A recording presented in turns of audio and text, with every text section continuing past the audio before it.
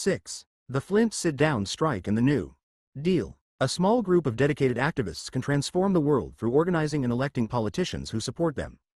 The IWW failed to create a workers' revolution. But by 1940, millions of workers had won rights most could only have dreamed of 20 years earlier. They could join a union and had won old age insurance, an eighth-hour day, overtime pay, and the minimum wage.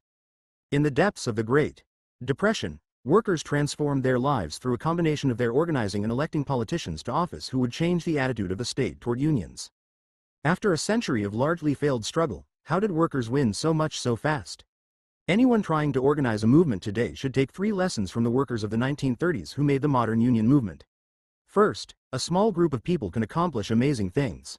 Second, you never know when a small movement will become a mass movement. Third, while protest movements can create mass action, they require legal changes to win. That means electing allies to office. That was crucial in the 1930s. These lessons are crystallized in the Flint sit-down strike of 1937, when a small group of workers occupied their factory to force General Motors to recognize their union.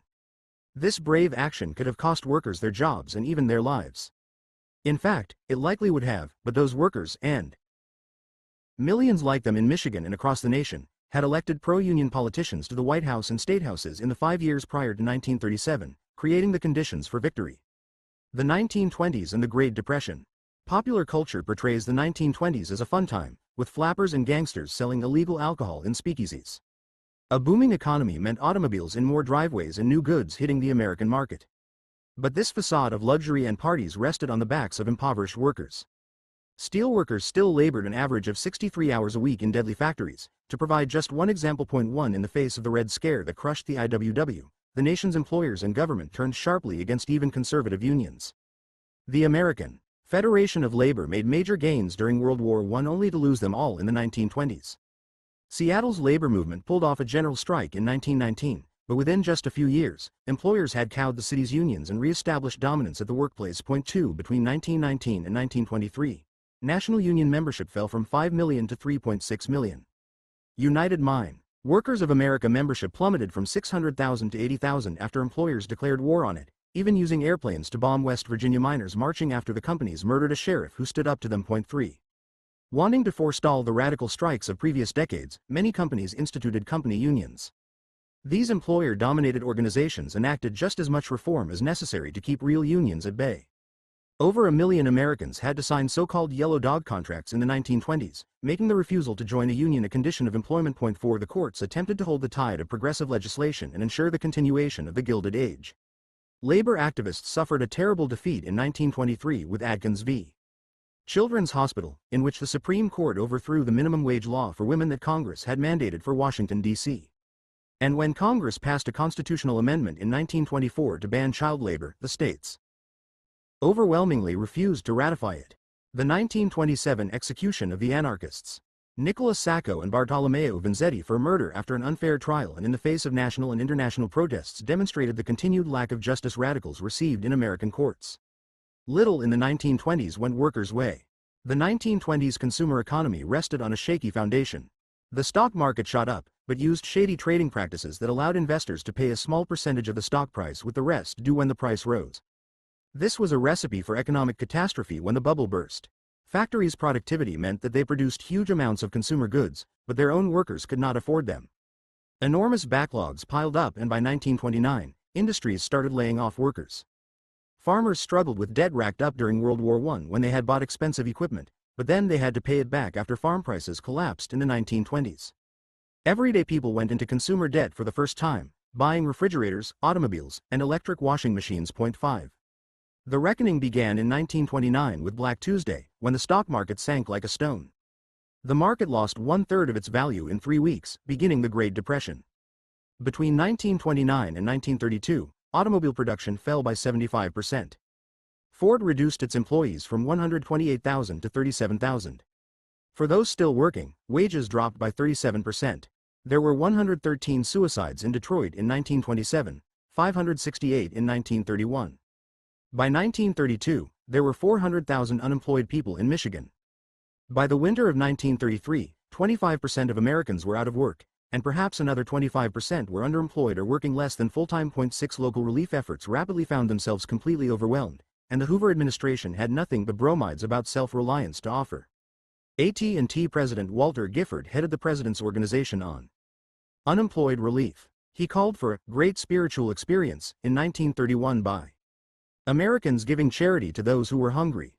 New York could provide families with only $2 a week in 8.7. This was no answer to widespread unemployment and misery. The labor movement was unprepared to organize the millions of unemployed workers. The AFL still refused to organize most industrial workers. A new generation of radicals filled the vacuum. Since the Russian Revolution in 1917, American radicals had largely turned away from the anarcho-syndicalism of the IWW and to the Communist Party. Communist organizers rallied unemployed workers. In Michigan, they led a march from Detroit to the Ford River Rouge complex in Dearborn to present petitions demanding jobs. The nonviolent march had between 3,000 and 5,000 workers. Henry Ford, anti-Semitic, anti-communist, and paranoid, effectively owned Dearborn. The city government, police, and firefighters answered directly to him. Ford had no intention of tolerating unemployed workers marching on his factory. The Dearborn police sprayed tear gas at the marchers and beat them with their clubs. The police and Ford's guards fired into the crowd. Among the security contingent was Harry Bennett, an ex-boxer who headed Ford's private police force. 5 workers died. The Dearborn killings only helped prove the communists' point that American capitalism needed to be overthrown. Radical leftist organizing grew throughout the nation, including among African Americans in Alabama, Latino miners in the West, and factory workers in Chicago. 8. The growth of radicalism and clashes between the unemployed and police alarmed politicians. They should have. In Germany, where the Depression hit the hardest, Adolf Hitler and his Nazi party came to power in 1933. Fascism or communism seemed the only options for millions of Europeans. The AFL feared leftist challenges to its supremacy over the U.S. labor movement. In response, it developed the nation's most sophisticated anti-communist information network during the interwar years, more so than even the FBI. 9. Yet even the AFL expressed radical rhetoric due to the corporation's failed response to the Depression. AFL President William Green threatened to call for universal strike, a shocking statement from the notoriously conservative official. But he noted that it was the only language that a lot of employers ever understand, the language of force. 10. The government's indifference toward workers' suffering infuriated Americans. In 1924, Congress passed the World War Adjusted Compensation Act, granting World War I veterans a pension check in 1945. By 1932, these soldiers marched on Washington to demand the immediate payment of their bonus. On June 15, 1932, the House passed the bonus bill. That would grant the bonuses immediately. But the Senate rejected it. President Herbert Hoover ordered the military under General Douglas MacArthur to destroy the veterans' camp. MacArthur hated the bonus army, as these veterans were known, believing they were communists. He violently evicted the residents, burning the camp. Many wondered how long Americans would put up with the violent suppression of movements aimed to give dignity to the working class. 11. Some workers embraced communism, but more took to the ballot box to dump Hoover. In 1932, they elected Franklin Delano Roosevelt president in one of the largest landslides in American history. Roosevelt's New Deal sought short-term employment programs and long-term structural changes to stabilize the economy. It created the Tennessee Valley Authority, a dam and power agency intended to lift an entire region out of poverty. The Civilian Conservation Corps took young men out of the cities, building their bodies in the nation's rural infrastructure. The works progress. Administration and Public Works Administration employed Americans in everything from building post offices to interviewing the last survivors of slavery. 12. The New Deal not only gave workers confidence in the government again but also spurred them to take action. Roosevelt signed the National Industrial Recovery Act, NIRA, creating the National Recovery Administration, NRA, in 1933. The NRA sought to set industry codes to eliminate unfair trade practices and the destructive competition and overproduction that helped bring on the Depression. During the 1920s, some corporations, unable to control their own brutal competition, had begun to accept politically moderate unions to set labor costs across an industry. The NIRA extended this principle, and the AFL supported it. 13. Critics accused it of promoting monopolies because it supported large operators over small business, and it had limited success before the Supreme Court declared it unconstitutional in 1935. Section 7(a) in the law granted workers the right to form a union free of employer interference. AFL President Green said it created a complete and almost instantaneous change in the union situation that would allow workers to have real representation on the job. 14. However, it turned out that the government could do nothing when employers ignored Section 7(a) and fired workers for union activity. Yet workers acted on their belief in Roosevelt in Section 7(a). In 1934, 1.5 million workers went on strike. Mexican American dressmakers in Los Angeles, spurred by hope in the NRA, joined the International Ladies Garment Workers Union, went on a strike, and won union recognition. 15. 4 strikes in that transformative year of 1934 changed American history. On April 12, workers at Toledo's Electric Auto Light Company struck and united with the city's unemployed to create a movement against the poverty that afflicted them all. The courts granted Auto Light an injunction, limiting picketers to 25 at each of the plant's 2 entrances, but that did not apply to the unemployed, who continued to block the entrances. Between May 23 and 28, strikers battled the Ohio National Guard and 2 workers died. On June 2, the auto workers came to an agreement, winning only a 5% wage increase but also union recognition, the critical tool to have a voice on the job. 16. West Coast longshoremen, who loaded and unloaded ships, started the next of 1934's great strikes on May 9. Longshoremen came to the docks every day in hope of getting chosen to work. The shape-up system shamed workers and lowered wages by bringing out everyone who needed a job. It also led to kickbacks and corruption. As labor historian Irving Bernstein wrote, aside from slavery itself, it is difficult to conceive of a more inhuman labor market mechanism than the shape-up. 17 Led by the radical Australian immigrant Harry Bridges, the strike spread from San Francisco up and down the West Coast. On July 5, police attacked the strikers in San Francisco, firing tear gas into the picket line and then charging with horses. That afternoon, a cop fired a shotgun into the strike kitchen, killing 2 workers. California Governor Frank Merriam called in the National Guard to open the docks. In response, Bridges called for a general strike, shutting down the city. When it fell apart a few days later, the strike died too.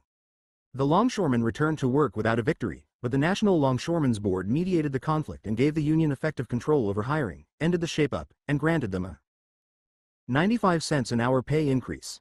Again, a government agency mediating a strike fairly could transform the opportunity for unions. 18.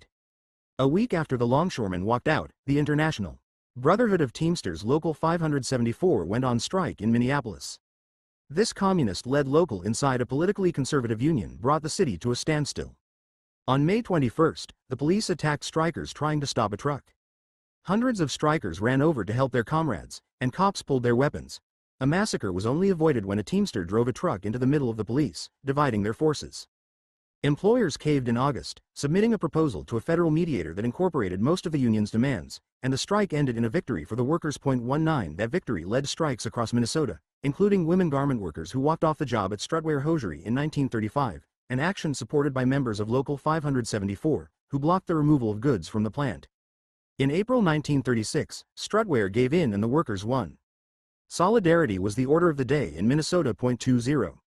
Finally, 200,000 textile mill workers struck in New England and the South. As early as 1894, Alabama had repealed its child labor law to attract New England textile mill owners seeking cheap, non-union labor in the South. 21. After 1910, this trickle of capital mobility became a flood. Northern businesses targeted the South because of its lack of immigrants bringing socialist ideas with them, the traditions of paternalism that led to an easily controlled labor force, and a lack of unions. But poverty led to major strikes, first in 1929 and then in 1934. In 1929, workers had been fighting the stretch out, which forced workers to produce more by speeding up the machines. Workers faced murderous violence from their owners and from the National Guard. In 1934, the story was much the same. When the northern-based United Textile Workers attempted to organize Southern mills to save its last remaining strongholds in New England from moving south, employer violence again ruled the day. Armed guards killed 6 workers at a South Carolina mill. Several governors, both in the South and in Rhode Island, mobilized the National Guard to end the strike, and the union had to call it off after 3 weeks. Despite Roosevelt personally urging owners to rehire the workers, 75,000 throughout the South were blacklisted. 22. These radical actions by everyday workers moved Roosevelt to greater support for worker rights. In 1935, he signed the National Labor Relations Act, NLRA, guaranteeing workers the right not only to join a union but to force an employer to bargain a contract. The NLRA established the National Labor Relations Board, NLRB, a government agency with power to oversee the nation's labor relations. Employers were furious. Business Week ran an editorial titled, "No Obedience, 23. It was a huge victory but also deeply compromised, excluding domestic servants and farm workers because Southern politicians would only pass the bill if it did not apply to black workers in the South. Unfortunately, the reality of American racism forced a choice between excluding the poorest workers and no bill at all, much as right-wing forces have forced compromises on every major piece of legislation that expanded economic rights for Americans to this day. 24. Still, only mass organizing would force employers to recognize a union. The AFL still refused to organize workers on an industrial basis, holding on to its preference for skilled workers while opposing efforts to organize factories. However, John L. Loomis, president of the United Mine Workers of America, UMWA, and his allies created the Committee for Industrial Organization in 1935 to demand industrial organizing in the AFL.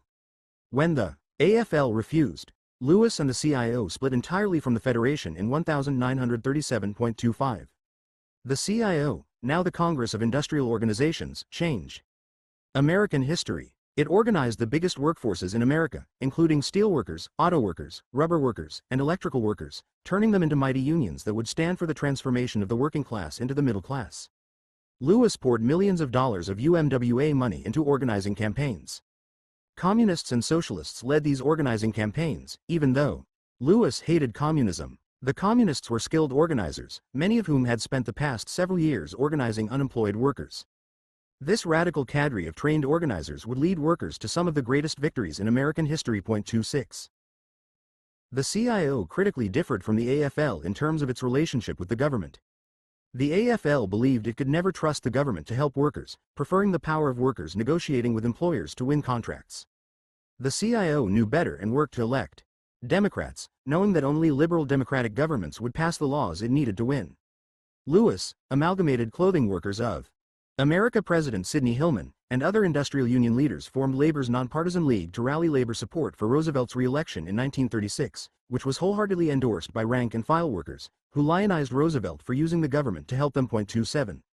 By becoming a critical part of the New Deal coalition after Roosevelt's overwhelming victory that fall, industrial unions demanded state support for their plans. The extent to which they could muster that support would go far to determine the potential and limitations of industrial unionism. The Flint sit-down strike. In the mid-1930s, Flint, Michigan, was a city of 150,000 people. Auto companies, mostly General Motors, GM, employed 80% of Flint's workers. Like other companies, in the 1920s GM introduced welfare capitalism, trying to undermine unionism by providing financial incentives and social programs to its workers. But its attempts to maintain workers' loyalty faltered in the face of the Great Depression, with workers facing layoffs and the repossession of the homes GM itself had sold to them. Small strikes popped up at GM factories beginning in 1933, but the company refused to recognize a union. Instead, it paid nearly $1 million between 1934 and 1936 to hire 200 spies to report on union activity and then hired other spies to spy on the spies to make sure they were not sympathetic to the Unionists. 28 As one worker told Wisconsin Senator Robert La Follette, GM, so completely run this town and have it so well propagandized to their own good that one don't even dare talk here. You have no liberties at all. You couldn't belong to a union and breathe it to a soul. That soul would probably be a spy. 29 Those spies routinely reported on workers attending United Automobile Workers of America, UAW, organizing meetings, and the company would fire those people. GM workers faced the same problems as other workers. A lack of respect from employers, too little pay, unemployment, and overwork when they could work. When GM sped up the assembly line, one Buick worker said, if you had to take a crap, if there wasn't anybody there to relieve you, you had to run away and tie the line up, and if you tied the line up you got hell for it. 30 workers chafed against foremen who drove them like animals. They felt like machines and they wanted to be treated like people. GM drove them to exhaustion when they worked and then laid them off for long periods of time. 56% of GM employees worked fewer than 40 weeks in 1934.31. The rest of the time, they made no money at all. Meanwhile, foremen chose who would get laid off, and favoritism ruled the day. The AFL had tentatively begun to organize the auto workers by 1935, but only half-heartedly. Nearly all industrial workers, including in the auto factories, remained unorganized. That year, the UAW formed, building on the demands of workers in the auto industry that they unite under one union. The UAW joined the CIO when the new federation formed. John L. Lewis knew how critical organizing auto factories would be for the CIO. An early win was crucial. Henry Ford, whose brutal private army was well known by his workers, set the tone for how to crush unions. Rather than take on Ford, the UAW focused on GM. It attempted to negotiate with GM President William Knudsen for a settlement without a strike. Knudsen flatly refused. UAW organizers visited workers in their homes, talked to them as they entered and left work, and held mass meetings. Said one organizer, it was days of slow plodding and painful preparation which only much later bore its fruit. 32 Slowly, the union made progress. It won some small strikes in November and December 1936. The La Follette Committee, a Senate committee investigating the corporate suppression of unions, announced it would hold hearings on GM.33. The UAW made an agreement with a glassworkers union that provided windshields to GM. Their own strikes slowed down GM's production. This slog of organizing work created momentum. Still, by December 1936, only about 14% of GM workers were dues-paying UAW members. 34. Despite these small numbers, UAW organizers decided to shut GM down in January 1937.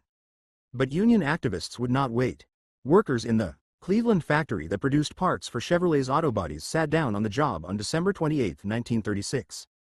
2 days later, 50 workers at GM's Fisher Body Plant in Flint began their sit-down occupation when management transferred 3 inspectors who would not leave the union. 35. These spontaneous actions in solidarity with fellow workers changed history. The slow organizing of the previous months led to more members and many more workers, perhaps a majority, who wanted to join the union but feared they would be fired. Many GM workers knew little about unions, having recently migrated from the rural Midwest and Appalachia. Organizers taught unionism to workers at the same time that they battled the auto companies. The evening after the 50 workers sat down, other workers discovered GM transferring necessary materials to other plants. Outraged, the workers erupted in fury, and support for the strike grew instantly. One of the greatest battles in American labor history was on. In the vast majority of strikes, the workers walk out of the factory. That inherently gives the employer an advantage. Once the workers are outside, the employer can scheme to bring strikebreakers into the factory. The sit-down turns the tables. It makes the employer tactic of anti-worker violence much more difficult, as they would destroy their own machinery with it. Of course, employers also thought the tactic was illegal. They considered their factories private property that workers had no right to occupy. Courts backed them up on this position. The UAW defended the tactic by arguing that it was the only option workers had to make sure the company did not give their jobs to strikebreakers. They cited a legal theory that a job was a worker's private property, an idea that some legal scholars advanced at the time. 36. The UAW did not invent this tactic.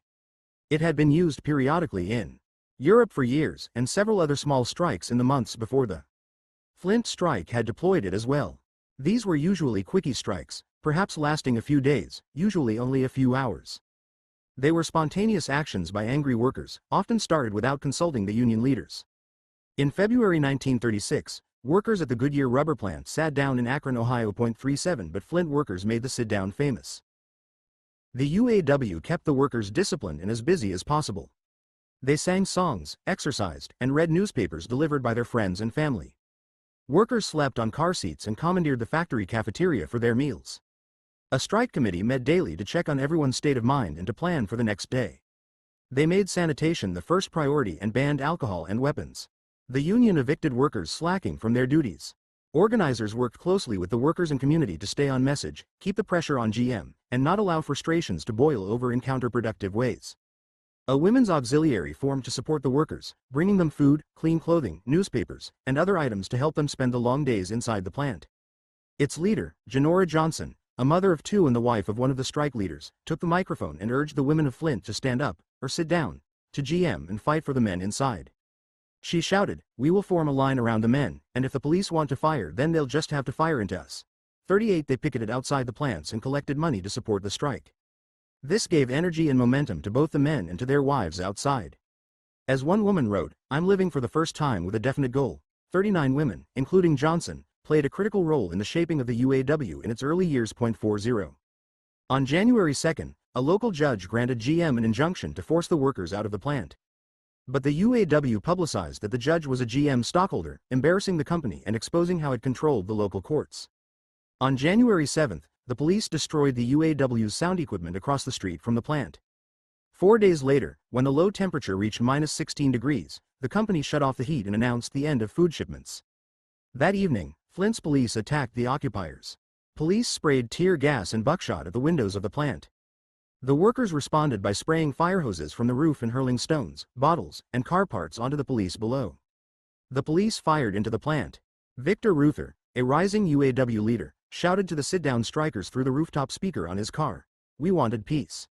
General Motors chose war. Give it to them. 4114 strikers suffered gunshot wounds and a deputy sheriff was hit in the knee by the bullet of his own officer, but workers repelled the police's attempt to recapture the factory. 42 Ruther later wrote, I am convinced that the police lost not only that night's battle but the whole Flint war by providing us with the finest audience we had ever had, because it served to nudge thousands of Flint workers off dead center and into an open commitment to the UAW.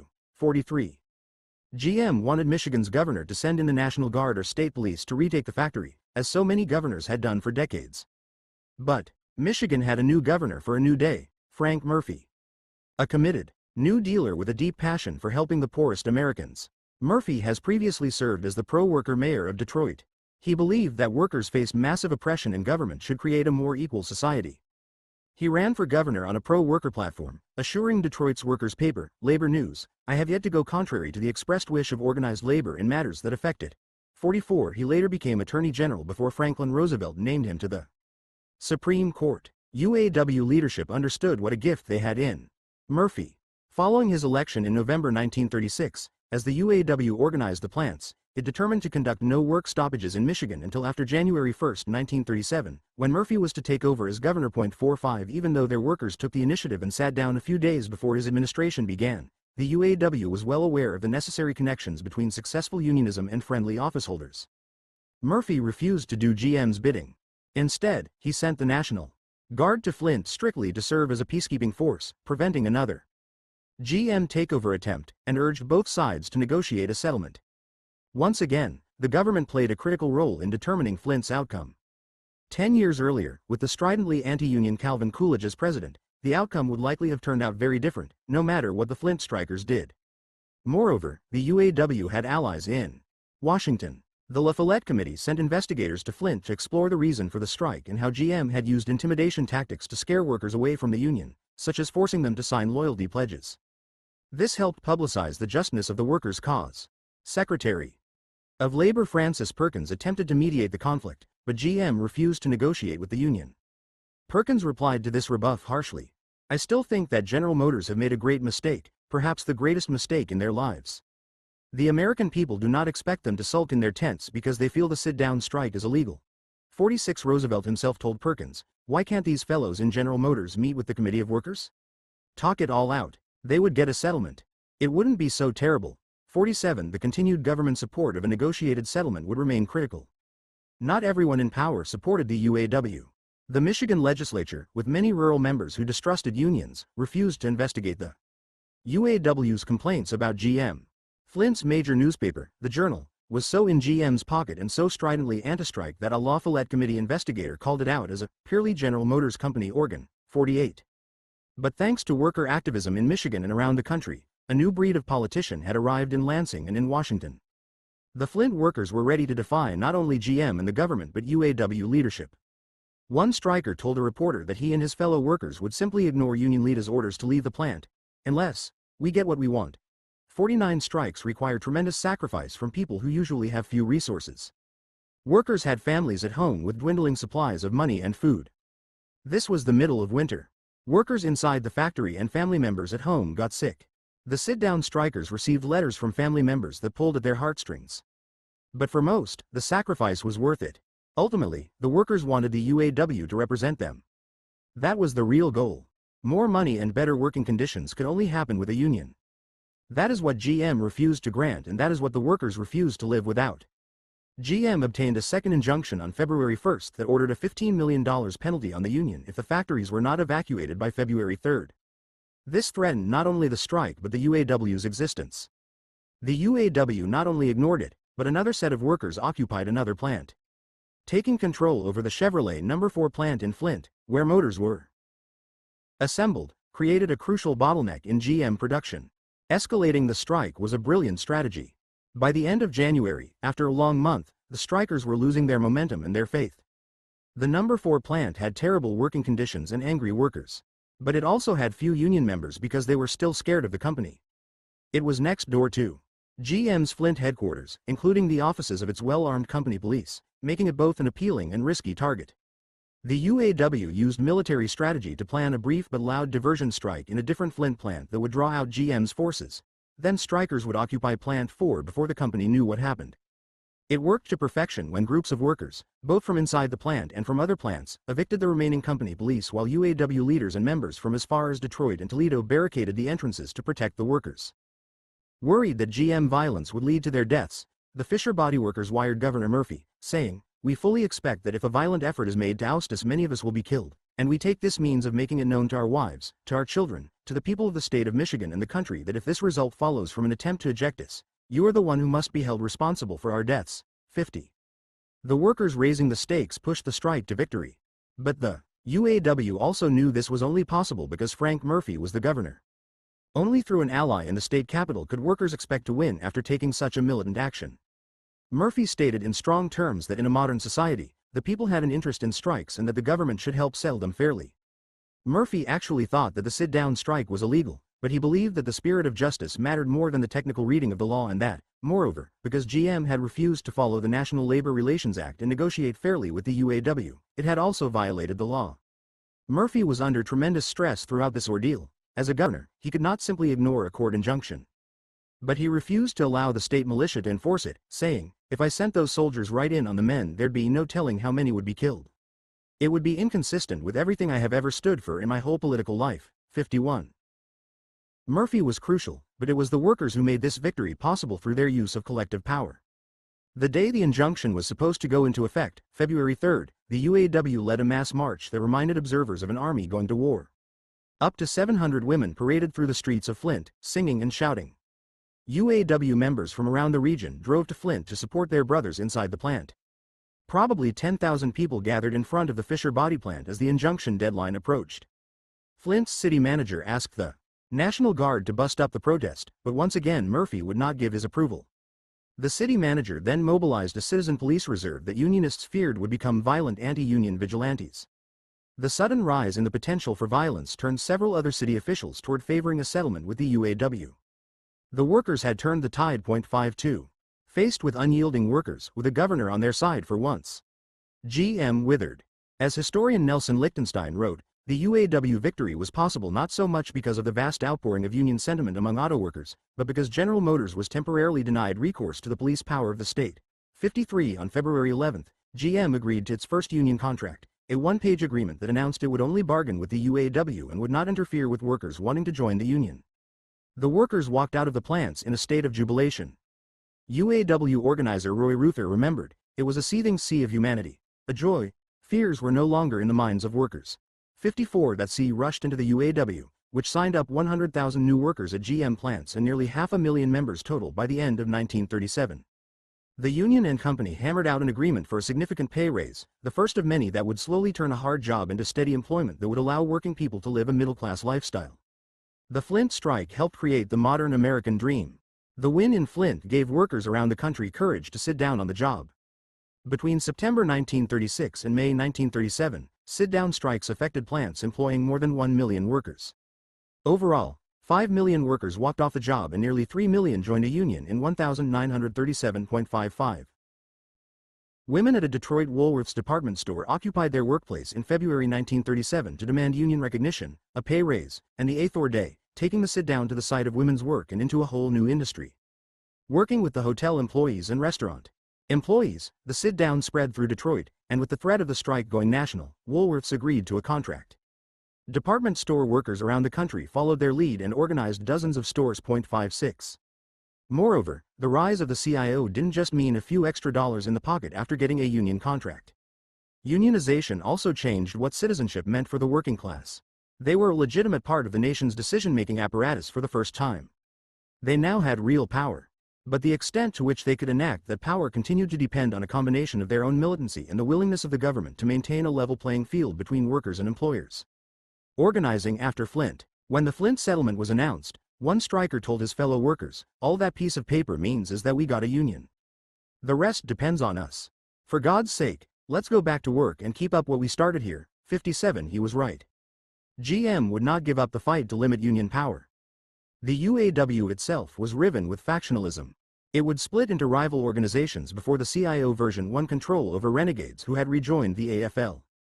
Some companies saw the writing on the wall and settled with the new unions. The UAW quickly organized Chrysler, again with Frank Murphy mediating. Ford still led the way for companies that refused to acquiesce to unions. The UAW knew that Henry Ford's workers were scared of his thugs. The UAW needed to take a strong stand against Ford's intimidation, whatever the risk, to show that the union would fight back.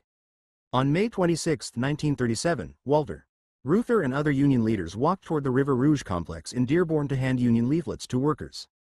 He invited ministers, journalists, and staffers of the Senate Committee on Civil Liberties to join him as witnesses. As they crossed an overpass, Ford's private army, still led by the violent ex-boxer Harry Bennett, savagely beat them, then denied it, despite photographic evidence. The Battle of the Overpass galvanized national attention on the Ford campaign. Ford still controlled Dearborn, and the city council passed an ordinance making it illegal to pass out flyers within city limits in order to eliminate UAW organizing. In the first 6 weeks of its passage, police arrested over 900 people for violating the rule. Between 1937 and 1941, Ford fired more than 4,000 workers for unionism.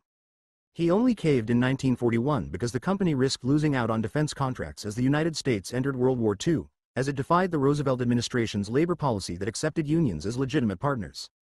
Once again, the combination of worker organizing and government action made a critical difference. 58. On the same day as the Battle of the Overpass, 25,000 steelworkers walked off the job to demand their own union. John L. Lewis made organizing steel his top priority. He believed that he could not guarantee the success of his UMWA if steel, which used much of the coal to fuel its furnaces and had significant investments in the coal industry, was non-union. He created the Steel Workers Organizing Committee, SWOC, and placed his chief lieutenant, Philip Murray, in charge.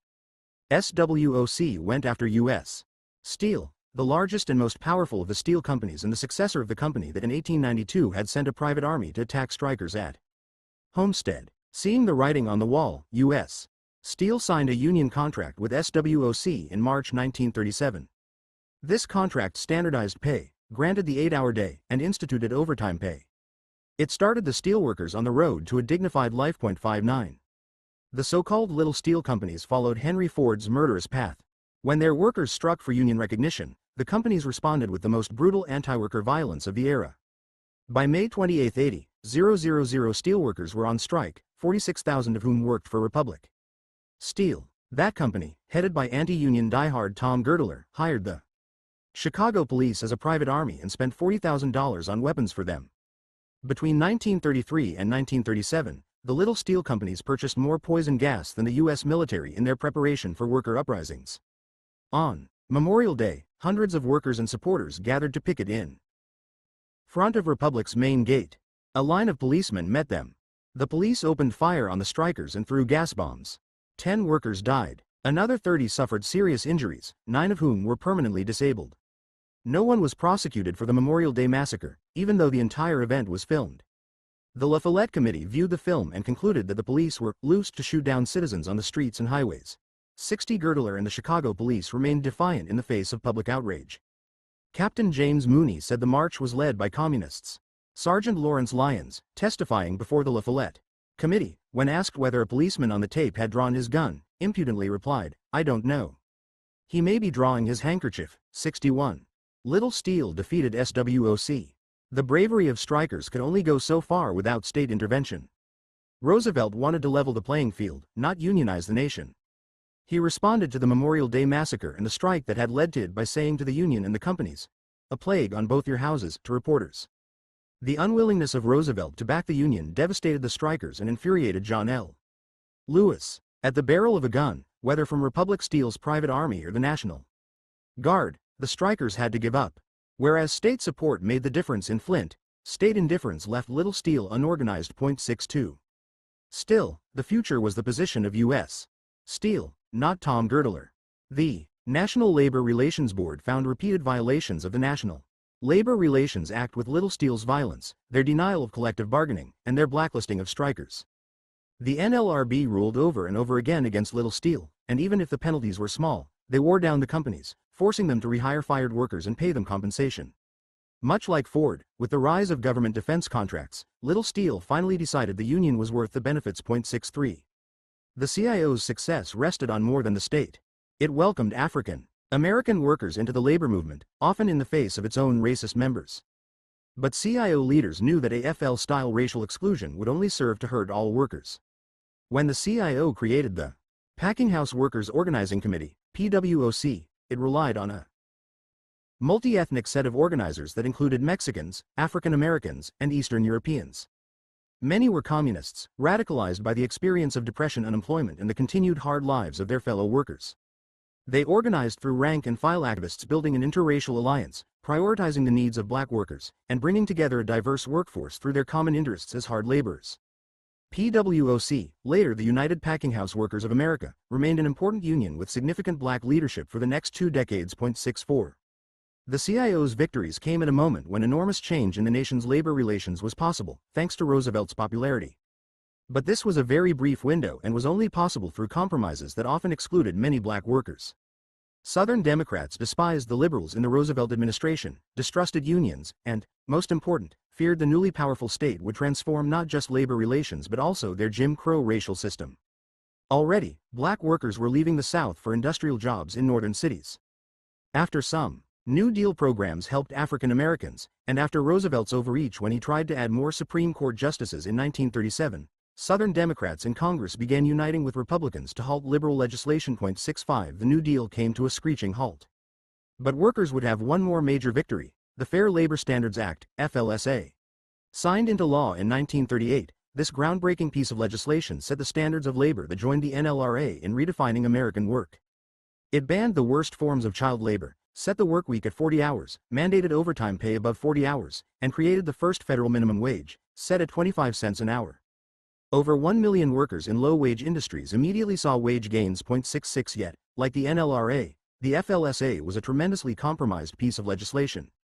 The final bill only covered about 25% of the labor force at that time and excluded agricultural laborers, as many farm workers were black. The South also won exceptions that allowed it to pay lower wages than the rest of the country in some cases. Other groups excluded include circus employees, babysitters, journalists, and personal aides. 67. The exclusion of farm labor from the nation's new labor system reflected Southern fears of mobilized black workers during the 1930s. When Ralph Gray, a sharecropper from Tallapoosa County, Alabama, read the Communist Party's newspaper for Southern workers, he converted to communism and began to organize sharecroppers for their rights. The county police brutally murdered Gray after a shootout in July 1931. 68 The Southern Tenant Farmers Union, organized in 1934, claimed 7,500 members in Oklahoma and demanded land redistribution, with land owned by banks given to small farmers. It attempted to join the CIO, but John L. Loomis largely dismissed the idea because sharecroppers lacked the financial resources to pay union dues. 69 Still, this organizing alarmed Southern whites. Similar actions took place in the West. The Cannery and Agricultural Workers Industrial Union organized white, Mexican, and Filipino farm workers in a major strike in the summer of 1933 and then a cotton strike that fall, culminating in growers murdering 2 strikers. It was these efforts that led Southern Democrats to demand the exclusion of farm work if any bill was to pass at all. 70. The success of the strikes won transformative gains for American workers. The Flint strikers triumphed for 2 reasons. First, it was due to the strikers' tremendous bravery, sitting in a factory and inspiring their scared fellow workers to stand up to General Motors. Second, the strike took place at a time when the U.S. government sought to even the playing field between workers and employers. The fear of radicalism and workplace action moved the government in that direction. But even at this moment of unprecedented government intervention to assist workers, the state had sharp limits on what it would tolerate. It soon sought to end the sit-down strikes and other direct action tactics. In 1939, the Supreme Court declared the sit-down strike illegal. The ability of workers to take the disruptive actions needed to gain power would be subsumed by the Roosevelt administration's need to integrate unions into Democratic Party governance. This would be a mixed blessing for workers, as both the possibilities and limitations of their new power would become clear during and after World War II. 7. The Oakland General Strike and Cold War America. Union power created unprecedented abundance for the American working class, but it also sowed the seeds of its own decline. The 1930s were a decade of struggle and victory for the CIO and the American working class. The 1940s demonstrated both the strength of those newly empowered workers and the limitations of unions to influence American politics. This power took place in context of American participation in World War II, beginning with Pearl Harbor in December 1941 and ending with the dropping of 2 atomic bombs on Japan in August 1945, 4 years in which the American public engaged in tremendous sacrifice and the government committed to an unprecedented investment in the American economy and society to win the war. During these years, the Roosevelt administration gave unions remarkable privileges in economic planning and government influence in order to forestall labor strife that would undermine production. When white male American workers went overseas to fight, women and people of color not only jumped at the opportunity to replace them in the workforce, they demanded it, engaging in protest to open up factories to African Americans. Under the surface of American patriotism during World War II were millions of workers desperate to flex their muscles. They worked as hard as they could to win the war, but they also expressed great frustration at the hostility of their employers to their unions and the rising prices that ate up their increased wages. Workers lashed out after the war in the greatest wave of strikes in American history. It seemed that a new day of worker power might result. When the war ended, unions hoped to benefit from their newfound power. In many ways, they did. But a new political era dawned, dominated by fears of the Soviet Union and communist infiltration that led to the Cold War and demagogue politicians such as Joseph McCarthy and Richard Nixon looking to become powerful by attacking anyone they suspected was a communist. This had a severe impact on unions, frequent victims of right-wing attacks. The combination of anti-communism's rising tide and the failures of unions to organize the South or overcome the racism of the white working class showed the sharp limits of the labor movement's power. It soon became clear that unions might be a junior partner in the American economy, but they would never sit at the head of the table. World War II. Despite its big wins in the late 1930s, the CIO was unstable, in debt, and facing internal divisions in 1941. John L. Lewis and his United Mine Workers of America left the CIO after it did not follow him in turning against Franklin Roosevelt's re-election in 1940. Steelworkers Organizing Committee head Philip Murray replaced Lewis. He led the CIO on a huge strike wave in 1941, with 4,288 strikes involving nearly 2.4 million workers, winning major wage increases and victories over some of the nation's most anti-union companies. Once again, the strike was labor's most powerful and effective weapon. 1. When the United States entered World War II on December 7, 1941, the world changed for unions. The government mobilized the American economy for full production, ending the Great Depression. In 1939, the federal budget was $9 billion. By 1945, it was more than $100 billion. The gross national product grew from $91 billion to $166 billion during the war. 2. The Roosevelt administration brought unions into national economic planning to an unprecedented extent. The CIO tied its anchor to the Democratic Party to ensure that workers received their fair share of this rapidly expanding economy. Sidney Hillman, president of the Amalgamated Clothing Workers of America, became the CIO's liaison to the Roosevelt administration. Hillman's influence on the administration grew so great that in 1944, Republican presidential candidate Thomas Dewey falsely claimed that before Roosevelt chose a vice presidential candidate, he had to clear it with Sidney. 3. To mediate conflicts between workers and employers, Roosevelt created the National War Labor Board, NWLB, in 1942. The NWLB had 12 members, 4 representatives of business, 4 of organized labor, and 4 named by the federal government. It guaranteed that all workers would pay dues in unionized companies, called maintenance of membership, which led to a 40% increase in union dues over the period of the war, stabilizing CIO finances for the first time. 4 Union membership peaked at 35.4% of the nation's workforce in 1,945.5 corporations had to agree to mandatory arbitration of all labor disputes, while unions agreed not to strike during the war. As early as June 1941, CIO leaders had worked with the administration to shut down a communist-led UAW strike in California aviation plants.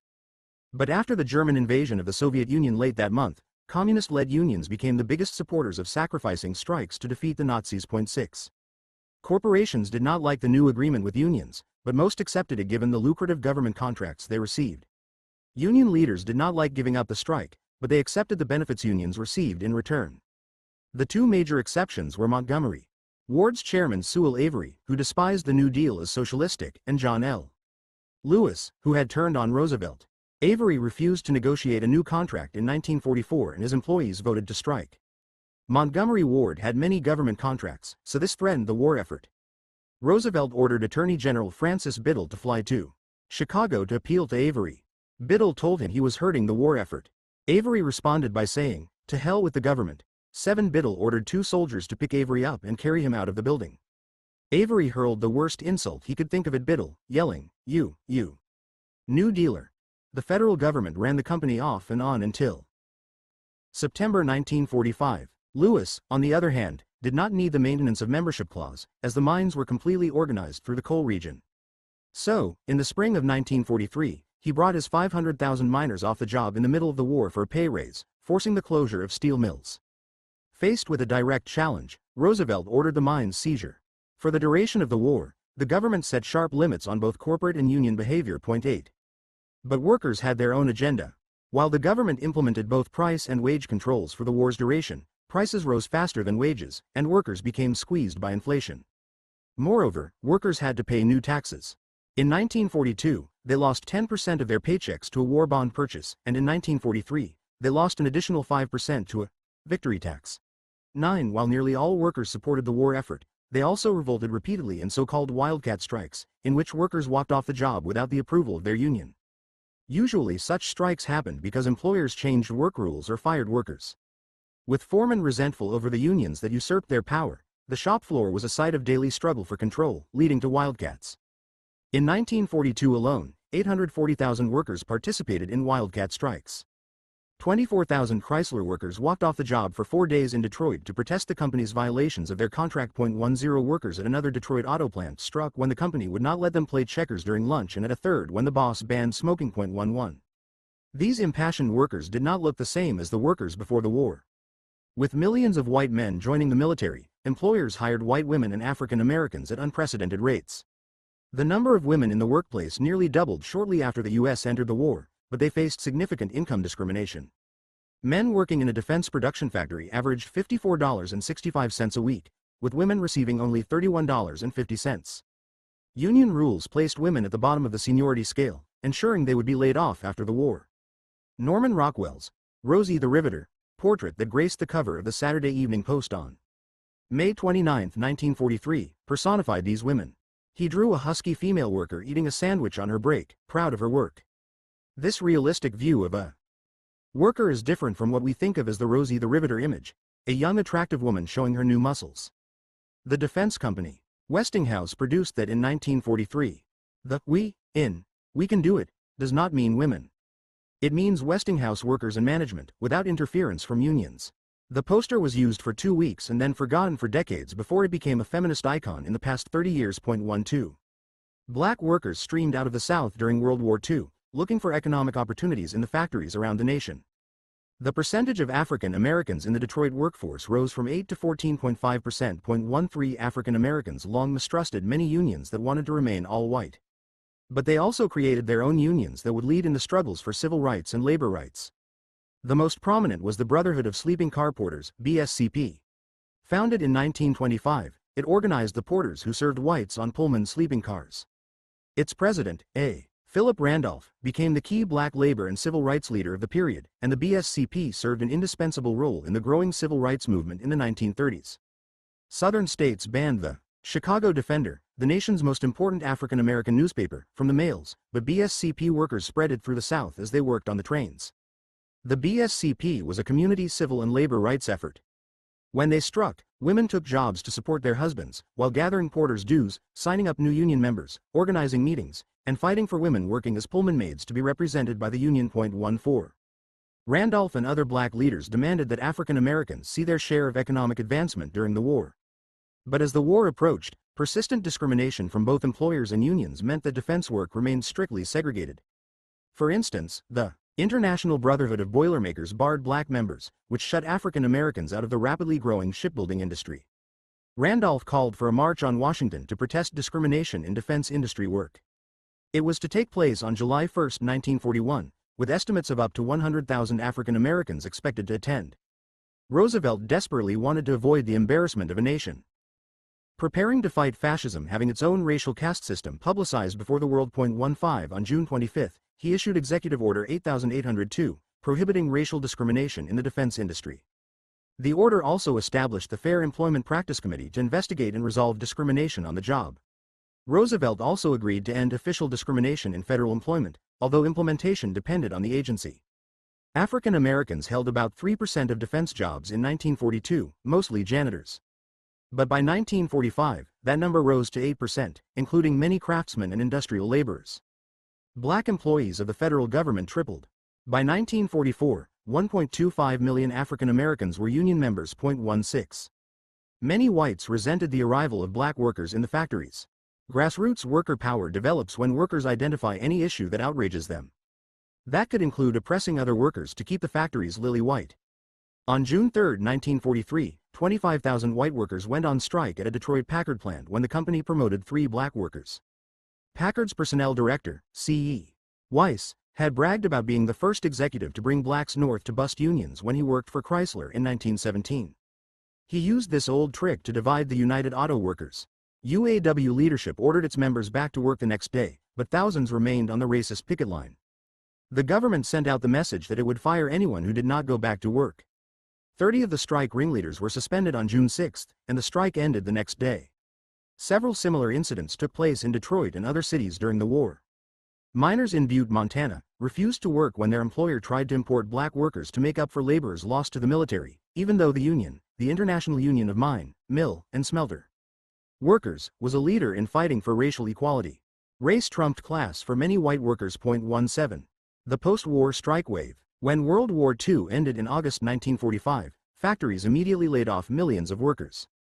The United Electrical, Radio and Machine Workers of America represented 700,000 workers at the beginning of 1945 and only 475,000 by the end of the year. 18 Many unions and policymakers feared a return to the Great Depression without the war to stimulate the economy.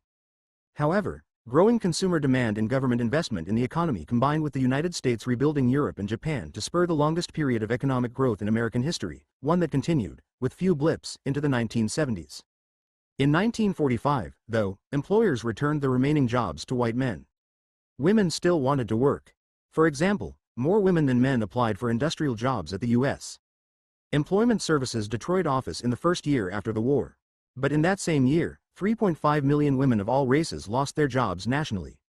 Unions agreed with this policy, ignoring women's seniority rights to replace them with men. 19 Women did demand fair treatment, however. In September 1945, 24 women fired from a toy factory in Bridgeport, Connecticut, held a picket line to protest their treatment. African American and Mexican American men and women also lost their factory jobs as white men returned. 20. Workers of all genders and races found themselves frustrated by an economy that had created large profits for companies during the war but few material gains for workers. Their delayed impulses to demand their fair share of the growing economic pie became uncontrollable. The wildcat strikes of the war became official strikes immediately after it ended. In 1945, nearly 3.5 million workers struck. The next year, 4.6 million workers went on strike throughout the United States, the greatest number for one year in American history. Workers wanted to bring pre-war militancy to the post-war world. UAW leader Walter Reuther called for a national strike against General Motors on November 21, 1945, worked to negotiate higher wages with other companies, and forced GM to accede to the new wage standards when the strike ended in March. 1946.21 Akron rubber workers went on strike for the 30-hour week. Camden shipyard workers walked off the job to demand laid-off colleagues be rehired. Detroit workers engaged in 90 wildcat strikes in September and October. 1945.22 Union leaders wanted to expand their power across the nation. Unions were concentrated in the Northeast and the Great Lakes region, with smaller numbers on the West Coast. The South, Southwest, and Great Plains states had only small union populations. Politicians in large swaths of the nation had no reason to care about organized labor because unions did not threaten their power. The CIO rightfully feared that if it did not organize the South, companies would start moving their operations there to escape unions. During World War II, unions made steady progress in organizing the Southern tobacco and steel industries, while the South's core textile industry also showed increasing promise. CIO membership grew from 150,000 to 225,000 in the South during the war. 23 To consolidate its gains and expand its reach, the CIO started Operation Dixie in 1946 to organize the South. It had some early successes, especially in the tobacco factories of North Carolina, where it won 22 of 24 union elections and 10,000 new members. 24. Unfortunately, the CIO's strategy to organize the South reflected the racial divide at the heart of American society. The CIO wanted to organize both black and white workers. However, CIO leaders also feared alienating white workers who supported segregation. It actively discouraged black organizers from applying for jobs in Operation Dixie, even though black workers were more likely than whites to find a leftist alternative to elite domination of the South appealing. 25 In the 1930s, communists had organized hundreds of impoverished African American workers and farmers in Alabama into a militant force fighting for their rights. 26 But like the Alabama communists, the CIO faced brutal, lawless violence from Southern elites, who felt both their control over labor and over the region's racial hierarchy increasingly threatened. Southern employers and politicians race-baited anyone calling to organize the South, accusing Eleanor Roosevelt of having black lovers and using anti-Semitism to demonize outsiders trying to organize workers. South Carolina Senator Burnett Maybank stated, "The leaders of the CIO mainly are against the things for which the Southern people stand." 27 in Arkansas, an anti-union militant killed a striker. He did not serve jail time, but the picketers did. The Ku Klux Klan murdered black strikers in Georgia, and a textile union organizer was shot and killed in Tennessee. Meanwhile, the white workers the CIO hoped to win over did not unionize, even though organizers downplayed the connection between labor rights and civil rights. The editor of the Industry Journal Textile Bulletin ranted against the CIO, saying that the cotton mill employees of the South have the purest Anglo-Saxon blood in the United States, and would not tolerate working with African Americans. This was largely true. One CIO campaign at a Rome, Georgia, textile mill ended with workers in the targeted mill rejecting the Union 1982-438 after a concerted employer campaign of race baiting, red baiting, and relying on the deference to employers that had attracted textile companies to the region in the first place. 28. Operation Dixie soon crumbled. The CIO's fears came true. Unable to organize the South, it watched helplessly as Northern employers moved south to avoid unions in the decades after World War II. Workers themselves feared joining CIO unions in the South because they knew companies moved there precisely because they were union-free, and they worried about their own factories closing if they unionized. 29 Racial division continued to make organizing Southern states tremendously difficult. After the 1954 Supreme Court decision in Brown v. Board of Education that ruled school segregation unconstitutional, union leaders who took a stand to support civil rights found themselves facing internal revolts from white members, attacks from the Ku Klux Klan, and the departure of union locals from state AFL membership. 30. Despite these Southern setbacks, union workers fought hard to expand union power.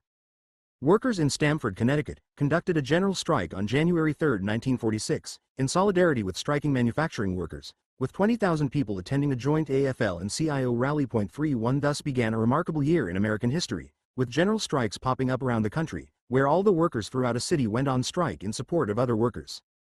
The most important general strike before 1946 took place in 1919, when workers in Seattle launched a 5-day strike that shook the nation. The legendary 1934 Longshoremen's Strike in San Francisco also used the general strike as a tactic. The Seattle action had begun with longshoremen as well, as shipyard workers protested having gone without a raise for 2 years. 35,000 workers walked off their jobs on January 21. Over the next 2 weeks, business cut off strikers' credit at grocery stores and police raided a cooperative set up to get food to the strikers. The rest of Seattle labor saw this as the first battle in a planned war against organized labor in one of America's most militant cities. The Metal Trades Council suggested a general strike, which the city's Central Labor Council approved and set for February 6. On that day, an additional 25,000 workers went on strike, shutting down Seattle. The strikers fed tens of thousands of people, staffed hospitals, and ensured order in the streets. The city ran peacefully. Business, employers, and newspapers called for its suppression. Perhaps union solidarity might have stood up to this pressure, but AFL President Samuel Gompers feared that the Seattle action was run by extremists and withheld strike funds. Fearful of violence and dispirited by the lack of AFL support, a few workers started returning to work on February 8, and the strike was declared over on February 11. 32. The story of 1946 reflected 1919. Workers in Lancaster, Pennsylvania, called a general strike when the Conestoga Transportation Company tried to crush its union. After 3 days, the company caved, granting a pay raise and increased retirement benefits. Even in conservative Houston, Texas, up to 10,000 city workers demonstrated in support of the city's striking maintenance workers, leading to a movement that elected a pro-labor mayor later in the year. In Rochester, New York, when the city fired 489 workers trying to organize, non-unionized truck drivers engaged in a 1-day strike in solidarity. This led to a spiral of increasingly aggressive union actions that led to a general strike on May 28. Within 24 hours, the city caved completely, rehiring all the fired workers and recognizing the right of these workers to form a union. 33 Business leaders despaired and became determined to reverse this aggressive union tide. Oakland General Strike. On December 3, 1946, over 100,000 workers in Oakland, California, all members of AFL-affiliated unions, walked off the job. They shut down the city for 2 days to win much-needed wage gains and challenge the stridently anti-labor local political machine. This almost unprecedented demonstration of worker power exhibited the amazing potential of worker solidarity. But this strike also shined a harsh light on the limitations of the American labor movement, even at the very heights of its power in the United States. Weaknesses both in terms of its national political power and divisions between union leaders and rank-and-file workers quickly showed themselves. In the aftermath of Oakland, we can see the start of the downward trend in union power that plagues American workers today. World War II utterly transformed the San Francisco Bay. 500,000 Americans moved there during the war to work in defense industries. Manufacturing in Oakland exploded as the federal government spread war production around the country. The San Francisco Chronicle said in 1943 of this investment, "The second gold rush hits the West. In Oakland, manufacturing employment rose 166% between December 1941 and August 1943. New military bases in the area employed thousands of people. Unemployment in Oakland fell from 15% in March 1940 to less than 2% in April 1944. Many of these new workers were women or African Americans. 7,000 women were employed in one Oakland shipyard in 1943. Union membership in Oakland grew thanks to the maintenance of membership clauses the Roosevelt administration had allowed in exchange for unions not striking. Unfortunately, many African Americans were forced into segregated locals. Although divisions between the AFL and CIO continued nationally during World War II, in Oakland, more aggressive leadership took over many AFL unions who wanted to copy CIO tactics and build a militant labor movement in their city. 34. Most Oakland employers hated unions. The city's Retail Merchants Association, RMA, was a powerful and deeply anti-union business organization. The department store owners who ran the RMA employed mostly women, who they believed would accept low wages. The RMA had close ties to the Republican, anti-labor political machine dominated by Oakland Tribune owner Joseph Noland, father of California Senator William Noland. To fight against both the RMA and the Republican machine, in March 1945, unions throughout the city held an unprecedented meeting and formed the United for Oakland Committee, seeking to challenge the machine in upcoming city council elections and create a city run by workers. As in the rest of the country, when World War II ended, Oakland workers' demands for more money and political power became almost impossible for employers to control. The Department and Specialty Store Employees Union Local 1265 organized the workers at the RMA members' downtown stores. Early in 1946, they won victories at smaller stores and decided to take on two large Oakland retailers, Conn's and Hastings. In October, 400 workers, mostly women, at these two stores walked off the job to strike. Union leaders recognized this strike as critical to establishing post-war labor relations with the city's employers as well as fighting against the political machine, especially with Noland running for re-election that fall. The East Bay Labor Journal wrote, "We have or have not a labor movement in Alameda County. The Conn's strike will be the test. If Conn's management is successful, you and your union may be next." 35. This seemingly small action turned into the biggest challenge to corporate domination of American workers in the post-war years. Workers throughout the city were ready to strike because of their precarious financial situation in the year after the war ended. Unemployment spiked in the Bay Area with jobs harder to come by after tens of thousands of veterans returned.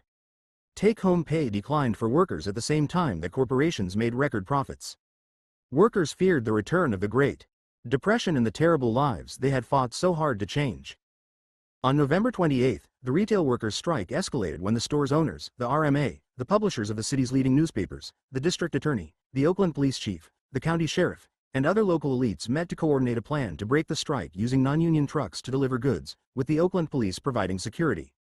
Unions may have succeeded in winning major legal victories during the 1930s, but a decade later, the collusion of business, politicians, and police meant that the thirst to roll back those gains remained unquenched. Angry at the police serving as strikebreakers, the city's AFL locals acted quickly. Al Brown of the Carmen and Drivers Union jumped on a streetcar and took it over. He and his fellow drivers stopped the city's transportation network, effectively opening the Oakland general strike. The AFL's Alameda County Labor Council put out a call for a general strike to begin the next morning. Workers from 142 Oakland unions, all affiliated with the AFL, walked off their jobs: bus drivers, teamsters, sailors, machinists, cannery workers, railroad porters, waiters, waitresses, cooks. For 2 days, Oakland shut down. Despite the cold December rain, over 100,000 workers participated, with crowds of 10,000 to 30,000 at various rallies. 20,000 strikers crowded the Oakland Auditorium for a mass meeting, and despite the rain, thousands more stood outside to hear the meeting broadcast on loudspeakers. All businesses except for pharmacies and food markets, which the workers deemed essential for the city, closed. Bars could stay open but could only serve beer and had to put their jukeboxes outside and allow for their free use. Couples literally danced in the streets.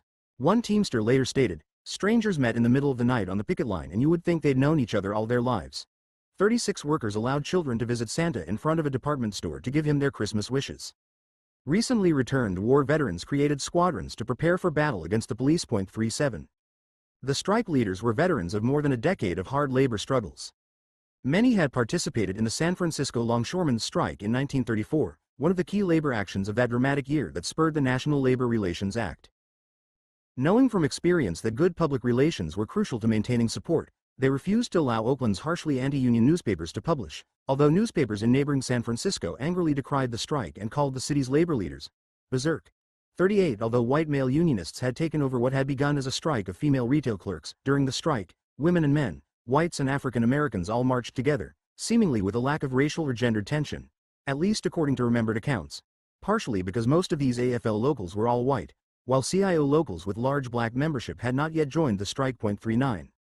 On the strike's second day, the thousands of World War II veterans recently returned to Oakland formed into squadrons and marched to their enemies in the city, including to the mayor's office to demand his resignation. Contingents, largely made up of Hawaiians working in the Bay Area, formed to check on strike breaking. Major labor speakers roused the strikers in public events. Although the challenges of running a city quickly appeared, with some markets forced to close to save food supplies, by the third day the strikers still held up well and the potential for this action to transform Oakland remained real. 40. The Oakland strikers did not have radical demands. They wanted their city to be a unionized city. They wanted more money and they wanted jobs. They did not demand social or political revolution. They focused especially on Conn's and Hastings, the department stores at the root of the struggle. However, the strike threatened established leadership, both in the government and in organized labor. After the 2 days out of work, a majority of workers wanted to continue striking. CIO unions scheduled a meeting to consider joining in support, which would have had widespread implications for unionism around the country. But Herculean challenges quickly developed. The Oakland political class rightly believed they faced not only a strike but a challenge to their power over to the city. Their resistance was implacable. Even worse, Dave Beck, the powerful and corrupt head of the Teamsters and mentor to the notorious Jimmy Hoffa, hated these strikers. A man opposed to worker power or to widespread organizing, Beck stated, "I say this damn general strike is nothing but a revolution. It isn't labor tactics. It's revolutionary tactics." 41. He did not mean that as a compliment. He pulled his powerful union off the lines over the objections of the local Teamsters leaders. Without the Teamsters, one of the most important unions in Oakland, the strike began to wobble. That immediately led the employers to stop negotiating with the striking unions. Beck endorsed a moderate settlement that did not address the department store workers' concerns at all. The unions had little choice but to settle. Beck effectively red-baited the strike into oblivion. International union leaders, concerned about maintaining the strike and worried about the challenge to their own leadership, ended the strike on December 5 with no input from the rank-and-file workers who had led it in the first place. The female retail clerks remained on strike an additional 5 months, finally giving up and returning to work without winning most of their demands. Women started this massive action and yet men took it over immediately, relegating women workers to the sidelines, just as they did in the labor movement and on the shop floor every day. The unions tried to mobilize politically after the strike, running a slate of city council candidates to fight against the political machine and to end the low taxes that wealthy merchants paid. An insurgent slate won 4 council seats in 1947 but lost a critical 5th seat that would have given them the majority. The Noland machine remained in control. The renegades found themselves increasingly unsuccessful in passing pro-worker ordinances and faced a recall campaign when they pushed for a strong public housing plan in 1950. The direct action of the strike slowly wilted and died. Ultimately, the Oakland General Strike led to nothing but fond memories, even as unionized workers around the nation did win greater pay and benefits throughout the next 20 years. The Oakland General Strike clearly demonstrates the significant change in the types of demands workers were making after World War II. The strike had specific political goals: overturning a hated city political machine, making Oakland a union-friendly city, and ensuring better wages. These popular objectives had the potential to transform the American power structure. The power of workers on display in Oakland was a sea change from the desperation workers felt a mere decade earlier. But the strike also shows us how divisions within organized labor place sharp limits on how much power unions can exercise. Even in a strike without an explicitly radical platform, rank-and-file power threatened a leader like Dave Beck, who could take his powerful union off the lines. The American labor movement's diversity continued to lead to discord, not only between the AFL and CIO, but between conservative and left-leaning unions and between local union activists and their national bosses. Many of labor's most powerful figures had great personal ambition but also deeply distrusted their own union members. Many unions were also politically conservative and often supported Republican candidates, such as the United Brotherhood of Carpenters, whose leadership voted for Republicans until 1964. Even if most rank-and-file Oakland workers wanted the Nolan machine gone and pro-union politicians to replace it, the opposition of powerful national union leaders made that proposition very difficult and doomed the strike. Throughout the nation in 1945 and 1946, labor leaders sought to control their members, not encourage their activism, most notoriously when International Longshoremen's Association president Joseph King Ryan used physical violence and red baiting to destroy dissident strikers in his own union. 42. The Oakland strike and the other strikes of 1945 and 1946 served as the first of many hard lessons the post-war American labor movement would learn about their tenuous position in American life. Employer opposition to unions remained powerful, and business led a concerted effort to roll back the New Deal after the war. 43 White workers' commitment to white supremacy remained at least as strong as their commitment to their unions. Moreover, the growing backlash against communism as the Cold War rapidly developed put unions on the defensive. Within 2 years after Oakland, communists would be evicted from organized labor and Congress would pass sweeping anti-labor legislation. Corporate leaders who despised the New Deal and the CIO seemed ascendant. Unions acquiesced to the end of political radicalism and communist organizing by committing to working with companies to promote smooth operations and tamp down rank-and-file activism. The sit-down strikes of a decade ago would be no more. But in return, unions, increasingly tied to the Democratic Party, would demand a greater share of the economic pie for their workers and had the political power to see many of those demands to fruition. Corporations had to negotiate union contracts that gave large raises and whole new benefits such as paid vacations, healthcare, and pensions. The following decades would be the peak period of American working-class economic and political power, albeit a period that largely excluded black and brown workers from sharing in many of these benefits and one that kept women in a clearly subservient position. American unionism in the Cold War, typified by the Oakland General Strike, would be a maelstrom of contradictions, political limits, and missed opportunities for widespread change. Cold War workers. The decline of union radicalism was not written when the Oakland General Strike ended. The union movement still had a lot of momentum. Overall, union membership rose from 10 million in 1941 to 15 million in 1947.44. But the 1946 strike wave led to a massive political backlash. Despite the growing power of the American working class, unions had almost no presence in much of the nation. More than 50% of CIO members lived in Ohio, Michigan, Pennsylvania, and New York, while only 14% lived in the South and Southwest. In these parts of the country, politicians had no political reason to support unions with voters who found unions distant, vaguely foreign, and often threatening. 45 The hate the CIO felt in the South during Operation Dixie was reflected in the votes of Southern politicians and in the actions of Southern white workers who saw unions as Northern Jewish institutions that promoted race mixing and integration. In the 1948 U.S. Senate election that launched Lyndon Johnson into the national spotlight, he lambasted his opponent Coke Stevenson for being in the pocket of unions, even as Johnson himself courted CIO support behind the scenes.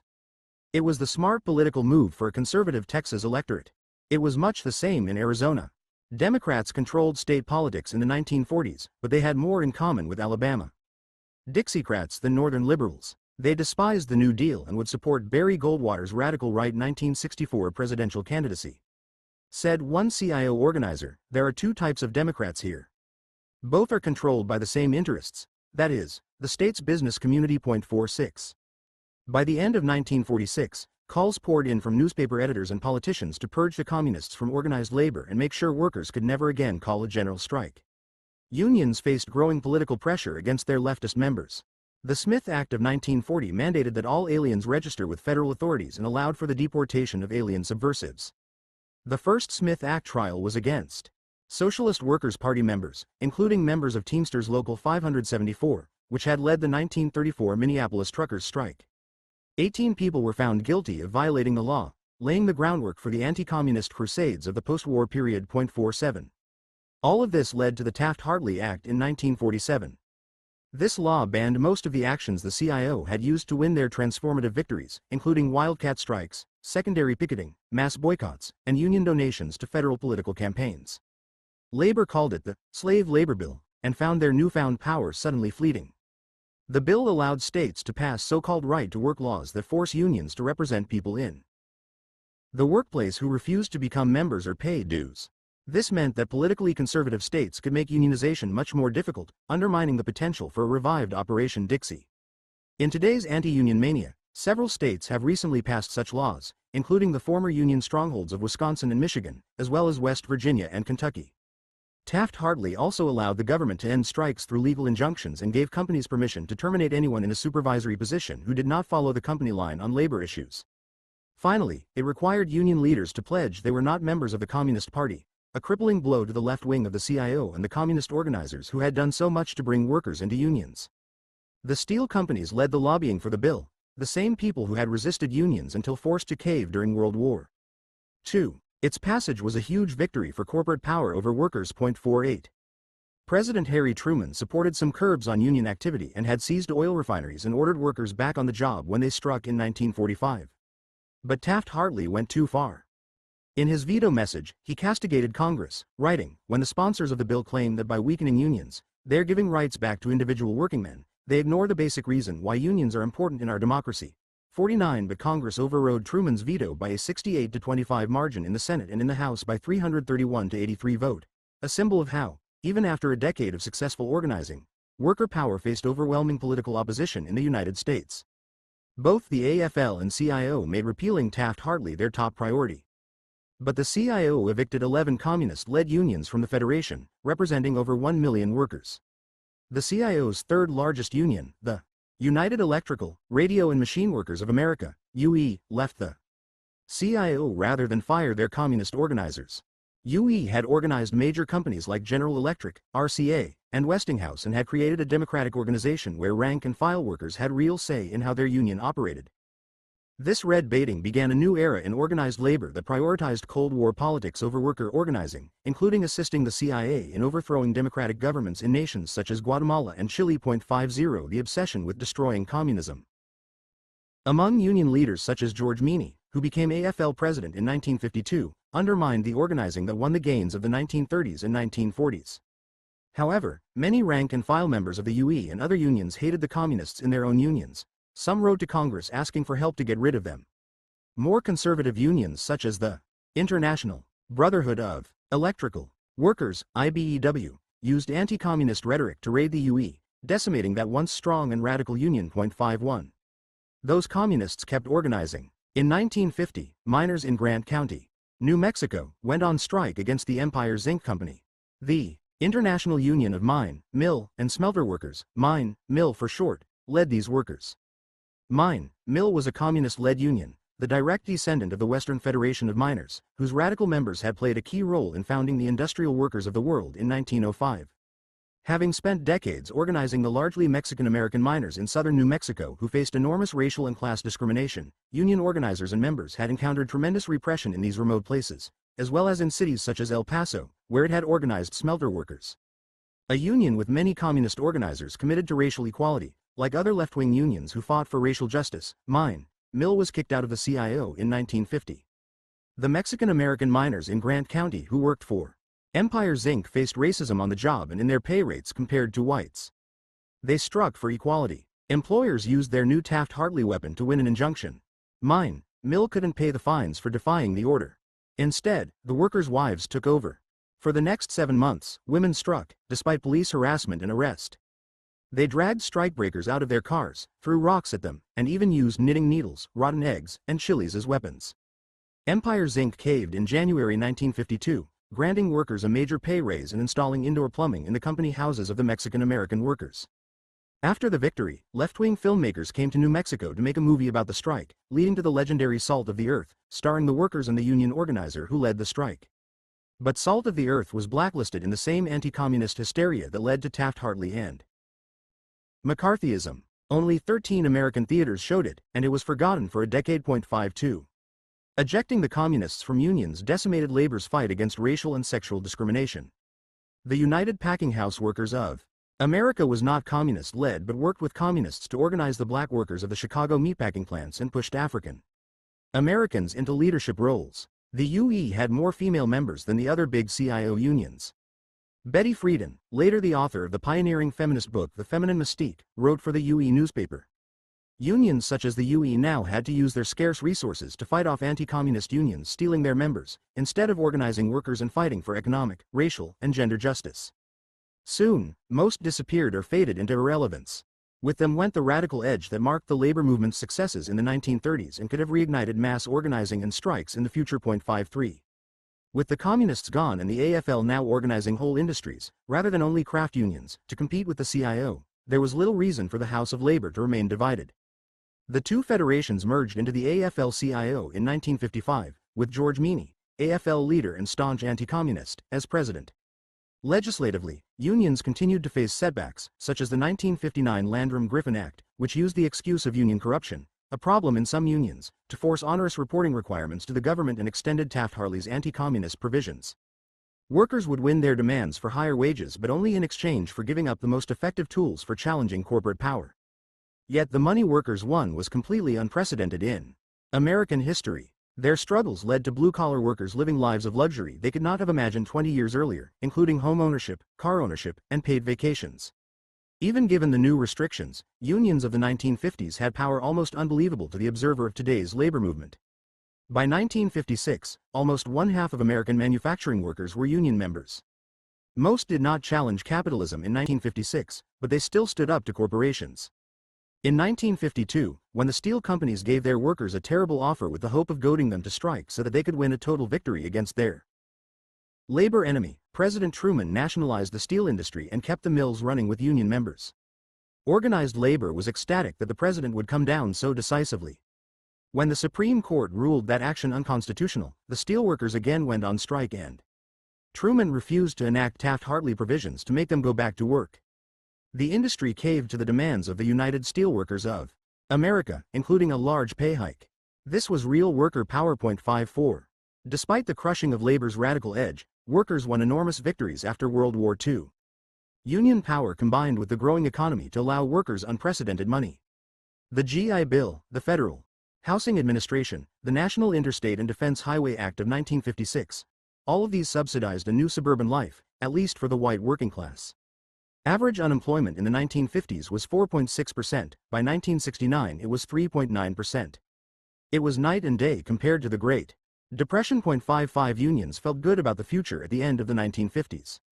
Many saw endless economic growth and growing benefits.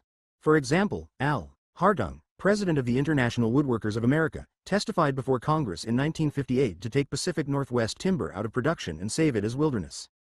He justified this, even though it might have cost his members work, by arguing that with the economy growing and the six-hour day seemingly inevitable, his members needed a place to spend their free time. 56 Hartung proved too optimistic, but his mindset represents the state of labor in 1958. Yet many workers were left out of this American dream. African Americans, Native Americans, and Latinos could not move to the suburbs, often could not find work, and faced discrimination within unions determined to keep the best jobs for whites. Women of all races received far lower pay than men for the same work, if they could get it.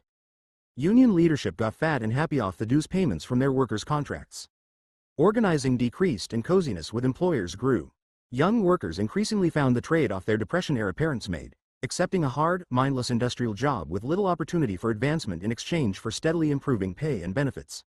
Unacceptable. The tinderbox of American society in the 1960s and 1970s. Would challenge both companies and the labor movement with new demands for worker power. 8. Lordstown and workers in a rebellious age. Should work satisfy us, in addition to paying our bills? By 1960, many workers had moved from poverty to a middle-class consumer lifestyle in 20 years. The American economy appeared to have a limitless horizon of consistent growth. The 1950s had not been as stable and bucolic as the media portrayed on television shows such as Leave It to Beaver or Father Knows Best, but an unprecedented series of rebellions shook American society in the 1960s and 1970s. The civil rights movement brought moral outrage into the streets of the South and the nation, while students demanded free speech on campuses nationwide. Martin Luther King Jr. and Malcolm X inspired or infuriated Americans. The heady, optimistic days of the Kennedy administration turned into the quagmire of Vietnam and cynicism of Watergate. Lyndon Johnson's Great Society fought the war on poverty. Music and fashion transformed seemingly overnight during the late 1960s, with the use of marijuana and psychedelic drugs shocking an older generation. The Vietnam War divided the nation, killed 58,000 American soldiers, and led to some of the largest protests in American history. The massacre of students at Kent State and Jackson State Universities after Richard Nixon ordered the invasion of Cambodia roiled the nation once more. Nixon's self-destruction over Watergate solidified the transformation of the idealism of the 60s to the cynicism and disgust of the 70s. In the 1970s, the women's movement won the right to a legal abortion and rallied for the Equal Rights Amendment. The gay rights movement grew rapidly after the Stonewall riots, and with the election of Harvey Milk to public office in San Francisco announced it was flexing its nascent political power. Widespread environmental legislation cleaned up the rivers and the air, protected wilderness areas, and announced to corporations that their wanton pollution was no longer acceptable. African American, Native American, and Latino movements continued fighting for gains in housing, employment, and civil rights.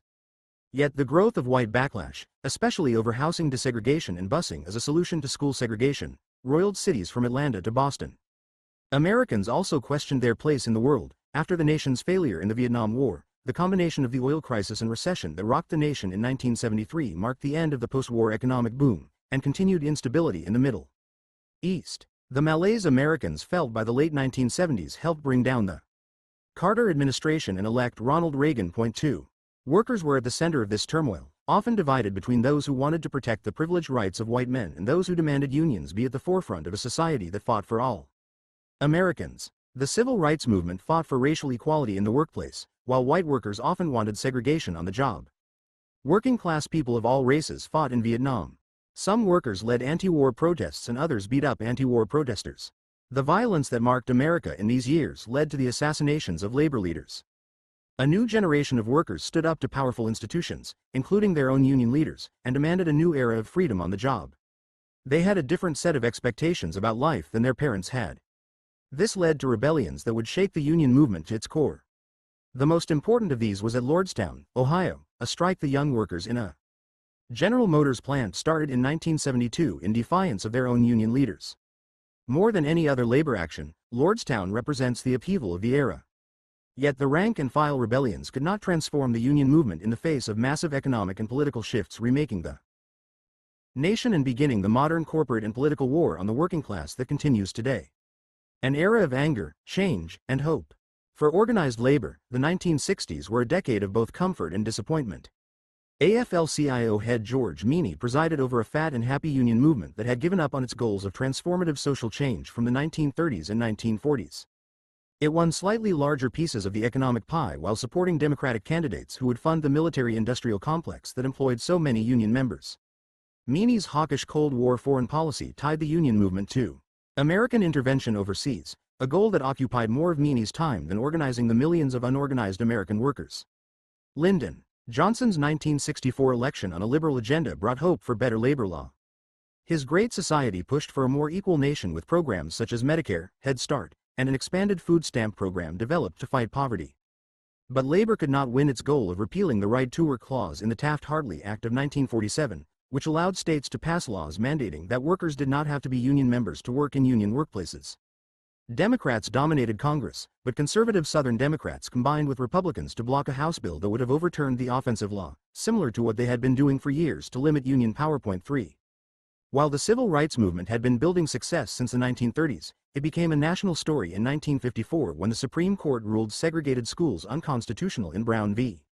Board of Education. The labor movement responded to civil rights in contradictory ways. While employment in the federal government was a step toward the middle class for some African Americans, most black workers labored for very low wages. The civil rights movement always focused on economic rights.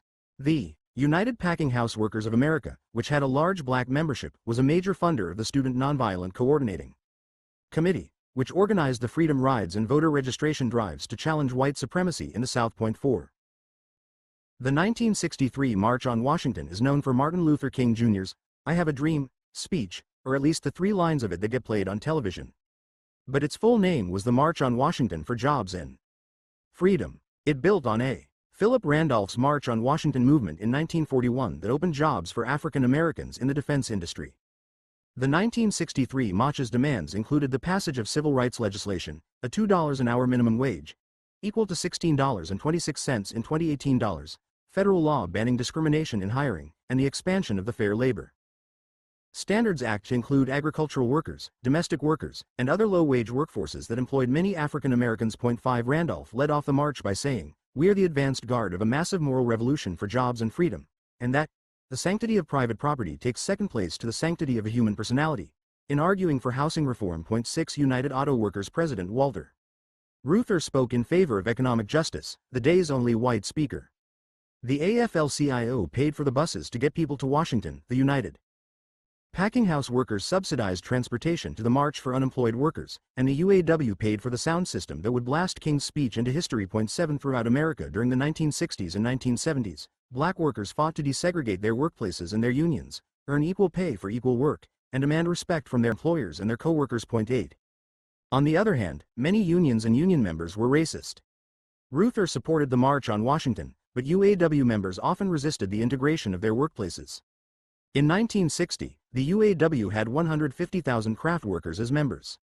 Only 2% were African American. 9 The building trades fought hard to keep their job sites lily white, while black workers increasingly demanded equality on the job.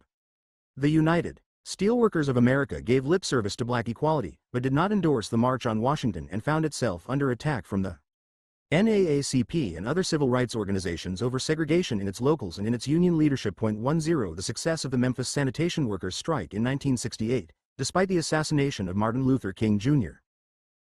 While supporting it, discussed in Chapter 9, and the rise of black power meant a growing militancy among black unionists. However, for large numbers of the white working class, racial identity mattered more than class identity. White working class families in South Boston violently resisted the integration of their neighborhoods and their schools in the 1970s, using the street tactics of strikes to attack African Americans. Black steelworkers struggled to fight racism within their locals, often with the union's leadership showing indifference. The Supreme Court ruled in United Steelworkers of America v. Weber in 1979 that employers could give minorities special preferences in hiring, and a 1974 decree between the steel companies and the United Steelworkers of America settled several discrimination cases and created a framework to hire blacks and women in the steel industry. These decisions angered white male workers, who saw their status as elite workers as under attack. 11 Richard Nixon's Philadelphia plan to desegregate that city's all-white construction unions inflamed white workers even more, a cynical ploy from the president who believed doing so would undermine labor support for the Democratic Party and hoped it would draw black voters to the Republicans. Union members' support for the segregationist Alabama Governor George Wallace's presidential campaigns of 1968 and 1972 demonstrated the power of racism on large sectors of the white working class. 12. As black power rose in response to continued violence, poverty, and discrimination, unions found themselves unsure of where to step. They preferred liberal racial progress to black militancy, while black power activists saw union liberalism as hopelessly corrupted. 13 In 1968, black activists, concerned over the lack of black history and black studies in public schools, took control of the public schools in the Ocean Hill, Brownsville neighborhood of Brooklyn, fired white United Federation of Teachers, UFT, members, and replaced them with African Americans. The UFT then went on strike, shuttering the school system for 36 days. It accused the black community members of anti-Semitism. Many of the fired teachers were Jewish. Black leaders responded that the white teachers were racist. Philip Randolph spoke in favor of the UFT, arguing, if due process is not won in Ocean Hill, Brownsville, what will prevent white community groups from firing black teachers or white teachers with liberal views? 14 The white teachers were reinstated, but this ugly incident once again demonstrated how strikes could spawn from racial tensions. 15 The anti-Vietnam protests also split the labor movement. Unions played critical roles in the development of the New Left, the young, mostly white and college-educated radicals that led the anti-Vietnam movement. The major New Left organization, Students for a Democratic Society, SDS, began in 1962 at the UAW retreat in Port Huron, Michigan, where it wrote its founding Port Huron Statement. Unions provided important financial and organizational support to many SDS projects through the mid-1960s. 16 Despite common media portrayals of the time of the anti-war movement consisting of rich students and the working class supporting the war, many working class people, especially African Americans, Native Americans, and Latinos, strongly protested the war. 17 On the other hand, AFL-CIO President George Meany was perhaps the Vietnam War's greatest supporter. He worked with the CIA to create anti-socialist labor movements and promote pro-American governments in Asia, Africa, and Latin America, destroying leftist unions that truly represented the poor workers of nations from Bolivia to Indonesia. In addition, many union leaders, including Meany himself, found the growing counterculture of the 1960s personally revolting. Peter Brennan, president of the Building and Construction Trades Council of Greater New York, agreed. On May 8, 1970, Brennan coordinated 200 unionized construction workers to attack an anti-war march outside of Federal Hall in downtown New York City. In what became known as the Hard Hat Riot, the workers, carrying American flags, singled out the men with the longest hair for beatings. About 70 people went to the hospital as a result. Brennan claimed it was a spontaneous demonstration by workers sick of hippies desecrating the American flag. This was a lie. Nixon repaid Brennan by naming him Secretary of Labor. 18. When the Democrats nominated anti-war candidate George McGovern for the presidency in 1972, Meany refused to endorse him. He hated McGovern for two reasons. First was McGovern's war stance. Second, that McGovern won because of rule changes after the riotous 1968 Democratic National Convention, which lessened the power of party bosses such as Meany, made him resent the candidate even more. Despite McGovern's pro-labor record in the Senate, Meany savaged the candidate's supporters as homosexuals, hippies, and long-haired freaks. He lied about McGovern's labor record to cleave unionists from the nominee. Nonetheless, 33 unions, representing a majority of unionized workers, rejected Meany and officially endorsed McGovern. McGovern even considered UAW president Leonard Woodcock for vice president. Nixon crushed McGovern that November. Meany's obstinacy was the last straw for many on the left, a number of whom saw the union movement as a dinosaur unwilling to make alliances with freedom movements, a perception that remains today. Union rebellions. The upheaval shaking American society led young workers to demand a real voice in how their unions operated. They criticized their union leaders as corrupt and out of touch, including George Meany. The feminist movement strongly challenged sexism in the workplace and in unions. Women held no high-ranking positions in the AFL-CIO or most other unions, and those unions ignored women's anger over sexual harassment, wage disparities, and the jobs closed to them. In response, the Coalition of Labor Union Women, CLUW, formed in June 1973 under the leadership of Olga Matter of the United Auto Workers and Addie Wyatt of the Amalgamated Meat Cutters. Matter had worked for the UAW since 1941, playing a key role in turning the UAW into one of the nation's strongest organizations fighting for women's equality. In 1944, the UAW held a National Women's Conference, and in 1955 it was the first union to establish a women's department. 19 She spearheaded the fight to desegregate the nation's largest bowling organizations in 1952 and led the UAW's Conservation Department in the 1960s, lining up union support for environmental legislation and land protection.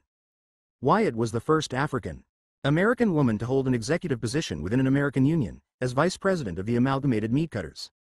Wyatt was a major player in labor's support for the civil rights movement. She was named as one of Time magazine's Women of the Year in 1975. In March 1974, 3,200 women met in Chicago for the CLUW's foundational meeting. Myra Wolfgang of the Hotel and Restaurant Employees and Bartenders Union said, "You can call Mr. Meany and you can tell him there are 3,000 women in Chicago and they didn't come here to swap recipes." 21 The CLUW helped isolated women unionists around the country realize many others faced the same predicament, giving them collective power as women and as unionists. Women's movement leader Gloria Steinem attended as a representative of American Federation of Television and Radio Artists. Since then, women have increasingly flexed their muscles within organized labor. In the 1990s and 2000s, Linda Chavez Thompson served as AFL-CIO executive vice president, and in 2009, Elizabeth Schuler became the Federation's first secretary-treasurer. Randy Weingarten was named president of the American Federation of Teachers in 2008, making her one of the most important union leaders in the nation. 22. As more industrial jobs opened to women, they had to fight against new forms of discrimination. When the government forced the Bunker Hill Mining Company to hire women in its Idaho smelter, the company required those women to be sterilized before they could work the jobs where they faced lead exposure. Concerned about lawsuits but unwilling to clean up its operations, it chose discrimination instead. 23 Grassroots groups formed to fight against this and other forms of sexism at work. The 9 to 5 movement began in 1973, dedicated to tackling issues that affected female office workers. It fought for the 1978 Pregnancy Discrimination Act and, much later, for the 2009 Lilly Ledbetter Fair Pay Act, allowing women more time to file equal pay lawsuits against discriminatory employers. 24 Women also led the dramatic J.P. Stevens textile mill strike in North Carolina.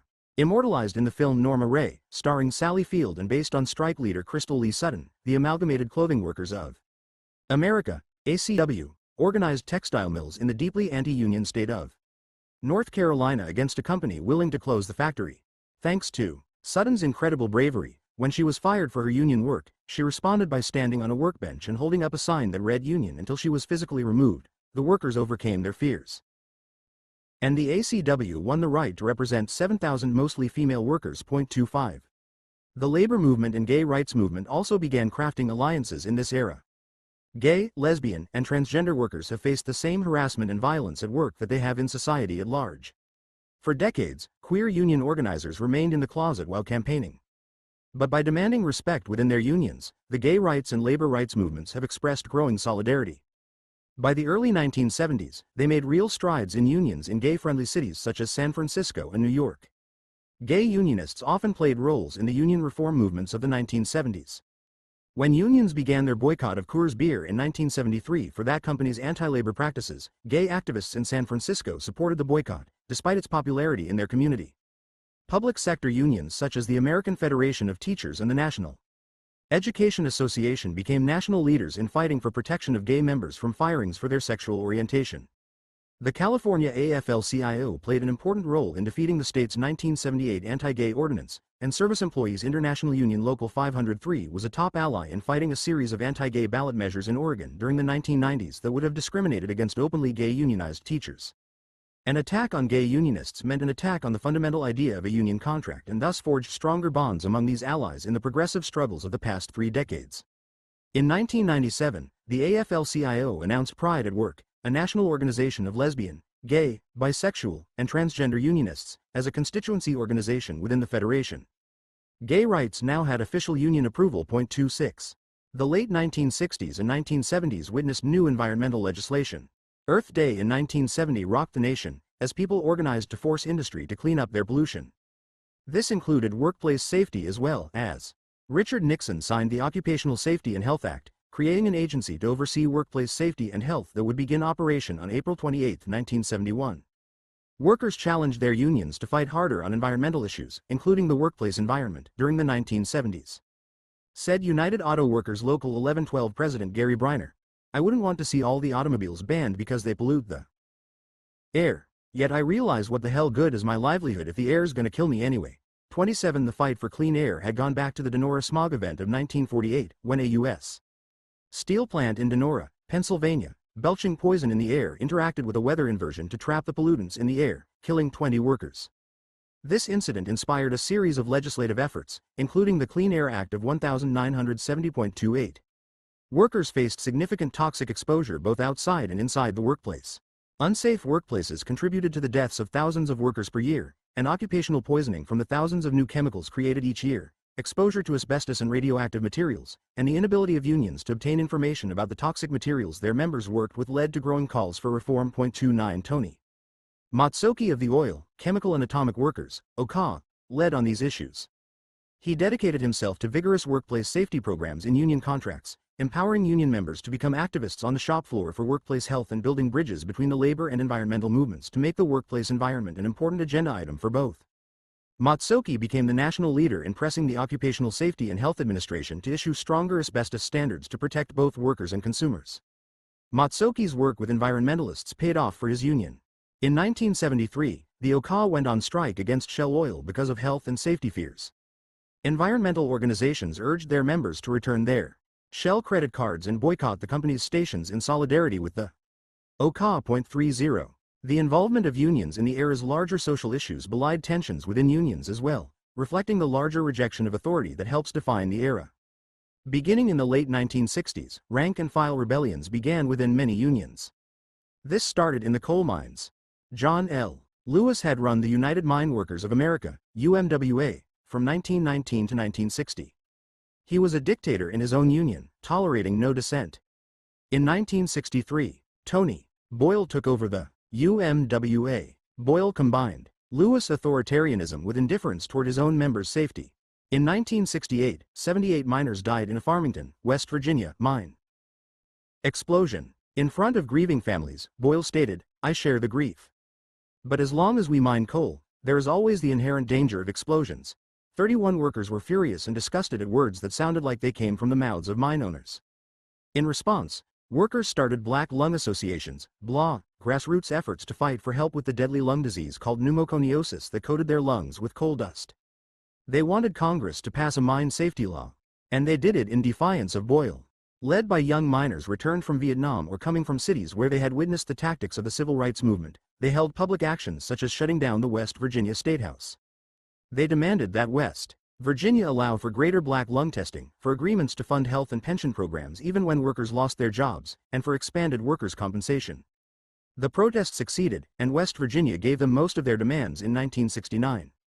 This led to federal legislation with the Federal Coal Mine Health and Safety Act that passed with near unanimous congressional support before Richard Nixon reluctantly signed it late in the same year. 32. The success of the miners' actions led to Miners for Democracy, a movement to retake the Union from Boyle. Joseph Jock Yablonsky was a longtime UMWA official until Boyle fired him in 1965. Yablonsky challenged Boyle for the presidency in 1969. Boyle won by a 2-to-1 margin in the official count, but Yablonsky called for a federal investigation over widespread voter fraud. On December 31, 1969, 3 men hired by Boyle murdered Yablonsky, his wife, and his daughter while they slept at home.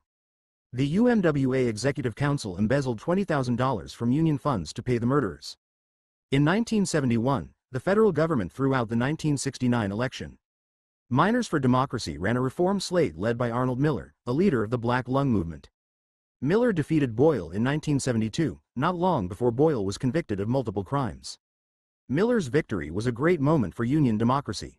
The 1973 UMWA convention went on for 11 days and gave all members who wanted to speak a chance at the microphone. It also granted miners the chance to vote on their contracts for the first time in the union's history. 33. The miners' spirit reverberated through organized labor. Edward Sadlowski led the rebellion among the steelworkers. An anti-racist environmentalist and peace activist, in addition to a third-generation steelworker, Sadlowski had a vision of a union movement fighting for social justice, one reminiscent of the CIO's early leftist years. He ran for head of his district council on a reform platform in 1973. The United Steelworkers of America leadership rigged the election against him. Sadlowski appealed and the Department of Labor mandated a new election, which he won in a landslide. A new, more democratic day seemed to have arrived in that Union. 34 rebels in the United Brotherhood of Teamsters created Teamsters for a Democratic Union to fight against their union's notorious corruption, personified by its president, Jimmy Hoffa. 35 By the mid-1970s, it seemed that the youthful rebellions transforming the United States would also radically change its unions in their image. Lordstown. The anger of the 60s generation over both their jobs and their unions bubbled over most famously at the General Motors plant in Lordstown, Ohio, outside of Youngstown. This factory manufactured the Chevrolet Vega, a low-cost small automobile GM hoped would compete with Japanese imports such as Honda and Toyota. The workers had wages and benefits their fathers who organized GM could barely have dreamed of in 1937.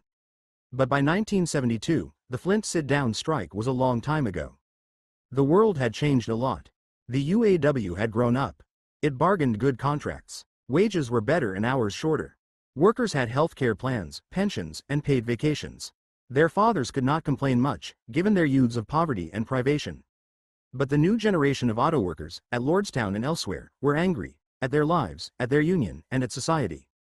Working the assembly line day after day, year after year, provided no satisfaction in an age that valued personal liberation. The Lordstown workers averaged only 24 years of age. Commenters frequently mentioned the long hair and beards of white workers, the afros of black workers. It was not just Lordstown. More than 1/3 of all UAW members in all Chrysler plants were under the age of 30, half had worked there less than 5 years, and African Americans had come to dominate the workforce at many Michigan auto plants. 36 The rebellious spirit of the 1960s reverberated throughout American workplaces at this time, but in particular at auto factories such as Lordstown, where the workers were unusually young. Many had fought in Vietnam. Lordstown workers looked at their fathers, who had worked in the Youngstown steel mills for decades, and they saw an endless future of working the assembly line. GM managers saw workers as profit-generating machines, not living, breathing humans. Rather than ask workers what they wanted or how they thought they could contribute to making a better vehicle, GM and many other American companies saw unions as an enemy that had no right to participate in production decisions or to give suggestions on how to make the job more fulfilling. With companies feeling this way about unions, workers held a similar anger toward their bosses. Tensions between foremen and workers were high in Lordstown, as they were throughout the auto industry. Trying to get their living machines to work faster, GM sped up work at Lordstown, making fewer workers do more. This only made the young and volatile workforce more dissatisfied. Said a union official, if you were 22 and had a job where you were treated like a machine and knew you had about 30 years to go, how would you feel? 37 Neither the UAW or GM had a good answer for that question. By 1972, UAW leadership was made up of old men who had come of age in the great struggles of the past. They had little in common with many of the union's members. In 1950, Walter Reuther and GM had agreed to what became known as the Treaty of Detroit. This was a long-term contract that provided great wages and benefits to UAW members, but with the union giving up any right to bargain over production decisions or broader national industrial policy. These contracts put a lot of money into workers' pocketbooks but also meant the end of unions challenging the fundamental precepts of capitalism in the United States. After 1950, unions focused on material benefits and largely accepted as inevitable changes in production that might make the work less satisfying or throw workers off the job, such as speeding up production or automation. When the Lordstown management instituted the speed-up, UAW leadership had no useful response. 38. That doesn't mean the UAW was clueless about the need for democracy on the job. Walter Reuther, who died in a 1970 plane crash, fought against racism in his union and in his nation.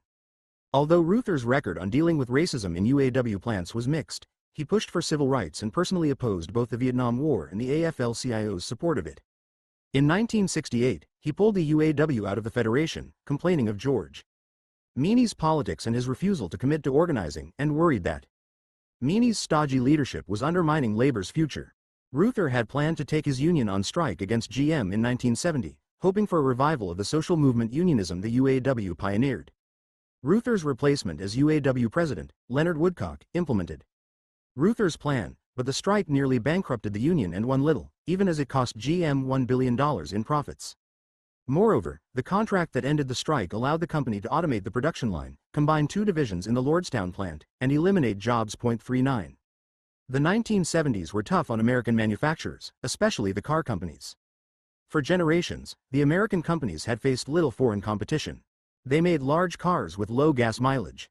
These defined the suburban, commuter, mall-going, car-centric culture of the post-war period.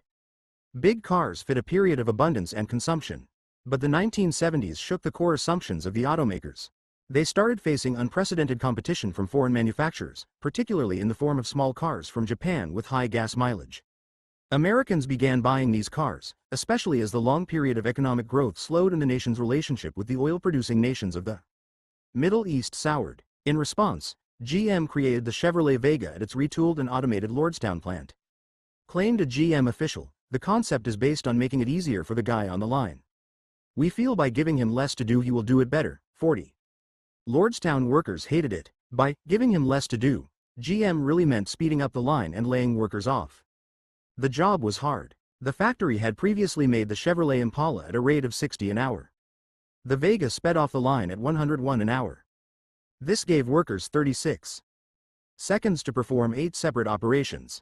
GM, still committed to the high profits it made off larger cars, felt the Vega would never make money. So it hired managers for the plant with the explicit goal of squeezing as much profit out of the workers as possible. One young woman complained, "I don't even have time to get a drink of water, because she was worked so hard." 41 said another, "Every day I come out of there I feel ripped off. I'm getting the shit kicked out of me and I'm helpless to stop it. A good day's work is being tired but not exhausted. Out there all I feel is glad when it's over." 42. Workers fought back against the boredom and drudgery of the job and the capriciousness and dictatorial manner of their foremen and managers in a number of ways. First, they worked to rule, refusing to do anything outside of what was specifically stated in the contract. This is a strike in its own way, with workers collectively resisting their bosses and deciding how hard they would work and what they would or would not do on the job. This included filing grievances over everything not explicitly listed in the contract. By February 1972, 5,000 grievances clogged up the system, while workers demanded the rehiring of laid-off workers and slowed down production. 43 GM responded by firing many of the militant workers, angering the rest of the workforce even more. Workers also doubled up the work in teams without managers' approval, allowing one worker to work twice as hard for 30 minutes while his partner rested and then switching after that half hour. The workers also protested by sabotaging their own work. They smoked marijuana and drank on the job. They frequently did not show up to work on Monday. They let cars go by without finishing them. They took days off or quit. 300 women worked at Lordstown, and the problems they faced added to the general discontent. One 20-year-old woman complained of the constant sexual harassment she faced from foremen, saying, "They can be real nasty." 45–10% of the workforce was African American and around 5% was Puerto Rican. The workers at least claimed that racial solidarity was more frequent than racial tension. Local 1112 President Gary Briner, age 29, said, "The young black and white workers dig each other. There's an understanding. The guy with the afro, the guy with the beads, the guy with the goatee, he doesn't care if he's black, white, green or yellow. They just wanted to be treated with dignity. That's not asking a hell of a lot." 46 Briner himself had gone to work at Republic Steel in Youngstown when he graduated from high school in 1959, just like his father. He became involved with the United Steelworkers of America until he was laid off in 1963.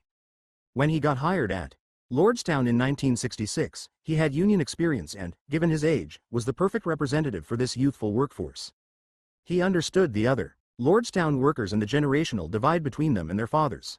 He talked of how men used to brag about how manly it was to work as hard as possible, but noted that his generation said, "I'm man enough to stand up and fight for what I say I have to do." It isn't being manly to do more than you should.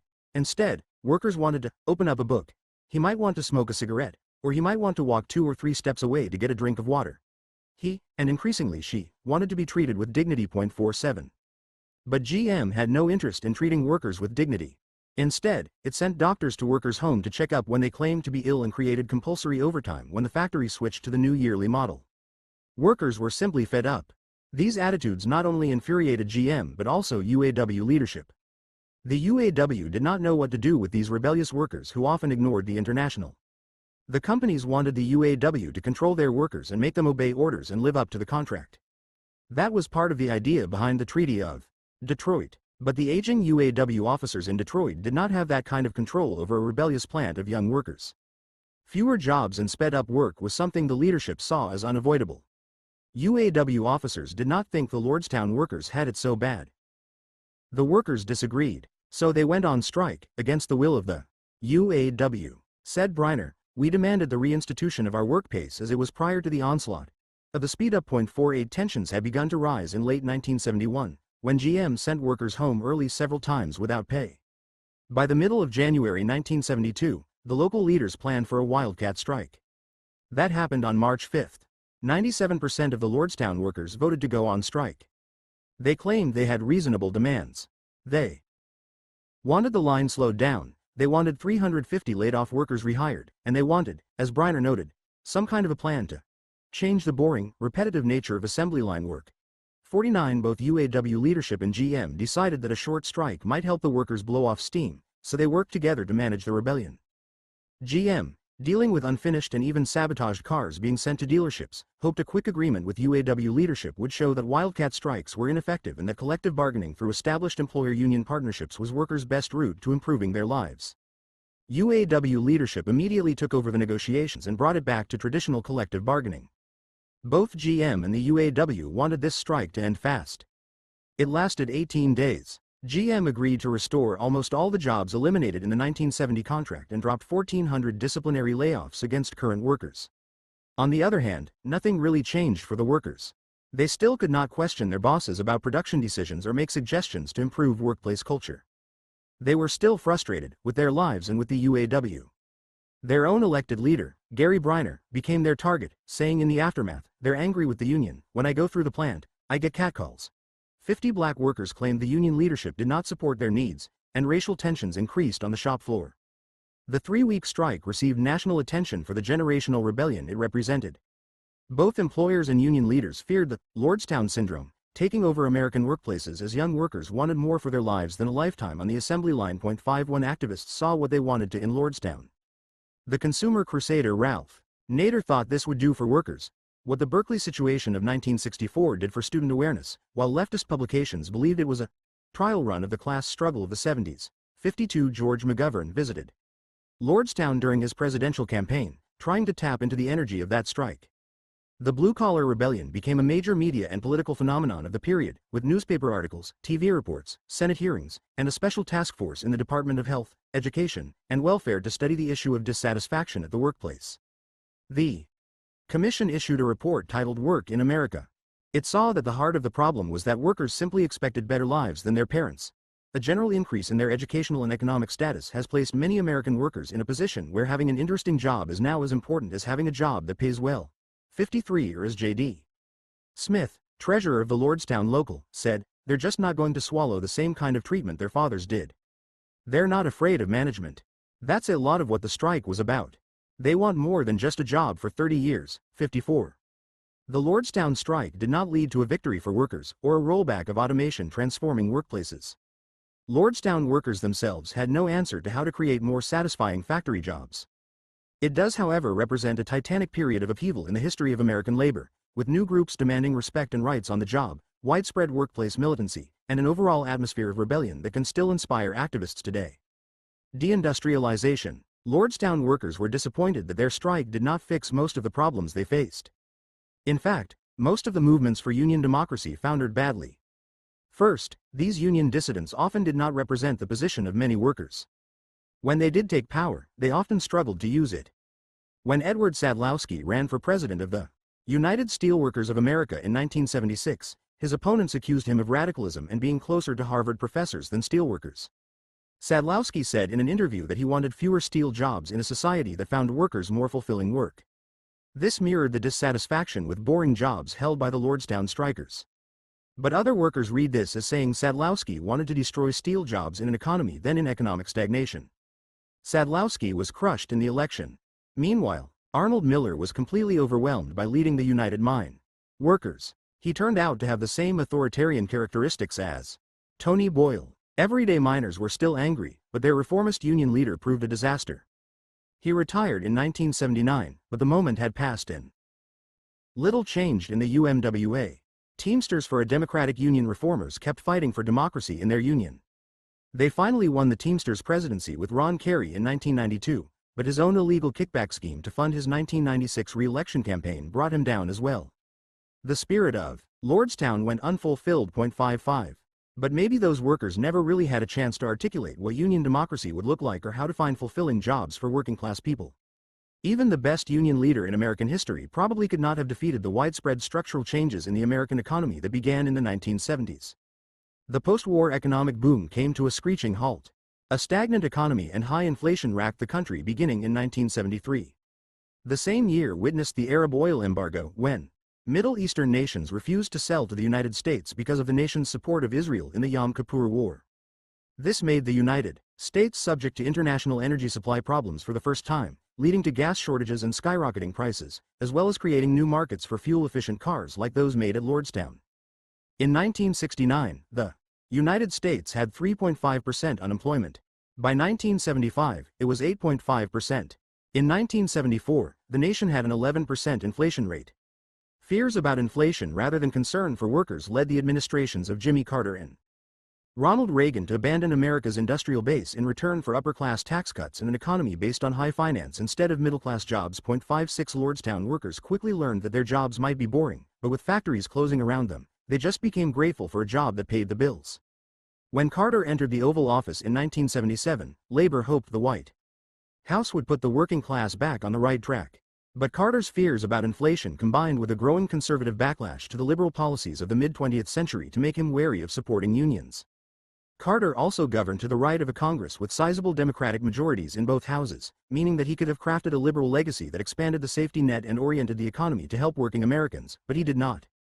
Nowhere did Carter fail worse than in his actions on the Full Employment and Balanced Growth Act of 1978, aka the Humphrey-Hawkins Act. Sponsored by legendary pro-union Senator Hubert Humphrey and Congressional Black Caucus co-founder Augustus Hawkins, this bill would have committed the government to provide full employment at prevailing wages for anyone who wanted a job. They hoped this law would overcome the racial divisiveness over jobs in the period of white backlash to civil rights. But Carter's advisors hated it. They worried about inflation. Sadly, the AFL-CIO also worried that full employment with the right to sue the government for a job would undermine union abilities to negotiate high wages for its members. It represented the interest of its members, but not of all workers. By March 1977, the new administration decided to oppose the bill as written and pressured its sponsors to take away all its enforcement mechanisms and government commitments. Carter managed to water the bill down to the point of meaninglessness when he signed it in 1978. Full employment in government economic planning would never happen in the United States. Carter refused to expend any political capital on organized labor, and by the 1980 election, disgust with the president within labor was profound.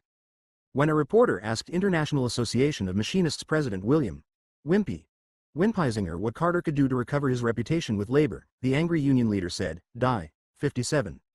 The punch in the chest of the economic downturn was followed by the right hook of deindustrialization. Companies began closing unionized factories and sending jobs to the non-union southern states, to Mexico, and to Asia. Millions of union jobs simply disappeared beginning in the 1970s, shipped overseas, automated, or lost to foreign competition. This devastated union communities. On September 19, 1977, the Youngstown Sheet and Tube Company shut down its operations, laying off approximately 4,100 workers. Known as Black Monday, it embodied the deindustrialization decimating America's industrial core, dooming cities such as Youngstown to long-term decline and entrenched poverty. In 1977 alone, 21 steel mills closed in 8 states, throwing nearly 22,000 workers off the job. 58 If this was the only factory to close, Youngstown might have recovered. In 1979, the Briar Hill Works closed. In 1980, U.S. Steel closed its Ohio Works and McDonald Mills. In 1985, Republic Steel shuttered its Youngstown Mill. 50,000 Youngstown workers lost their jobs during these years, in steel, other industries, and the stores and shops that relied upon steel wages for an economically healthy community. By 1992, only about 1,000 people worked in Youngstown steel mills, compared to 40,000 after World War II. Between 1970 and 2000, the population of Youngstown fell from 141,000 to 82,000. In 2018, it had about 64,000 people. By the mid-1980s, Youngstown had the nation's highest arson rate. Enormous stretches of the city are abandoned.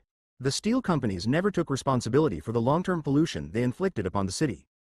General Motors' Lordstown factory nearby is still open, but workers there no longer have to wonder what life would be like without their mind-numbing assembly line jobs. They can see it in their neighborhoods and in their families. 59. Deindustrialization became standard corporate policy during the 1970s. Growing trade deficits with Japan and cheaper labor overseas combined with American foreign policy to incentivize companies to move production overseas and to import goods without the tariffs that had protected American jobs. Companies invested in new factories overseas rather than modernize factories at home, meaning that U.S. production was outdated and inefficient compared to its competitors. In 1965, Mexico instituted the Border Industrialization Program to attract U.S. companies to new factories along the Mexican border. In the 1970s, companies began to find this cheap labor attractive, and by the 1980s, it was a rush to close American factories and move them over the border. In 1970, Bendix closed its York, Pennsylvania, factory to open a new plant in Mexico. Warwick Electronics threw 1,600 Illinois workers out of a job to open factories in Mexico and Japan. General Instrument kept its Taiwan plants open while shutting down 2 New England factories, and RCA closed a Cincinnati factory that employed 2,000 workers and sent the jobs to Belgium and Taiwan. The Lordstown factory stayed open, but the UAW started giving back their hard-won gains in wages and benefits in contracts by the early 1980s in order to incentivize GM and other auto companies to stay in the United States. Despite this, hundreds of auto and auto supply plants have closed in the past 40 years. 60. This is where the workplace activism of Lordstown, of the Black Lung Associations, and of the Steelworkers' Revolt went. The 1960s and 1970s seemed like a time when the potential to recreate the United States was possible. In some ways it did happen, both in society and at the workplace. Women and African Americans demanding their voices be heard in unions, the growth of democratic unionism, and the creation of new demands on employers did not go away. Neither did the gay rights movement, the African American freedom struggle, or the feminist movement. But much as those movements also had to face a cultural backlash that included the defeat of the Equal Rights Amendment and the rise of conservatism that sought to limit black influence in politics, the workplace rebellions also floundered in the face of larger transformations. The decline of unions, of factory jobs, and of industrial communities decimated the base of workers who felt economically secure enough to make radical demands of their employers. Globalization and the threat of factory closures made worker uprisings hard to sustain. By 1980, the workplace uprisings defined by Lordstown were not dead, but strikes became more defensive last stands than attempts to demand greater dignity for workers. As the historian George Lipsitz wrote about the dissident Teamsters he knew in the 1970s, the intelligent and militant young workers that I knew didn't rise to positions of influence within the trade union movement. Most could not even hold on to the jobs they had when economic restructuring crippled the industrial infrastructure of their cities. 61 With millions of factory jobs lost, the union movement declined. The dissatisfaction of American workers could have led to widespread changes in the American workplace and within the unions themselves. Instead, by 1981, government and corporations decided to crush unions entirely, starting a process that continues today. 9. Air traffic controllers and the new assault on unions. When government opposes unions, workers suffer. The spirit of the 1970s could have transformed American unions. But like so much about the liberating and democratic spirit of the 1970s, the 1980s saw those hopes dashed against the rocks. A reinvigorated corporate lobby began organizing against the labor unions, consumer advocates, and environmentalists who had fought for the reforms that made the United States a much fairer, cleaner, and safer nation for everyday people. Corporate support of Ronald Reagan would have cataclysmic results for American workers. Reagan led a new era of union busting, which combined with corporations shutting factories in the United States and reopening them in Latin America and Asia to devastate the heart of the American labor movement. The rapid decline of the most progressive labor unions, such as the United Auto Workers, severely impacted the ability of working Americans to influence the political system.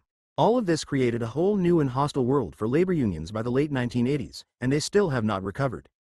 The pivotal strike of this moment was that of the nation's air traffic controllers in 1981. The Professional Air Traffic Controllers Organization, PATCO, was one of the most democratic unions in the country.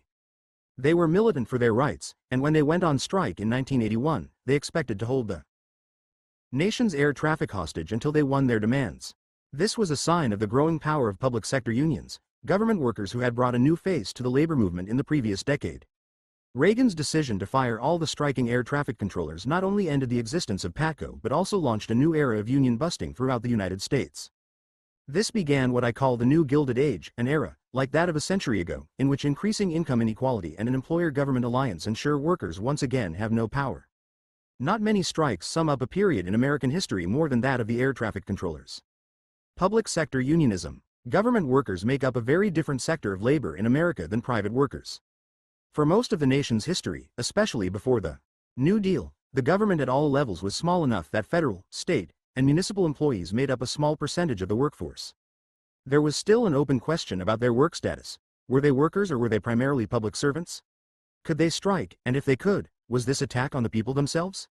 These first became central questions for Americans in 1919 when the Boston police went on strike. They had very good reasons for striking. Boston police had not received a pay raise since 1854. The starting salary for new officers was exactly the same as it had been 65 years earlier. Cops made only about half an average worker's salary in 1919 and had to pay for their own uniforms. They decided to form a union and petitioned to join the American Federation of Labor. The AFL first accepted police officers in June 1919, and cops around the nation immediately signed up. Soon, there were 37 police locals around the nation. The Boston Police Commissioner and Chamber of Commerce argued that police could not be unionists because it would create divided loyalty, a phrase demonstrating their fear that the cops would no longer be a force dedicated to defending the interests of capitalists. After the police commissioner suspended 19 men for union activity, the police responded by voting to go out on strike by a vote of 1,134 to 2. Massachusetts Governor Calvin Coolidge called out the state militia to repress the strike and fired all the Boston police. Coolidge rode his popularity as union-busting governor into the Republican vice presidential nomination in 1920 and then the Oval Office after Warren Harding died in 1923. Public sector workers were not granted collective bargaining rights under the National Labor Relations Act of 1935 and remained unaffected by most New Deal labor legislation. 1. That was an inauspicious start for public sector unionism. However, the growth of the government during the New Deal and the post-war liberal state that followed required a lot more government workers. With the acceptance of unions into the mainstream of American society during the post-war era came a new movement to unionize government employees. In the 1950s, the mayors of Philadelphia and New York created bargaining for municipal employees, and Wisconsin instituted the first collective bargaining for state employees in 1959. On January 17, 1962, President John F. Kennedy signed Executive Order 10,988, granting federal employees the right to collective bargaining for the first time. Federal workers still lacked the legal authority to bargain over wages and did not have the right to strike. But it was a start point too. Many of these government workers were African Americans, thousands of whom found employment in agencies like the U.S. Postal Service, where they fought against Jim Crow postal facilities, while many thousands more worked, often in low-paid jobs, for state and local governments. 3 During the 1960s, that meant the fate of these workers became a major part of the civil rights movement. The American Federation of State, County, and Municipal Employees, AFSCME, fought to win union contracts for public sector employees around the nation. This union had grown from 100,000 members in 1955 to 200,000 in 1963. Their effort came to a dramatic, tragic, and ultimately successful head in Memphis. On February 1, 1968, two Memphis sanitation workers, Erik Cole and Robert Walker, were crushed to death by a garbage truck after its compressor shorted out and started working uncontrollably, catching the two unfortunate workers unawares. These deaths outraged workers angry at their lack of labor rights and civil rights. They demanded union recognition, better safety standards, and higher wages. The notoriously racist Memphis mayor, Henry Loeb, blew off the campaign. Frustrated by the city's continued discrimination against them, the all-black sanitation workforce walked off the job on February 12. The city's black community united behind them. National civil rights leaders, including Martin Luther King Jr., came in support. King was canvassing the nation preparing for the Poor People's Campaign he planned for Washington, D.C., in the summer of 1968, hoping to unite the poor of all races to demand policies that fought economic inequality and poverty. King told workers, "You are demonstrating that we can stick together, and you are demonstrating that we are all tied in a single garment of destiny, and that if one black person suffers, if one black person is down, we are all down." On March 28, King returned to lead a mass march. Police shot and killed a 16-year-old protester that day. Loeb declared martial law, but the next day, 200 workers continued to protest with their iconic signs reading "I am a man." King returned to Memphis once more. On April 3, the following day, he was tragically murdered by an assassin named James Earl Ray. In the aftermath, with King's martyrdom and the sanitation workers' cause intertwined in the public imagination, the city finally agreed to a contract. 5 The Poor People's Campaign took place that spring, but without King's vision and leadership, it foundered in the face of an indifferent public. 6 Public sector workers in the 1970s reflected the militancy of the Memphis workers. The postal workers set the tone. By the late 1960s, postal workers had a union but lacked collective bargaining rights, as did other public workers. Many worked second jobs because the pay was so low, especially in New York City, with its high cost of living. That is also where postal workers' militancy was concentrated. Many of the post offices were old, overheated, or freezing cold depending on the season, dusty, and dank. When Congress voted itself a raise of 50% while refusing to do anything for postal workers and President Nixon's budget did not call for a pay raise, it lit the match of fury at the government. New York postal workers called for a strike. When Congress suggested a 5.4% pay raise in response, workers rejected it after comparing it to the congressional pay raise and went on strike on March 18, 1970. Within a few days, 200,000 workers struck from New York to Los Angeles. They did so against the orders of their own union leaders, making this the nation's largest ever wildcat strike. 7 To strike, postal workers had to break the law. Writing to AFL-CIO President George Meany, Brooklyn Postal Clerk Steve Parisi argued that the illegality of a strike was irrelevant. "Our union and our rank and file feel that the government has forfeited its immunity to a strike, not only because its open disdain for these men, but also the humility of financial hardships they have forced upon our families, such as seeking welfare to survive." 8 By March 25, the nation's entire postal system had ground to a halt. Nixon responded by creating Operation Graphic Hand, sending 25,000 National Guard members to New York to operate as scabs and deliver the mail. They failed miserably. Some of the postal workers were also National Guard members. They convinced their fellow troops not to move the mail. Nixon had no choice but to negotiate. The final agreement, settled on March 25, gave the postal workers a 14% pay increase and collective bargaining rights on wages and working conditions, although not the right to strike. The workers were not punished for having engaged in an illegal walkout. This was a landmark moment in the history of public sector unionism, ushering in a decade of enormous advances for these workers. 9 It seemed that public sector workers would achieve ever greater victories. Government worker unions grew dramatically. By 1980, 40% of the nation's public workers were union members, and the number of public worker strikes skyrocketed from 36 in 1960 to 536 in 1980.10.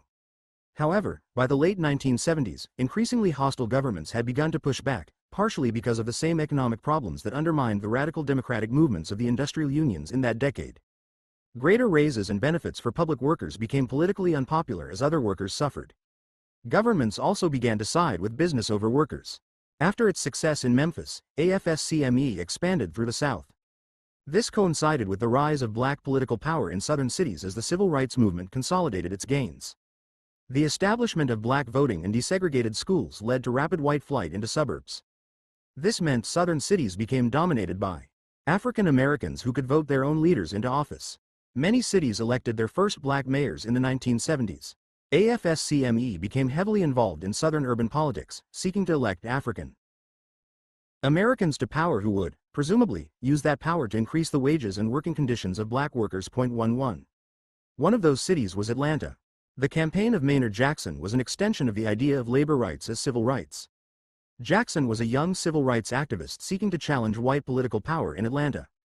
He was also the first black attorney to work for the National Labor Relations Board office in Atlanta. As vice mayor, Jackson had supported organized labor, breaking with Mayor Sam Massell over a 1970 sanitation strike.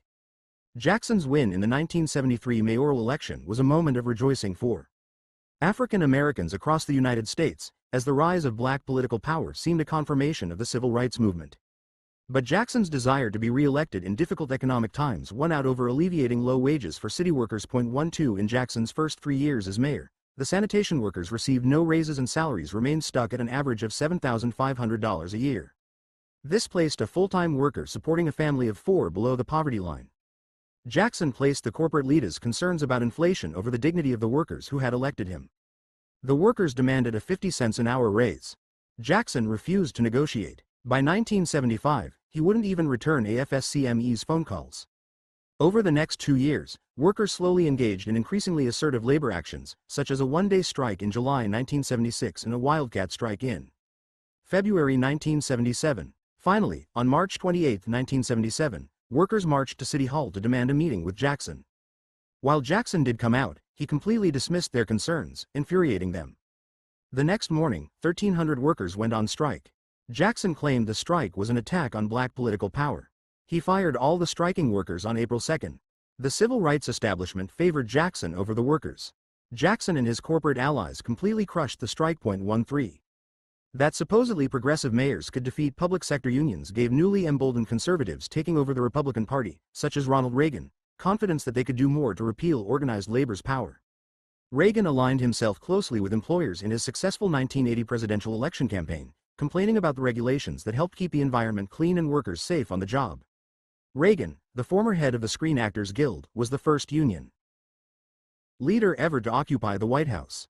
But in the 1950s, he turned staunchly conservative and became the public face of General Electric's campaign to spread pro-business propaganda. He won the California gubernatorial election in 1966 on an unwaveringly anti-Protestant law and order agenda.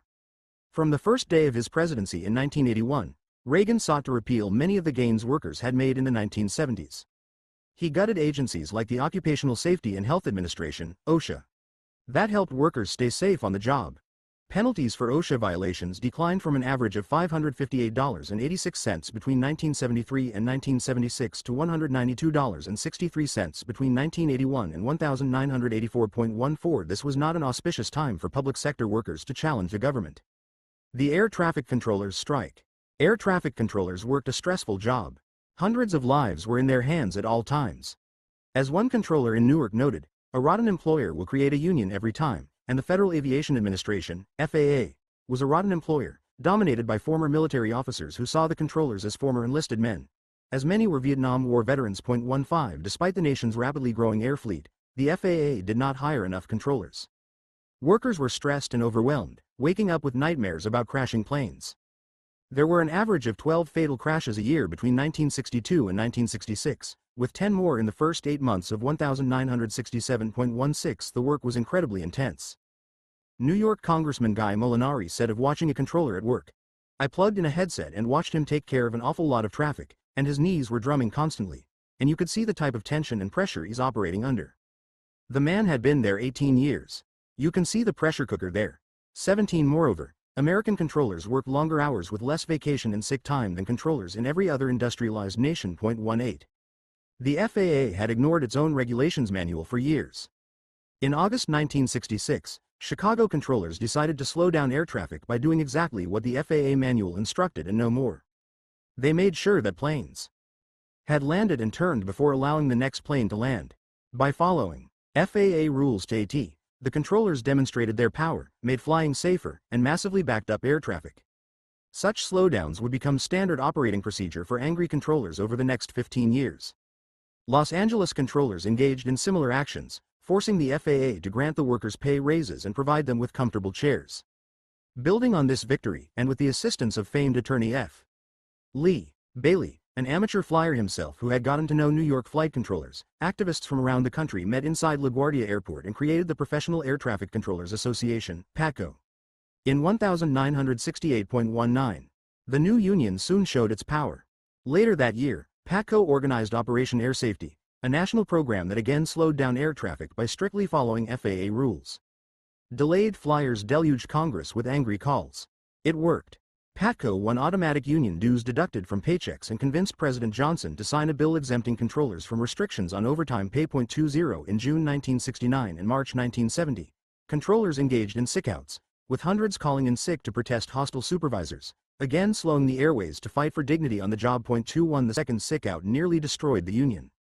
FAA supervisors fired 80 union leaders, embittering union activists. However, Richard Nixon agreed to rehire the fired air traffic controllers except for one sickout leader, because he wanted to court union support. He also signed a bill allowing controllers to retire with full benefits after 20 years if they were over 50 years old, or after 25 years otherwise. For controllers, the lesson was that their aggressive strikes against the government would cause it to cave. 84% of the air traffic controllers voted in September 1972 to grant PATCO their exclusive bargaining rights. 22. PATCO grew rapidly after these victories. Joseph McCartan, whose book Collision Course is the most important book written on the Union, stated, between 1972 and 1977, PATCO emerged as the most militant, most densely organized union in any bargaining unit of the nation's largest employer, the U.S. government. 23 PATCO's actions infuriated the government and irritated the American public. But with public sector strikes illegal, the air traffic controllers had limited options to achieve their aims. PATCO also developed an increasingly acrimonious relationship with the FAA. Supervisors bitterly opposed the union contract and tried to escape it at every opportunity. Workers had to carry copies of the contract with them to enforce it on the job. They used their newfound power to file grievances on everything from parking and wearing jeans on the job to using a sick day to care for a family member and speaking freely in the workplace without facing discipline. The veterans who had become air traffic controllers rejected the military hierarchy mindset of their bosses. They had enough of that in Vietnam. 24 The overwhelmingly white and male membership, often racist and sexist toward coworkers, used union rules to press for the loosening of personal conduct rules that reflected an angry and irreverent post-Vietnam generation. 25 As the 1970s went on, PATCO's rank and file militancy grew and controllers' patience with the government shrunk. PATCO won raises for members at the busiest airports in 1977. In doing so, it used the leverage it had over the nation's travel to win its demands. Threatening a strike around Thanksgiving 1977, PATCO President John Lydon said the fact that Christmas was coming has not escaped our board of directors.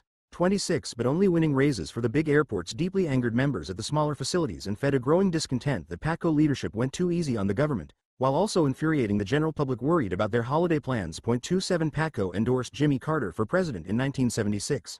Believing he would sign a bill allowing all federal workers to negotiate their pay. But with growing inflation and tight budgets, the Carter administration refused to negotiate in good faith. Militants thought the leadership had sold out by signing a new contract that did not address their demands, and the members only ratified it by a slim margin. The union forced a work slowdown over the airlines refusing to grant free international flights to the controllers, but internal support for this tangential issue was low and a judge fined PATCO $100,000. Carter now hit PATCO with blow after blow. First, the FAA downplayed a report showing the high rates of hypertension and stress among controllers, ignoring their needs for greater staffing and less intensive work. Second, Carter ended the program that allowed early retirement for controllers. Third, after a 1978 crash blamed on pilot error, controllers lost legal immunity for crashes. These failures infuriated PATCO militants, and they took it out on their president, John Lydon. A movement called Fifth Column, made up of young and angry controllers, challenged Lydon, demanding an aggressive stance with the government and the FAA. This led to Lydon approving the planning of a strike for 1981. Even though government workers striking was illegal, teachers in St. Louis had recently won raises because of nearly unanimous strike support. Lydon agreed to a strike if at least 80% of the membership favored it. Yet this could not stop the attacks on his leadership. In 1980, his vice president, Robert Pulley, took on Lydon for PATCO president. When he realized he had lost the confidence of his fellow board members, Lydon resigned. With Pulley's election, the radicals ruled the union. This was a democratic union, but would union democracy lead to good choices? 28. With their relationship with Carter strained beyond repair, in 1980, PATCO took the fateful step of endorsing Ronald Reagan for the presidency. Reagan had dealt with most unions fairly as governor of California and signed the 1968 law that gave California public sector employees collective bargaining rights, despite his conservative record as governor of California and his status as a right-wing hero. Public sector unions had struck illegally in California more than 100 times between 1970 and 1974, and Reagan had taken no harsh action against them. Given that many of the white men who made up the core of PATCO were not politically or socially liberal, the choice to endorse Reagan made sense to them. PATCO had endorsed Republicans before, including Richard Nixon in 1972. PATCO presented Reagan with a list of points they wanted him to agree to in exchange for an endorsement, including collective bargaining rights for pay and the right to strike in some circumstances, as well as better working conditions and shorter working hours for the exhausted controllers. Reagan agreed after some hesitation, and PATCO endorsed him, noting that Reagan would provide the best leadership for federal workers. 29 Reagan blew out Carter that November. 30. PATCO leaders believed Reagan would negotiate with them, but only if they struck, which they knew was illegal. The union demanded improved working conditions and a 32-hour workweek. It also wanted a $10,000 pay raise and fully funded retirement after 20 years on the job. These demands were not unreasonable. Between 1970 and 1977, the Consumer Price Index rose by 65%, but federal workers' wages rose by only 47%. Their standard of living had declined despite negotiating better contracts. 31 PATCO was dreadfully wrong about how Reagan would respond. The union should have seen the writing on the wall. When he took office, Reagan immediately slashed the budget for the Occupational Safety and Health Administration and appointed anti-union members to the National Labor Relations Board. PATCO and the Reagan administration bargained for the first half of 1981, with the union threatening to strike. The administration offered a 5% raise, exemptions from federal caps on overtime pay, a 20% bonus for working nights, paid lunch breaks, and significant severance pay. This was far beyond what the U.S. government had ever offered a union. PATCO leaders reluctantly agreed, but then the members overwhelmingly rejected the contract. The president of the Pittsburgh local called it a band-aid for cancer. 32 The strike that followed would transform the American labor movement. 33. In 1955, Congress had passed and President Eisenhower had signed into law a bill that made strikes by government workers punishable by a year in prison. But the government had caved to PATCO in the past and the union had endorsed Reagan. They had a strong bargaining chip. How could the president fire the nation's air traffic controllers?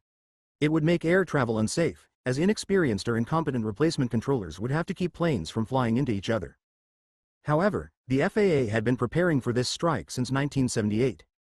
FAA Administrator Langhorne Bond gave speeches about how the controllers were overpaid and underworked. 34 Union radicals were not intimidated. Neither was Ronald Reagan. When word of the contract terms came out, conservatives in the government were angry at the concessions, and Reagan's team got the message not to negotiate further. The rejected contract was the final offer. National union officials were not happy with PATCO.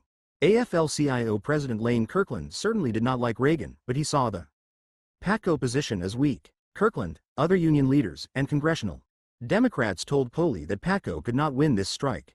They certainly did not have support from the public. As early as 1978, a Washington Post editorial called PATCO one of the most arrogant federal unions around, for slowing down all flights going into Washington for free international flights, one of the controllers' demands, and it caused the paper called doubly offensive. 35 But the controllers were not to be dissuaded. Said PATCO Regional Vice President Michael Furman, why would a group of people, with all of the threats and rhetoric being made against them, with everybody in government saying what they're going to do to them, go out and break the law? If we do that, don't you think it means we have serious problems in our occupation? You think we just decided, all of a sudden, to take a chance and just throw everything away? 36 On the morning of April 3, 1981, the controllers set up a picket line instead of going to work. 37. Reagan, who represented invigorated conservative activists who believed in the free market and hated unions, saw this as an opportunity to prove his tough leadership style would work. He would repay PATCO for its support by destroying the union. Reagan held a press conference in which he gave the controllers 48 hours to return to work or face termination. David Gergen, a Reagan advisor, wrote that the president said, "Damn it, the law is the law and the law says they cannot strike. Having struck, they have quit their jobs, and they will not be rehired." 38 Reagan's threats just made the strikers more determined. Said striker James Stakem, "When first was a Marine in Vietnam, I was sure of what I was doing, I believed in being there. I wouldn't have listened to Ho Chi Minh then, and I won't listen to Ronald Reagan now." 39 controllers remembered the threats they faced down in 1970 and believed Reagan would not follow through. In the words of Minneapolis controller Ray Carver, "Fuck the president. We've done it, let's stand by it. Let's see what the outcome is." If they can make her float, let her float. 40. The AFL-CIO quickly distanced itself from PATCO. Said UAW President Doug Fraser, this could do massive damage to the labor movement. 41. Possibly, if the other unions who worked on airlines had gone out on strike, illegal though it would have been, the unions could have won. But neither the International Association of Machinists and Aerospace Workers nor the Airline Pilots Association, ALPA, had any stomach for this, in part because PATCO showed little interest in working with them and in part because a militant PATCO thumbing its nose at the government threatened the entire labor movement.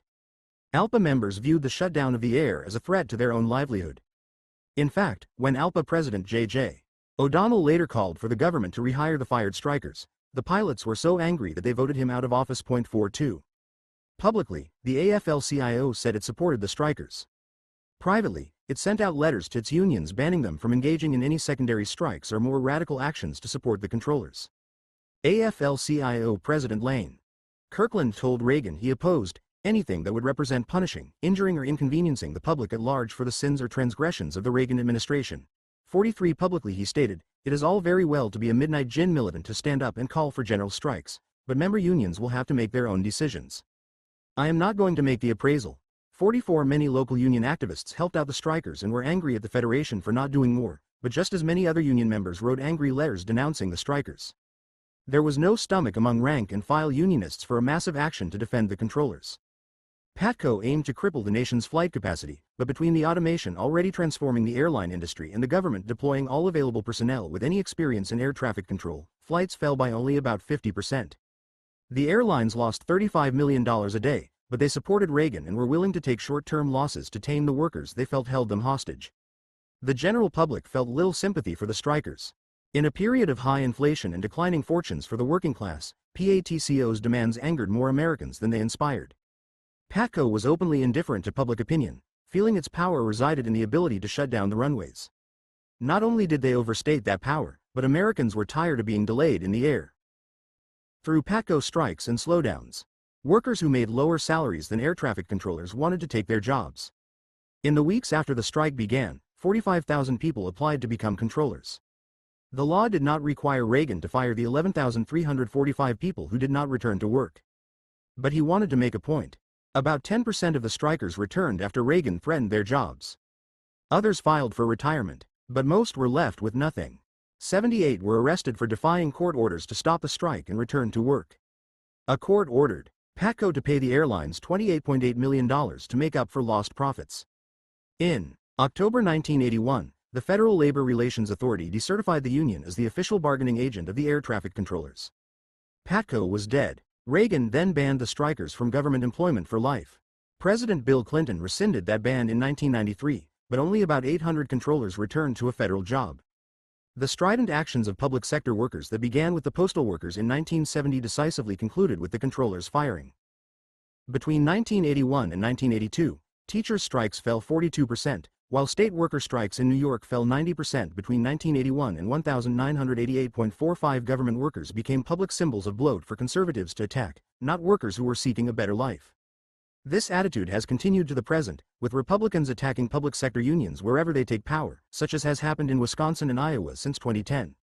The corporate war on unions. The PATCO strike was the greatest disaster in American labor history. It launched a new era of union busting in the United States that continues to this day and allowed the Republican Party to stop pretending they thought unions were employers' partner in American capitalism. It was the first shot in the now nearly 4-decade-long open warfare on the working class by the Republican Party, a position that became so politically mainstream by the 1990s as to be embraced by large sections of the Democratic Party, including by President Bill Clinton when he signed the North American Free Trade Agreement and the Welfare Reform Bill, both of which doomed millions of Americans to poverty and bad jobs, or no jobs at all. For private employers, the PATCO strike and the firing of the air traffic controllers marked the beginning of the modern corporate war on organized labor. Reagan's attack on PATCO empowered employers to declare open warfare on their own unions. It gave them confidence that they could treat their workers like Reagan had treated the air traffic controllers and the government would not intervene. Once again, the government would play a critical role in the success of labor unions. As the government, starting in the Oval Office, began to end the decades of serving as a relatively neutral arbiter between employers and unions, employers anticipated winning back the gains they had reluctantly given to unions since the New Deal. For instance, in 1983, copper giant Phelps Dodge goaded its workers in Arizona to go on strike in order to eliminate all its unions. The copper industry was in deep trouble in the early 1980s. Pressure from abroad, especially from the giant mines of Chile, led to a reduction in copper prices.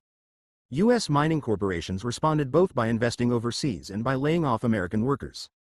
Phelps Dodge closed its Arizona mine for 5 months in 1982. When it reopened, the company wanted it union-free.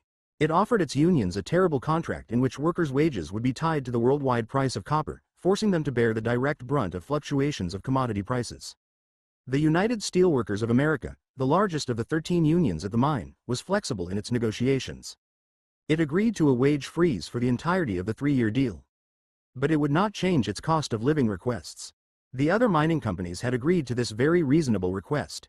Instead, Phelps Dodge announced a $2 an hour wage cut for new workers and major changes in grievance procedures, disciplinary actions, and other basic union rights. They also began the unprecedented step of forcing a medical copay on workers, something that we see as inevitable today but which was outrageous to many workers 3 decades ago. 46. The workers struck, surrounding the mine so strikebreakers could not enter. Phelps Dodge and the state of Arizona coordinated a devastating response that was reminiscent of the brutality unions faced a century earlier. They created the Arizona Criminal Intelligence Systems Agency, ACISA, a state-funded undercover police force developed only for this strike. Using tactics from the violent days of the early 20th century, ACISA agents infiltrated the unions, wiretapping about half of the union meetings. The agency shared intelligence information directly with Phelps Dodge officials. Phelps Dodge began smuggling arms into the mine to prepare for an armed struggle. Divisions rose within the workforce. George Munja, an aging copper worker, could strike and potentially lose his pension. Or he could scab for 2 months and qualify for the pension his union fought to give him. He went for his own self-interest, knowing that Phelps Dodge would never give up. About 400 of the 1,480 workers did the same. Overall, though, the worker solidarity was stronger than the company imagined. On August 8, about 1,000 strikers and supporters surrounded the mine entrance, chasing away the strikebreakers and forcing others to remain inside the mill. In response, the state provided an army to end strikers' resistance. In what was referred to as Operation Copper Nugget, 426 state troopers and 325 National Guard members, assisted by helicopters, tanks, and military vehicles, retook the entrance to the mines. 8 days later, 10 strikers were charged with rioting. The strike collapsed quickly after this overwhelming display of corporate, military, and legal power. In September 1984, the workers voted on whether to work without a union or maintain their union without a job. They voted out the union. In 1986, the National Labor Relations Board rejected the last union appeals. It was a complete victory for Phelps Dodge. The company became entirely union-free in Arizona. The ACISA was disbanded in 1984 after it had served its purpose to assist Phelps Dodge. 47. A similar attack decimated the meatpacking unions. In 1985, Hormel decided to bust the United Food and Commercial Workers, UFCW, local in its Austin, Minnesota, plant. Average wages in meatpacking had plummeted in the early 1980s as the industry sought to close union plants and move them to non-union states. In 1982, the average hourly wage for a meatpacker was $9.19. By January 1985, that had fallen to $7.93. Hormel demanded a 23% pay cut for the workers in Austin, to $8.25, even though the company had made a $29 million profit in 1984. The Austin plant was a new, state-of-the-art facility that could have been a model for a new day of labor in the industry, but Hormel sped up the work and endangered workers' lives even before it demanded the wage decrease. This was nothing but greed operating in a new atmosphere where the compromises with workers made in the aftermath of the New Deal no longer had to be honored. 48. By the mid-1980s, in the wake of Patco and Phelps Dodge, the UFCW acquiesced to Hormel's pay cut demands to save any jobs it could. But the Austin local erupted in anger over Hormel's greed and their union's fear. Local P9 defied international leadership, preferring to go down fighting than give up everything they had fought for over the previous decades. 1,500 workers walked off the job in August 1985, a strike that would last 10 months. P9 proved quite resourceful.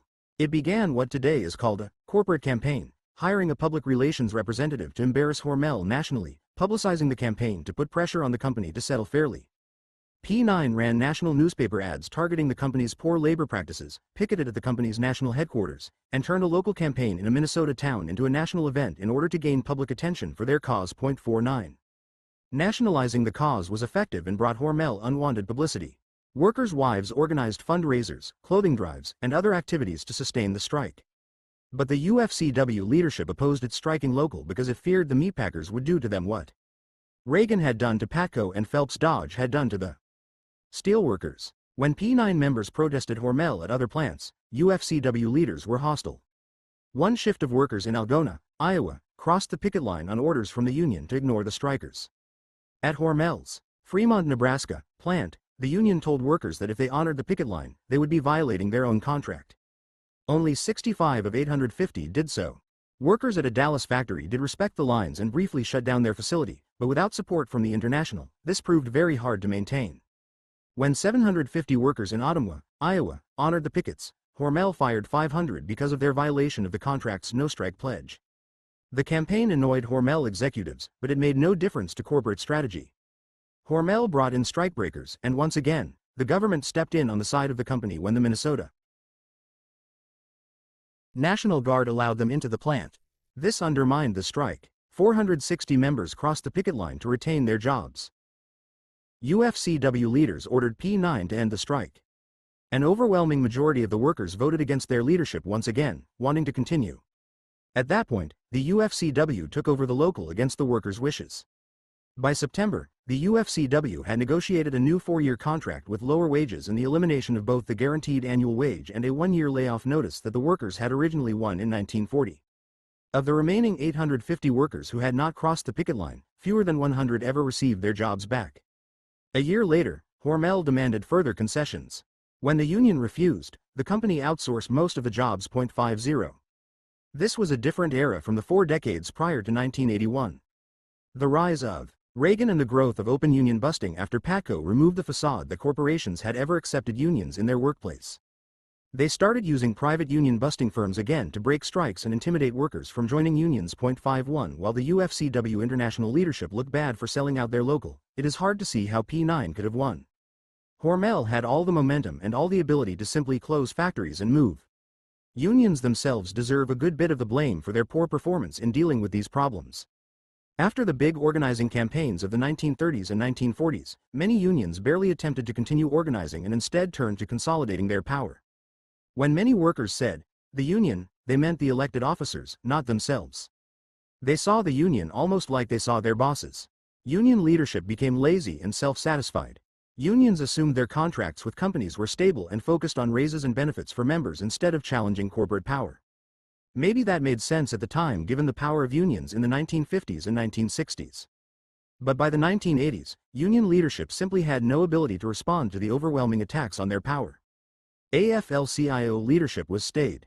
The era of George Meany gave way to the even more tepid presidency of Lane Kirkland, a man who did not come from a working-class background and had trained for a career in diplomacy before working for the labor movement. 52 He was an anti-communist technocrat more concerned with promoting anti-communist unions overseas, especially supporting the Polish Solidarity movement, than with fighting for unionism in the United States. When Kirkland became AFL-CIO president in 1979, 21% of the U.S. workforce was in a union. By the time John Sweeney defeated Kirkland's preferred successor in 1995, that number had shrunk to 13%. 53. Some unions made Herculean efforts to save their jobs, including workers at the A.E. Staley Manufacturing Company corn processing plant in Decatur, Illinois. Staley decided to crush its union, the Allied Industrial Workers of America, AIW, in the early 1990s, hiring a union-busting firm, tearing up the long-standing contract, and demanding back nearly everything the union had won over the past half-century. AIW was a small union with few resources. Staley locked out the workers who refused to surrender.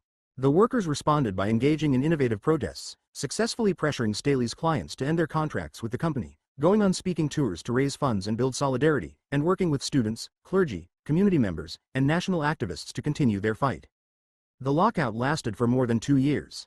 But once again, a union could not stand up to a determined corporation and AIW finally gave into company demands. 54. Occasionally, the resistance did succeed. In 1989, the Pittston Coal Company refused to renew its contract with the United Mine Workers of America, leaving 1,500 people without health care. 2000, Pittston workers went on strike in April 1989. In September, 98 workers and one minister engaged in a 4-day takeover of a mine to publicize their struggle. Wildcat strikes popped up the coalfields of southern Appalachia, with up to 37,000 non-union members striking to protest their own terrible working conditions and health care. In February 1990, Pittston capitulated on most issues, including health care for retired miners. Aluminum workers in Ravenswood, West Virginia, won a nearly 2-year battle with their employer after they were locked out in October 1990. A corporate campaign exposed illegal action conducted by the owners and worked with unionists around the world to protest company meetings in nations such as Switzerland to pressure the company, eventually forcing it to cave to a contract that provided security for union workers. 55. But the Pittston and Ravenswood victories were rare exceptions that proved the norm of union losses. Most workers, fighting against huge corporations like Phelps Dodge, Hormel, and Staley, or against the U.S. government itself, could not win. The rapidly declining membership of American unions meant reduced political power for workers as well. By the 1990s, much of the Democratic Party became indifferent to the labor movement, even as Democrats continued to accept union money and get out the vote efforts. No one personified this more than President Bill Clinton, an Arkansas centrist who embraced corporations and who owed nothing to organized labor. Clinton's push to pass the North American Free Trade Agreement, NAFTA, in 1993 was a catastrophic blow to American workers. NAFTA is a tripartite trade agreement between Canada, the United States, and Mexico that eliminated most trade barriers between those nations. It incentivized American and Canadian employers to move their factories to Mexico by eliminating the tariffs that had previously made products from Mexico more expensive. 56. NAFTA was the culmination of 30 years of American policy that began in 1965, when Mexico instituted the Border Industrialization Program. This plan attracted American industries to the Mexican side of the U.S.-Mexico border by offering them low wages and no strong unions. The U.S. government supported the effort as part of its attempt to improve relations with its southern neighbor. The apparel and electronics industries rushed to build Mexican factories. Their success led to an avalanche of fleeing American jobs. By 1986, when Ford and Mazda opened a factory in Hermosillo, Mexico, the construction cost of $500 million was half of what it would have cost in the United States, and the pay of $2 an hour for workers compared to about $30 in the United States when benefits were included.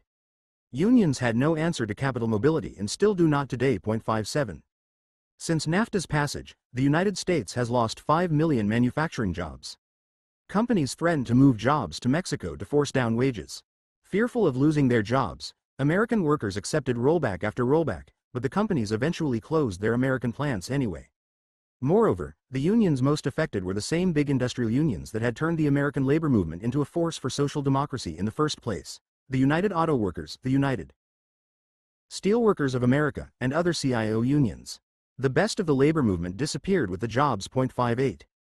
It is depressing to look at the labor movement of 2018 from the perspective of 1970. That era of public worker activism, union militancy, and working-class democracy ran headlong into a steamroller of aggressive corporate conservatism, capital mobility, and newly empowered government hostility. We will never know what would have happened to the labor movement had Ronald Reagan come to terms with PATCO instead of destroying the union. Reagan's actions gave corporations tacit permission to destroy the unions they always hated. While the labor movement's response to the setbacks it faced demonstrated a fat and happy leadership who forgot how to organize the working class, it's also far from clear that even the best leadership could have overcome such a merciless war from Washington and from multinational corporations. Once again, the fate of the labor movement had at least as much to do with government's willingness to accept it as a legitimate part of society as it did with any tactic or leadership structure unions did or did not have. 10. Justice for janitors and immigrant unionism. Workers of color are the labor movement's future. The corporate and government attack on unions that started in the 1980s has never stopped. Today, organized labor is at its weakest in a century. Brief moments of hope give way to tumults of despair. With Barack Obama's 2008 election to the presidency, unions hope to revitalize the close relationship between labor and the government. Despite his indifference to labor in his first term, in his final 4 years, Obama's Department of Labor and the National Labor Relations Board crafted many policies and rulings that made it easier for workers to organize and expanded rights at the workplace. But the election of Donald Trump brought the corporate anti-union warriors back into power. His appointees have repealed rule after rule that helped workers. A politicized NLRB makes it impossible for workers to advance their rights. 1. This is the continuation of the decades of anti-union extremism that Reagan began. As of 2017, only 10.7% of workers are union members. In 1983, when Phelps Dodge decided to crush its unions, that number stood at 20.1%. Private sector union density is only 6.4%, the lowest number in at least a century. More than half of all private sector union members live in 5 northern states. A much higher number of government workers are unionized, 34.4%. They're the latest victims of Republican attacks. Several states in recent years, including traditional union strongholds such as Wisconsin and Michigan, have passed so-called right-to-work laws that allow union members to opt out of their unions, even though the union must represent their interests. 3. This has decimated public sector unions in those states by significantly reducing union dues and in some cases disallowing bargaining over most issues. 4. The 2018 decision in Janus v. AFSCME Council No. 31 ruled so-called fair share fees, which require non-members to pay union dues because the unions negotiate contracts that affect all workers and represent even non-union members in grievances, an unconstitutional restriction on freedom of speech. This absurd decision, creating restrictions on union speech that simply do not exist for any other institution in the United States, is part of the same right-wing attempt to crush unions that spurred Reagan to destroy Patco and Phelps Dodge to destroy its unions. With the Republican Party unwilling to tolerate unions' existence and many Democratic Party leaders lukewarm to unions, American workers have lost many of the gains of the entire past century. 5. This has led to a significant increase in income inequality and social instability, leading to protest movements on both the left and the far right, as desperate people want change to an unjust system. Robotics threaten to take away many working-class jobs, whether self-service scanners in grocery stores, computer screens to order from at fast food restaurants, or self-driving vehicles that make human workers antiquated. 6. The decline of hope in the working class has contributed to a rise in overt, aggressive racism and a desperation that leads white workers to vote for Donald Trump, who talks a populist game and gives voice to their fears about diversity, immigration, and changes in American culture while pursuing policies that destroy what is left of the nation's economic safety net. 7. While Trump and the Republicans eviscerate labor protections, white workers blame Black and Latino fellow workers instead of employers and politicians. As we have seen throughout American history, race trumps class for enormous numbers of white workers. Workers have lost a lot, and they will probably lose more before things get better. A service economy based around low-wage jobs without union protections or the hope of rising into the middle class has replaced the industrialized union economy. New forms of employment have developed, such as subcontracting and temp work that strip workers of stability and workplace power, and a system of corporate outsourcing has allowed American companies to slash costs and raise profits by closing American plants and reopening them in Latin America or Asia, creating a global system of labor exploitation that has undermined unions in the United States. 8. Despite all of this, workers continue to fight for justice. In fact, the very workers often demonized by the white working class have led the way in the new struggle for labor rights.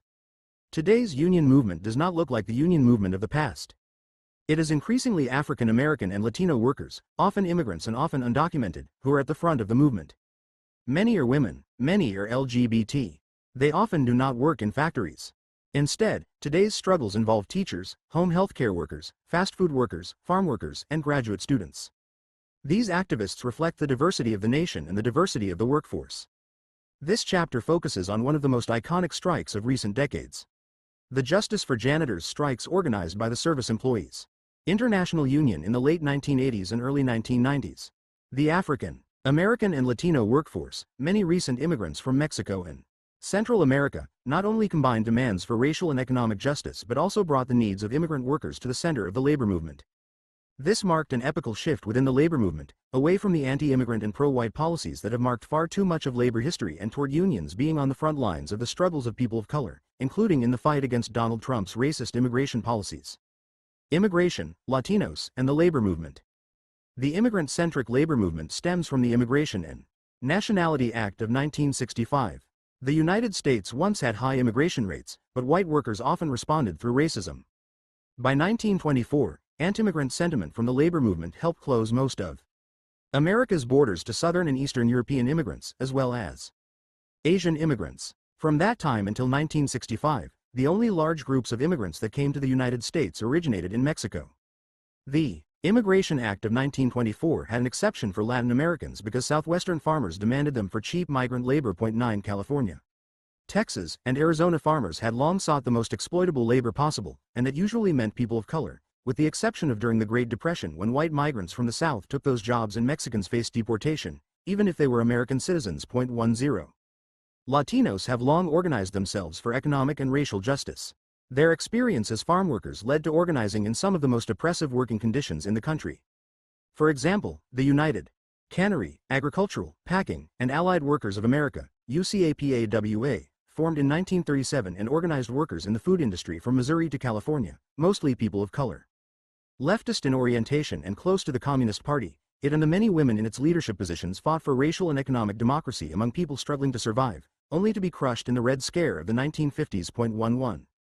During World War II, to replace white laborers who had gone to work in defense industries or joined the military, farmers lobbied the government to help them acquire cheap Mexican labor. The Bracero program began in 1942, bringing workers to the United States on short-term contracts that would end with their return to Mexico after the growing season. These workers faced heavy exploitation, terrible living conditions, life-threatening heat, and rampant discrimination.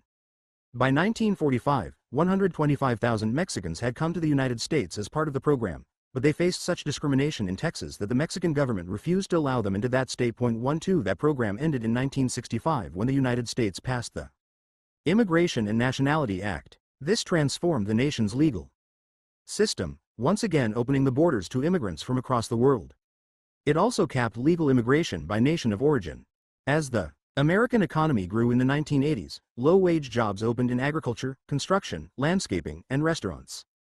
At the same time, the Mexican economy collapsed in 1982, and the ensuing economic chaos drove millions of Mexicans across the U.S. border to work in the United States without documentation, creating an underclass of easily exploited workers without legal immigration status. Refugees fleeing U.S.-supported right-wing dictatorship in Guatemala and El Salvador added to their ranks. They would prove critical additions to the U.S. labor movement in coming decades. In the same year that the 1965 Immigration Act passed, the United Farm Workers, UFW, brought the plight of Latino farm workers to the public eye. Building on previous work by Filipino farm workers in California, who began organizing in the 1930s, and Mexican-American lettuce harvesters in that state's Imperial Valley in 1961, the UFW rose to represent the oppression faced by some of the nation's poorest and most forgotten workers. Community organizers Dolores Huerta and Cesar Chavez had started the National Farm Workers Association in 1962 to organize Mexican American workers. This turned into the UFW. Chavez's brilliance was in his ability to inspire people around the nation.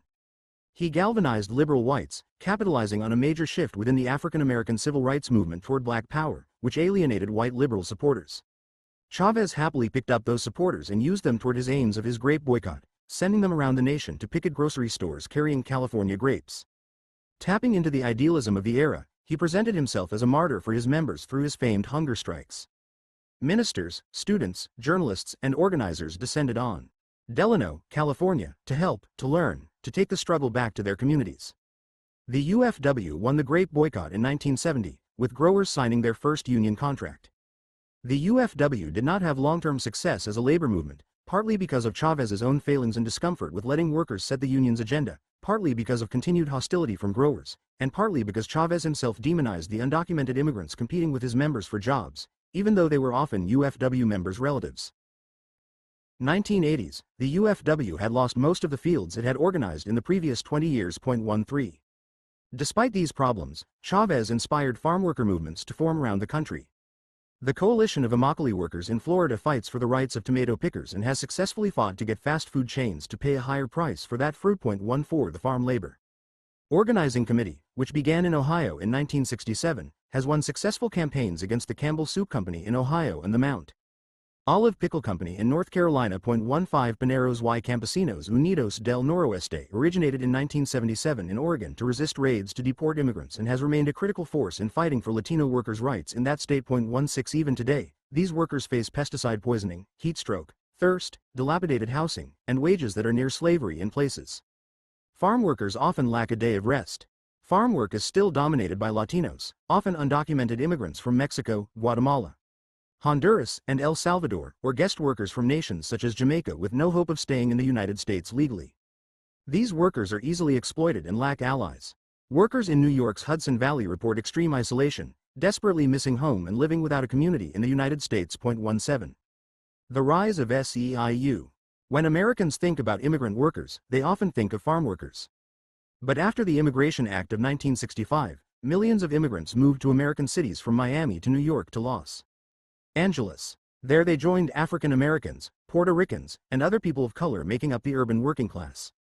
Laboring as nurses, mechanics, waiters, cooks, and cannery workers, they began to change the face of not only the workplace but also the unions. The rise of this new workforce coincided with the rapid deindustrialization of the nation, the shipping of millions of jobs overseas, and the decimation of the industrial unions that had driven the union movement since the 1930s. Low-wage service workers, often immigrants and people of color, took on a larger role. In the labor movement, the Service Employees International Union, SEIU, rose to organize these workforces and became the nation's largest labor organization. SEIU started as a janitors' union in Chicago in 1921 and remained focused on poorly paid, often immigrant workers. It built its organizing model not on the giant industrial factories already disappearing in the 1960s but on the small workplaces of 1, 2, 10, or 100 workers that scattered service workers across the economy. SEIU focuses heavily on organizing healthcare workers. This is hard, nasty labor, days filled with bodily fluids and the suffering and pain of the ill. It is also deeply intimate work, replete with enormous emotional costs on providers, families, and patients. While doctors are well paid, much healthcare labor pays very little. That women, especially women of color, do this work is not a coincidence, as these workers have historically made far less money than men. The United States had 2.5 million workers in healthcare by the late 1950s, more than steel and railroads combined. Yet healthcare workers found themselves ignored by the public and the media, who paid more attention to industrial work as the real union jobs as opposed to the more numerous service sector jobs. 18. A New York union calling itself Local 1199 started organizing the city's pharmacy workers in 1932. In the 1950s, it began organizing African American and Puerto Rican healthcare workers, leading to a 1959 victory in the city's Montefiore Medical Center, which had fostered a culture of solidarity, thanks to many of the workers living on site and the overall disgust at the poor wages and working conditions in the hospital. In the aftermath, in May 1959, workers in 6 hospitals voted to strike by a 2,258-95 vote. They received great support from New York's other unions, who told their members that they needed to support the strikers regardless of race. This was important for a white working class that often viewed people of color as their enemy. Said one local to its members, "These strikers are human beings, no matter what their color or country of origin." Nearly 200 union locals provided active support for these workers, with donations pouring in that allowed these impoverished people to maintain their strike. On June 22, 46 days into the strike, New York City Mayor Robert Wagner intervened. He sat both sides down and hashed out an agreement that was only a partial victory for 1199. It did not grant them union recognition and instead created a committee to arbitrate future disagreements. But the organizing continued internally, and a year later, 3,000 New York hospital workers were represented by collective bargaining agreements.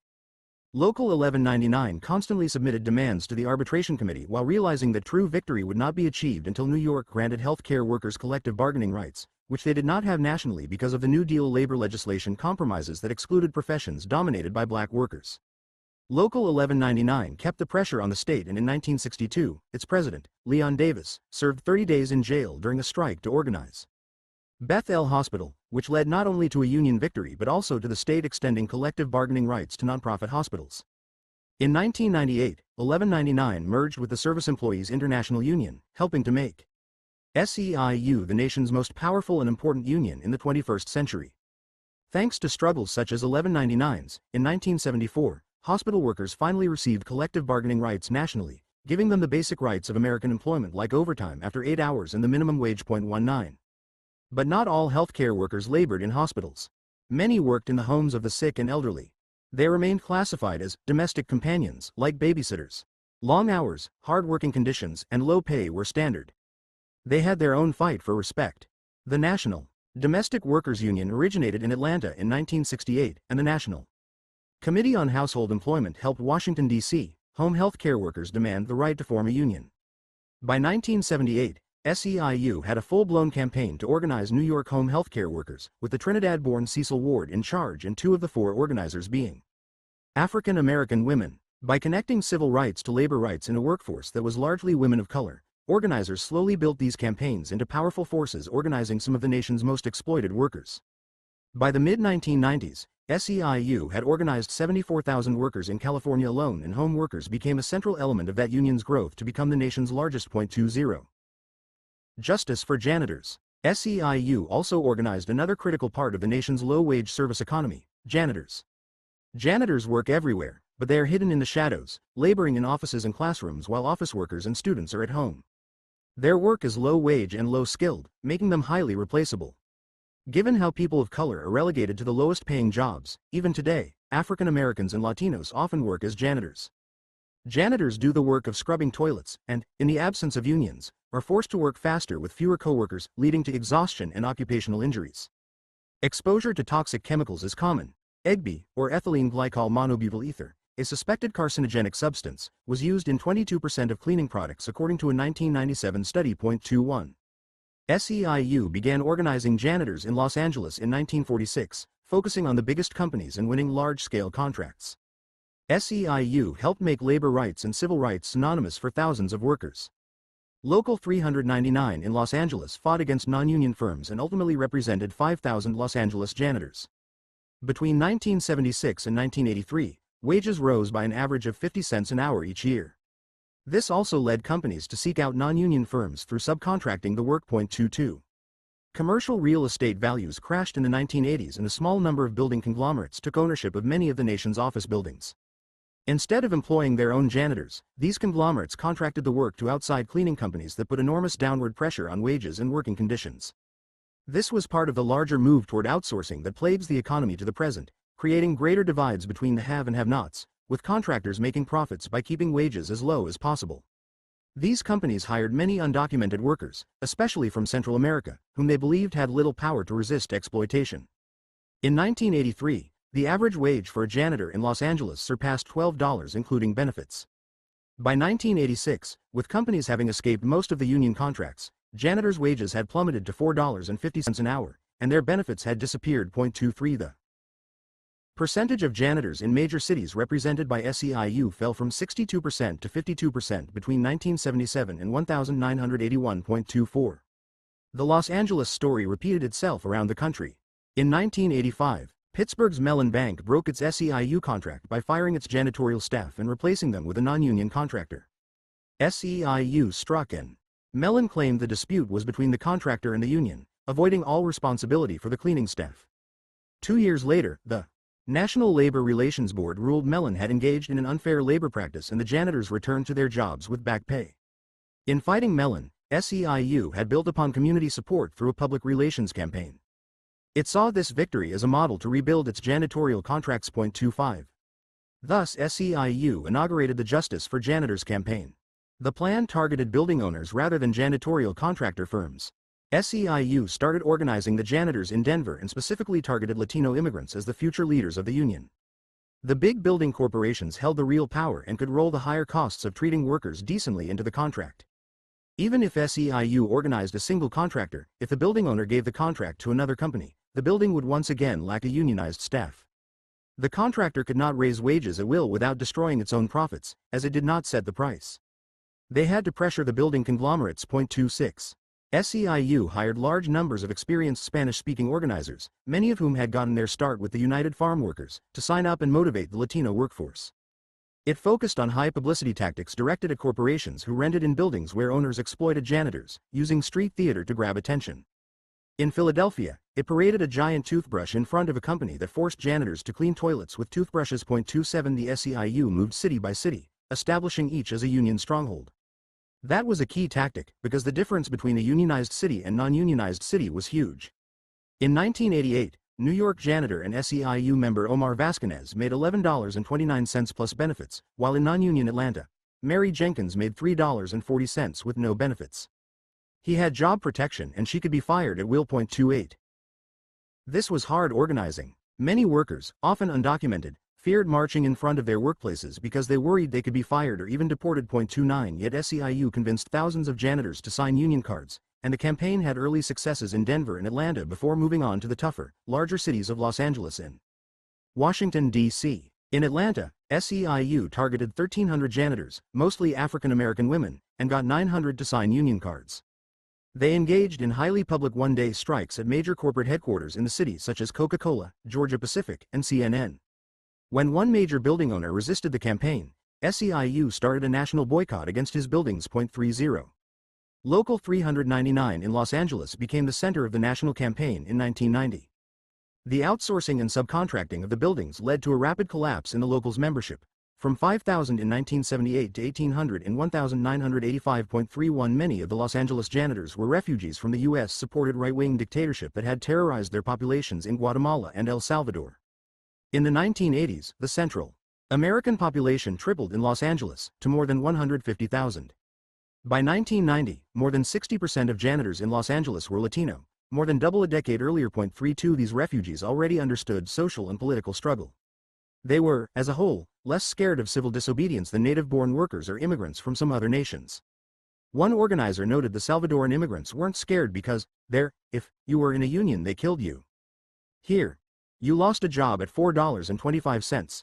33 In fact, undocumented migrants often worked as janitors because it was relatively safe from immigration authorities, as they were uninterested in catching only 2 or 5 undocumented workers in a single raid. Despite their legal status, these workers and SEIU organizers began following building owners to their nice restaurants and country clubs to heckle them, while using leaflets and demonstrations to get the building's tenants to place pressure on the owners to settle the issue. They wanted the contractors to accept unionization without an election. This strategy sidestepped the National Labor Relations Board, and a process that by the 1990s was being gamed by the employers to make it extremely difficult and slow for workers to win a contract. This is both because employers could force workers to sit through anti-union presentations and flood the workplace with anti-union propaganda, and because employers could delay an election for years, replacing much of the workforce in the meantime. SEIU's strategy instead built community support for the workers and placed public pressure on the companies to do the right thing, borrowing many of the tactics of the civil rights movement and United Farm Workers to build public sympathy.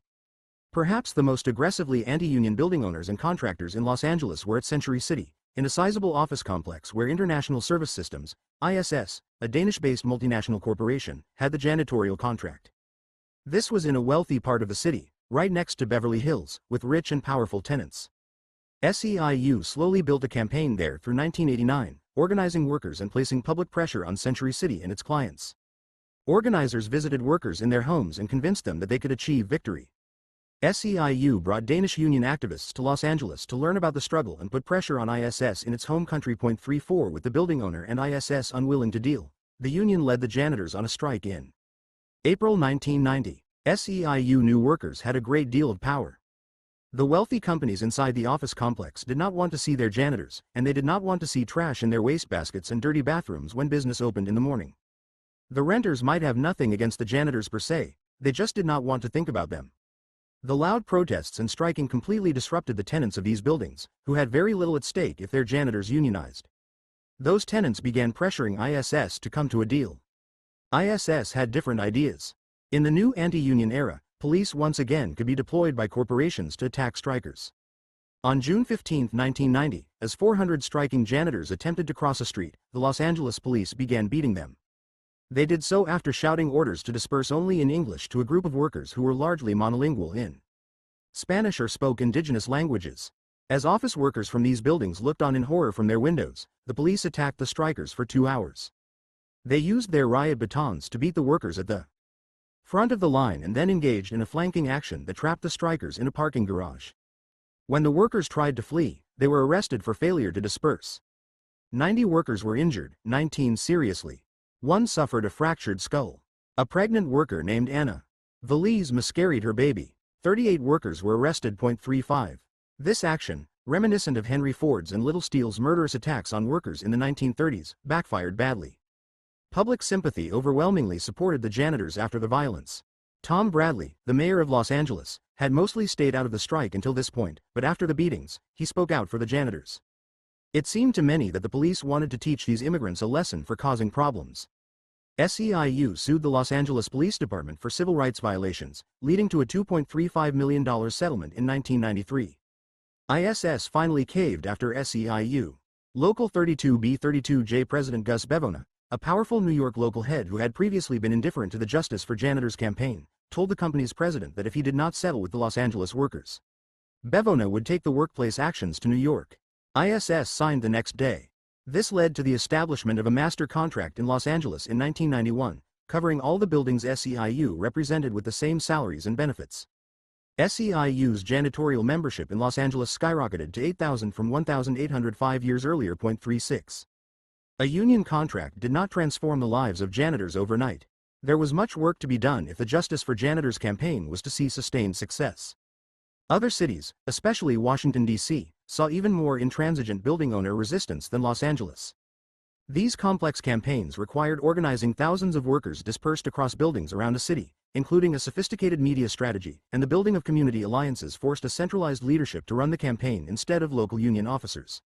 This was a big change for a union that had traditionally allowed locals to run their own operations with little oversight. The success of Justice for Janitors and SEIU's rapid growth in the 1990s led to greater centralization.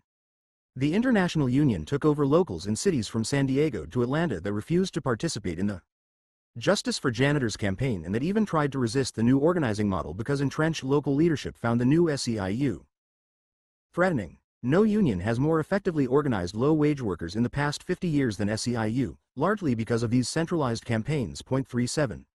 The Justice for Janitors campaign, one of organized labor's greatest victories of the past 3 decades, announced SEIU's arrival on the national labor scene.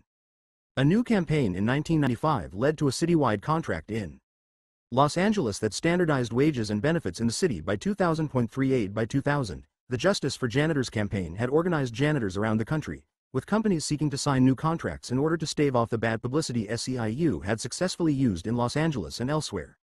By 2005, SEIU represented 70% of janitors in 23 of the nation's 50 largest cities. In the 21st century, with its newly invigorated attacks on unions and worker power, that's impressive. 39. A new era of organizing. The success of Justice for Janitors helped reshape the national labor movement.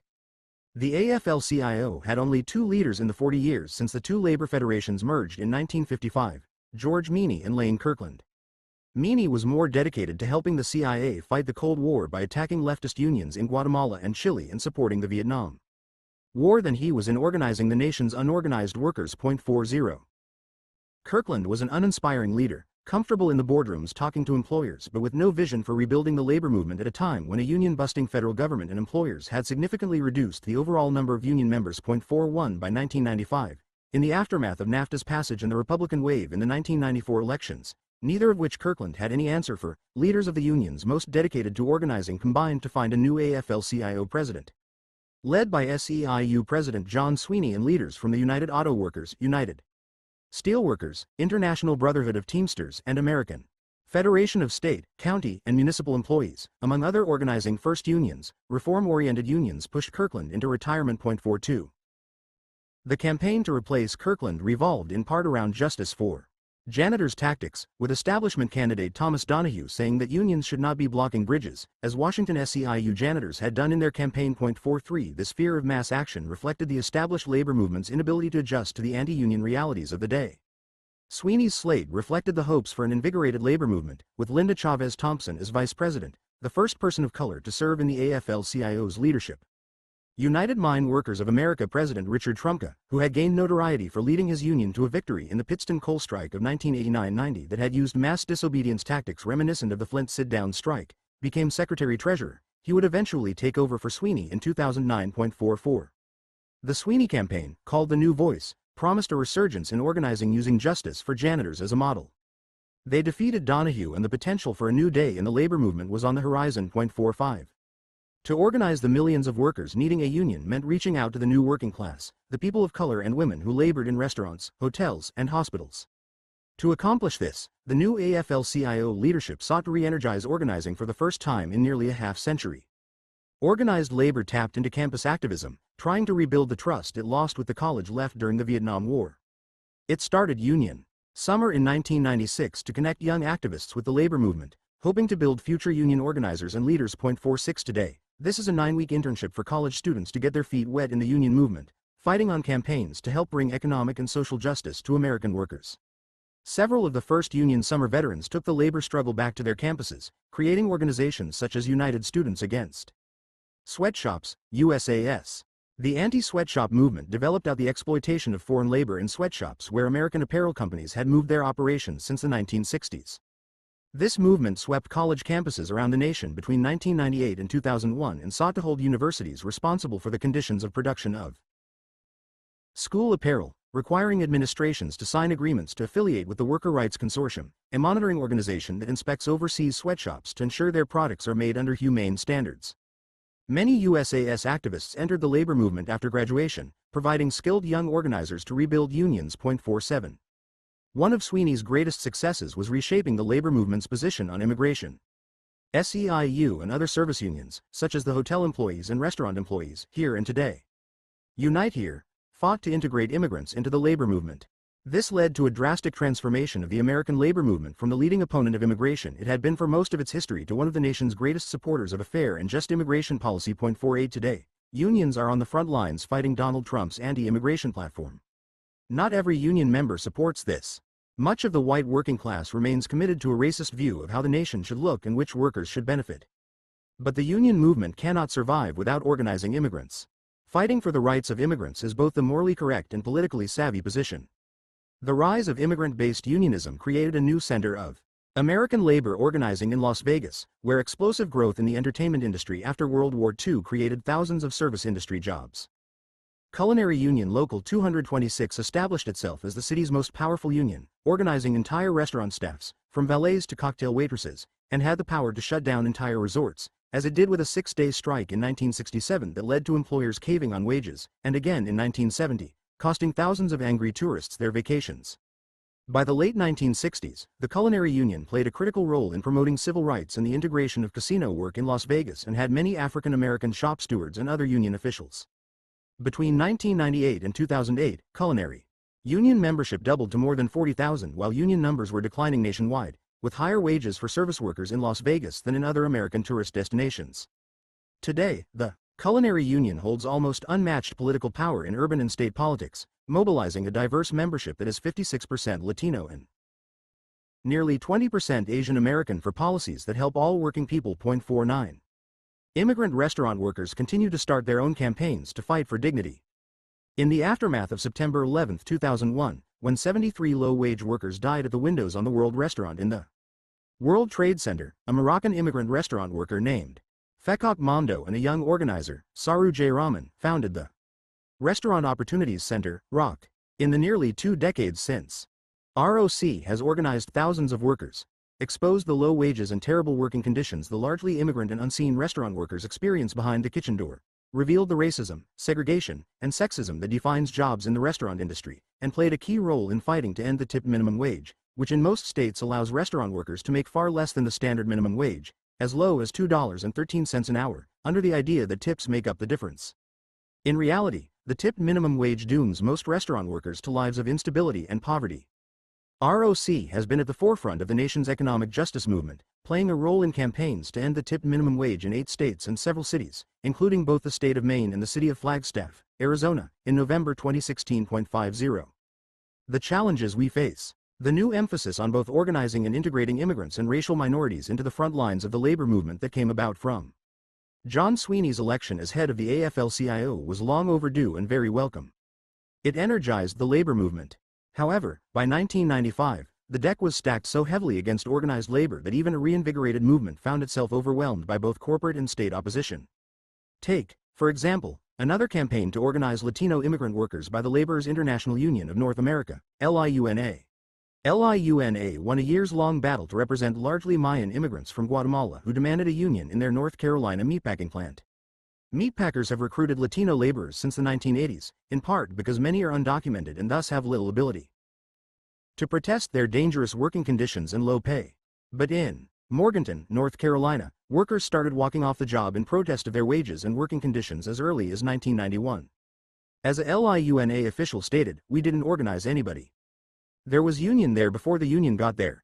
Workers in the plant fought against a lack of bathroom breaks, low wages, unpaid hours, and the company deducting the cost of their supplies from their wages.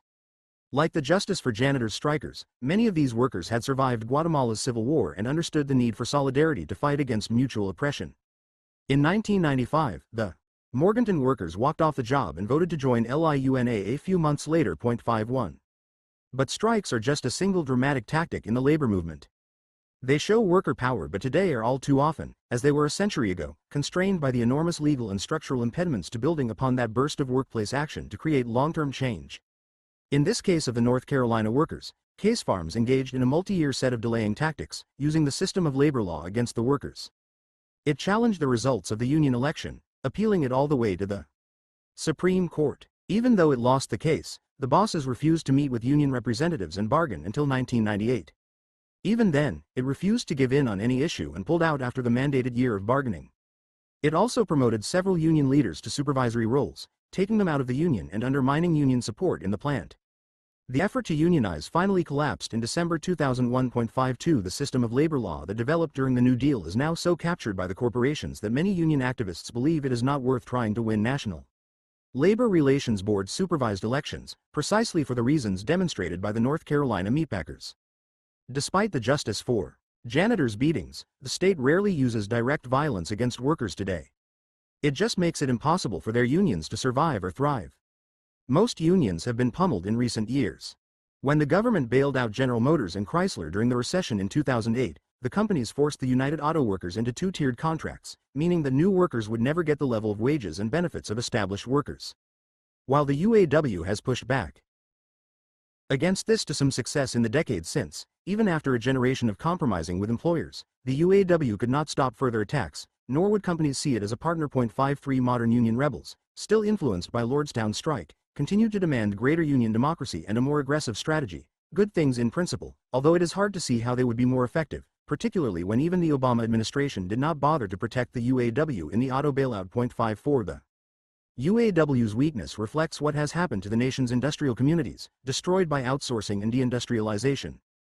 The factories where the Flint workers sat down and established the UAW are long gone, and the city is devastated by outsourcing and capital mobility.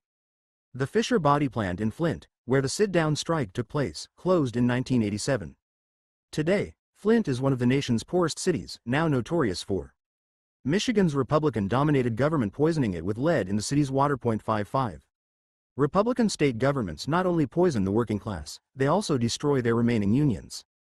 After the 2010 Republican election wave swept Democrats out of power in the Congress and Senate and turned state legislations and governorships to the Republicans, the corporate lobby sought to eliminate the union threat.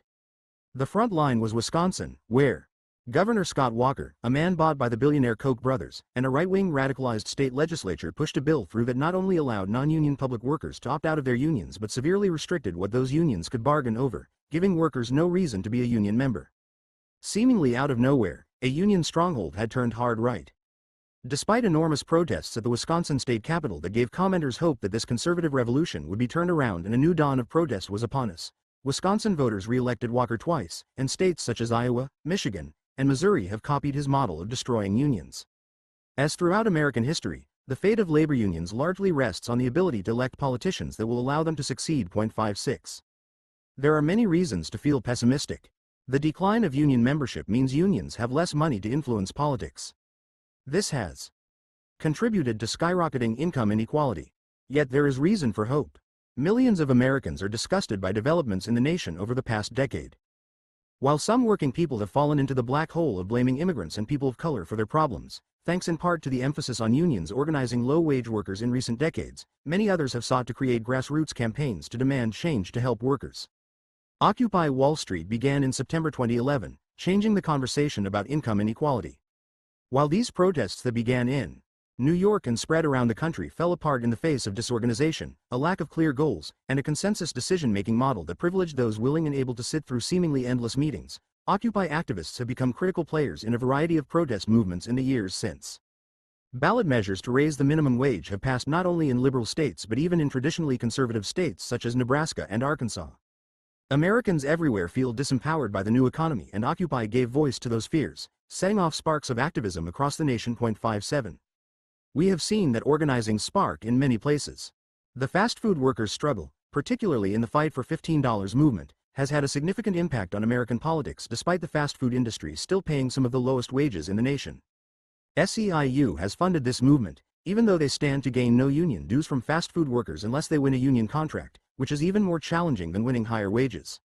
The United Food and Commercial Workers International Union created the Our Walmart campaign to pressure the nation's largest private employer to raise its wages.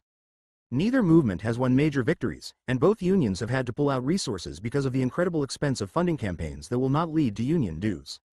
But both have also contributed to the larger transformation in the conversation about income inequality in recent years.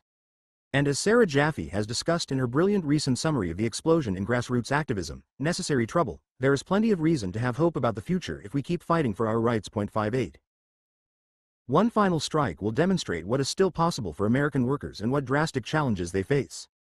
When Verizon demanded huge givebacks from the company's phone line workers in 2016, as well as outsourcing more jobs overseas, the company's two unions, the Communications Workers of America, CWA, and the International Brotherhood of Electrical Workers, IBEW, struck. The Department of Labor mediated the strike, and the final agreement was sharply pro-union. It not only included language against outsourcing jobs but also allowed Verizon stores to be part of the union's bargaining unit. Since Verizon has sought to dump its old landline phone operations for years, the future could be bright for the unions if the workers in Verizon's new mobile-focused working model can now be unionized. With service workers as the new working class, figuring out ways to channel those workers' discontent into labor victories must be central to labor strategies in the present and future. Moreover, the use of direct action tactics harks back to dramatic tactics of the past. Verizon strikers harassed strikebreakers staying in hotels, waking them up at 5 a.m. with cowbells and whistles and forcing the police to intervene, and the use of mobile pickets in front of Verizon cell phone stores caused the company to lose up to 30% of their business during the strike. 59 At the same time, this only happened because it was Obama's Department of Labor that mediated. The strongly pro-employer Trump Department of Labor would surely have acted differently. Workers won a 10.9% raise, no pension cuts, and other demands.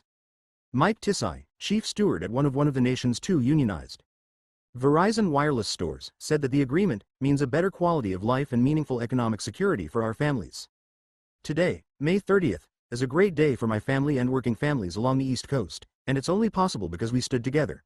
60 It is this sort of service worker, low-paid and often short-lived in the job, that is the future of unionism. Can unions like the IBEW and CWA turn those low-paid jobs into high-paid jobs? Can SEIU turn the Guatemalan American janitorial workers into the next auto workers, with pensions and vacation pay? There was nothing special about industrial work in the 1930s. Working in a Ford plant in 1932 was not more prestigious than working at McDonald's or Walmart today. The key to a dignified future is making those jobs good jobs for the working class. The Verizon strike helped move that goal one step forward. So did justice for janitors, and so does every single campaign that fights for the rights of workers. In that we have to take hope. Despite all the terrible things happening to workers and unions today, the American labor movement will never end so long as we demand justice and equality, not just for workers who look like us or who share our same religion or who share our same national origins, but for all workers. Conclusion. Take back power. We live in what I call the new Gilded Age. Today, we are recreating the terrible income inequality and economic divides that dominated the late 19th century and created the violent responses that included the Haymarket bombing and the assassination of President William McKinley. Once again, we have a society where our politicians engage in open corruption, where unregulated corporate capitalism leads to boom and bust economies that devastate working people, where the Supreme Court limits legislation and regulations meant to create a more equal society, and where unions are barely tolerated. Life has become more unpleasant and difficult for most Americans in our lifetimes. 1. This has already had a profound impact on American politics. The 2016 election witnessed the rise of an angry populism that took two forms. The groundswell of support for Bernie Sanders should energize us. Despite the bitterness felt among some of his supporters that Hillary Clinton defeated him in the primary, remember that Sanders was a last-second candidate with no infrastructure in place to win the primaries. Had he started his campaign in 2013, as Clinton effectively had done, the final result might have looked different. That he came close at all was due to the work of thousands of volunteers and the feeling of millions of Americans that mainstream candidates did not represent them. His run brought issues of economic justice to the forefront of the election year and created the most left-leaning Democratic Party platform in U.S. history.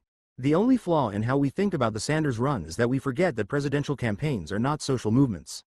Rather, social movements should pressure politicians, moving them in the direction we want them to go. No politician can solve our problems. We have to solve them by making politicians do what we want. That single-payer healthcare and a significantly increased minimum wage now are positions anyone serious about winning the 2020 Democratic nomination must hold to win the primary is a sign of this. Unfortunately, many people, including large swaths of the white working class, found their populist candidate in Donald Trump. Running on rhetoric about keeping factory jobs in the United States and demonizing immigrants and Muslims as our enemies, his campaign brought back the worst tendencies of white workers to choose racism over inclusivity.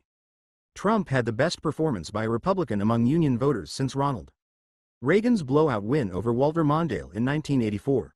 Trump's rhetoric about populism has conflicted with his actions, which have included a huge tax cut to benefit the wealthy and the decimation of policies that protect workers, perhaps beginning to make some of his voters realize they were fooled. But the appeal of racism will likely remain strong for many white workers.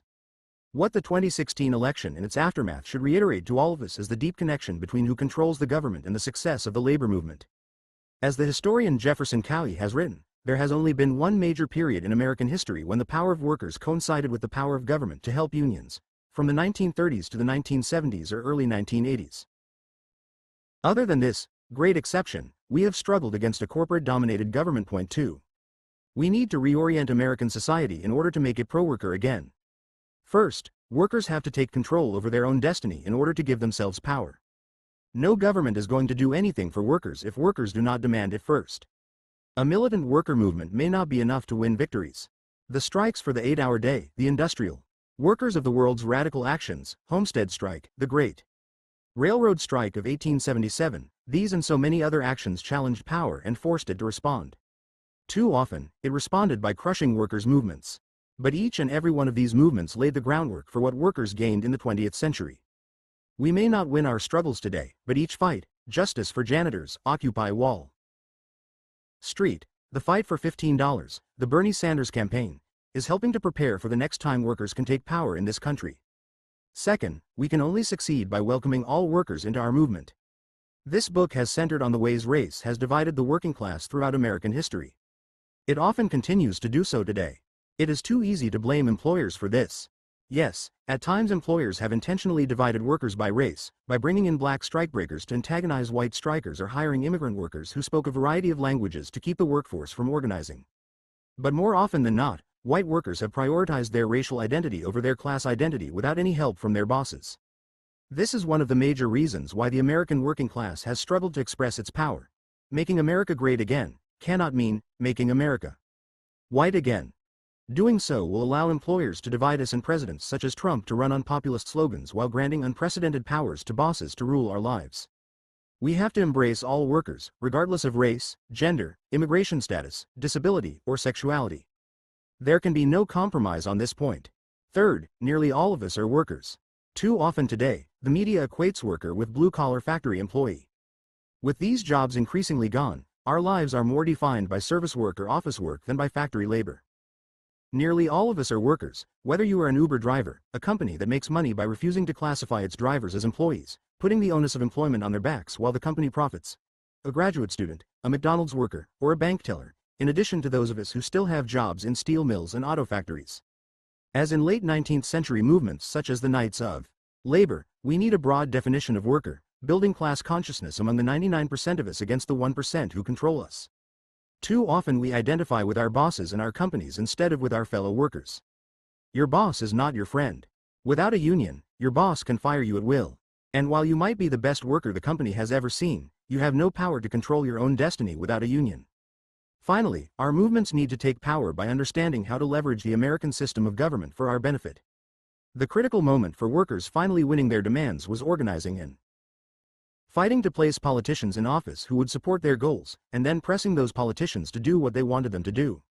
The leftward march of the New Deal happened because workers in 1934 went on a series of huge strikes. Working-class Americans voted for Franklin Roosevelt's re-election in 1936 by an enormous margin, while in Michigan, those same voters put Frank Murphy into the governor's office.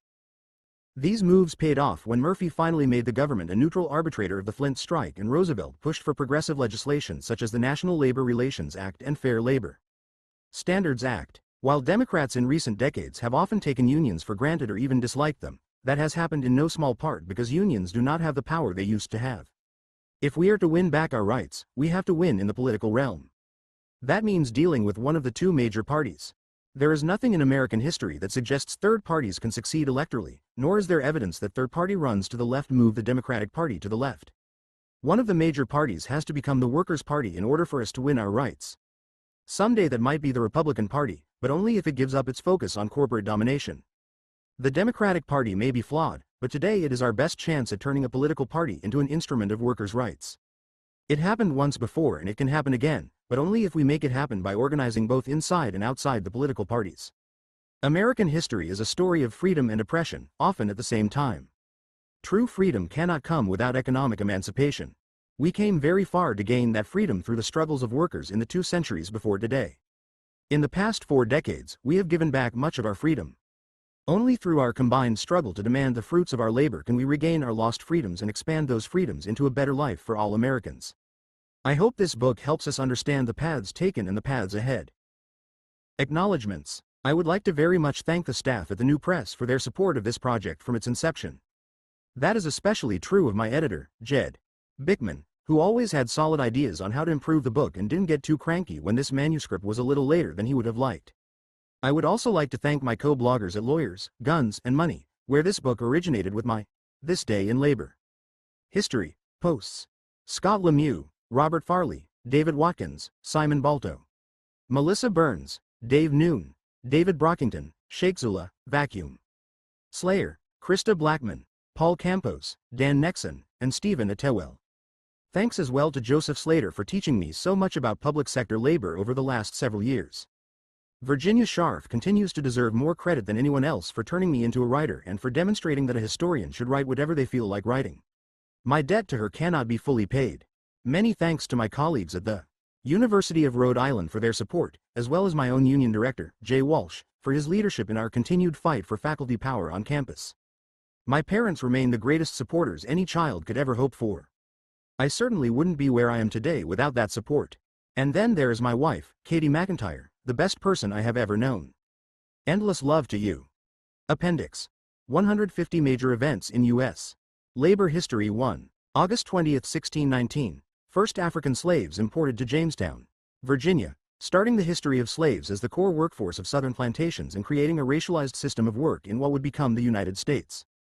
2. October 26, 1676, Nathaniel Bacon dies, effectively ending Bacon's Rebellion, a revolt of largely poor whites, including former indentured servants, that helps lead Virginia planters to invest more heavily in African slaves.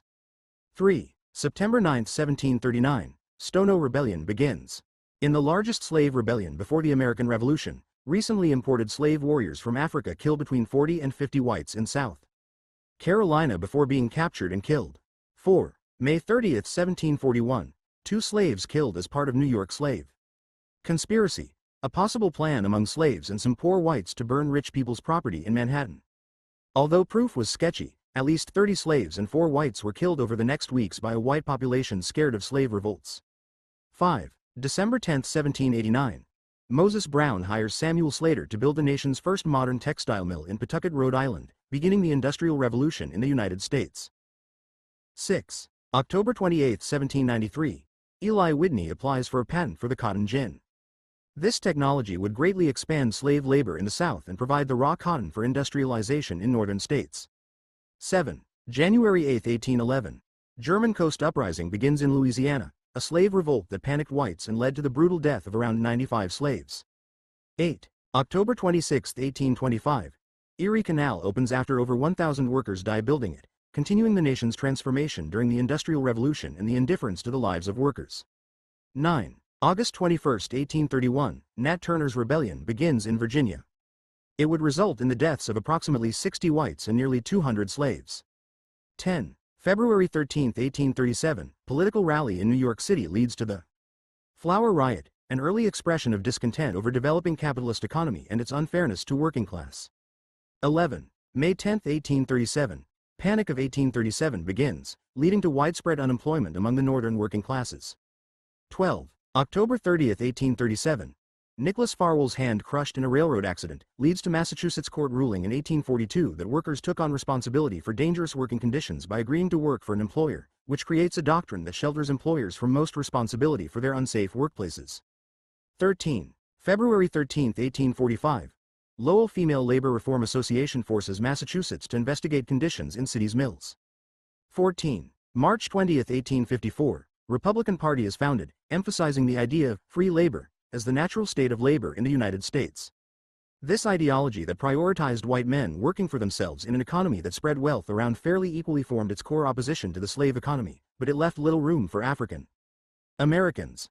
15. June 23, 1855. Celia, a slave in Missouri, kills her master who used her for sexual labor, a common fate for female slaves. 16. May 23, 1861. Escaped slaves arrive at Fort Monroe, Virginia, fleeing to Union troops at beginning of the Civil War. General Benjamin Butler classifies them as contraband and does not return them to their masters. The beginning of the slave self-emancipation that ended American chattel slavery. 17. November 7, 1861. U.S. Army occupies Sea Islands in South Carolina and begins the Port Royal experiment to have former slaves work cotton plantations as free labor.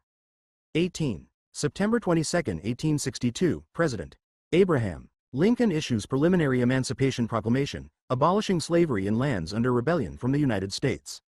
19. February 23, 1864, Collar Laundry Union, led by Kate Mullany, goes on strike, leading to a rare victory for women workers in this era.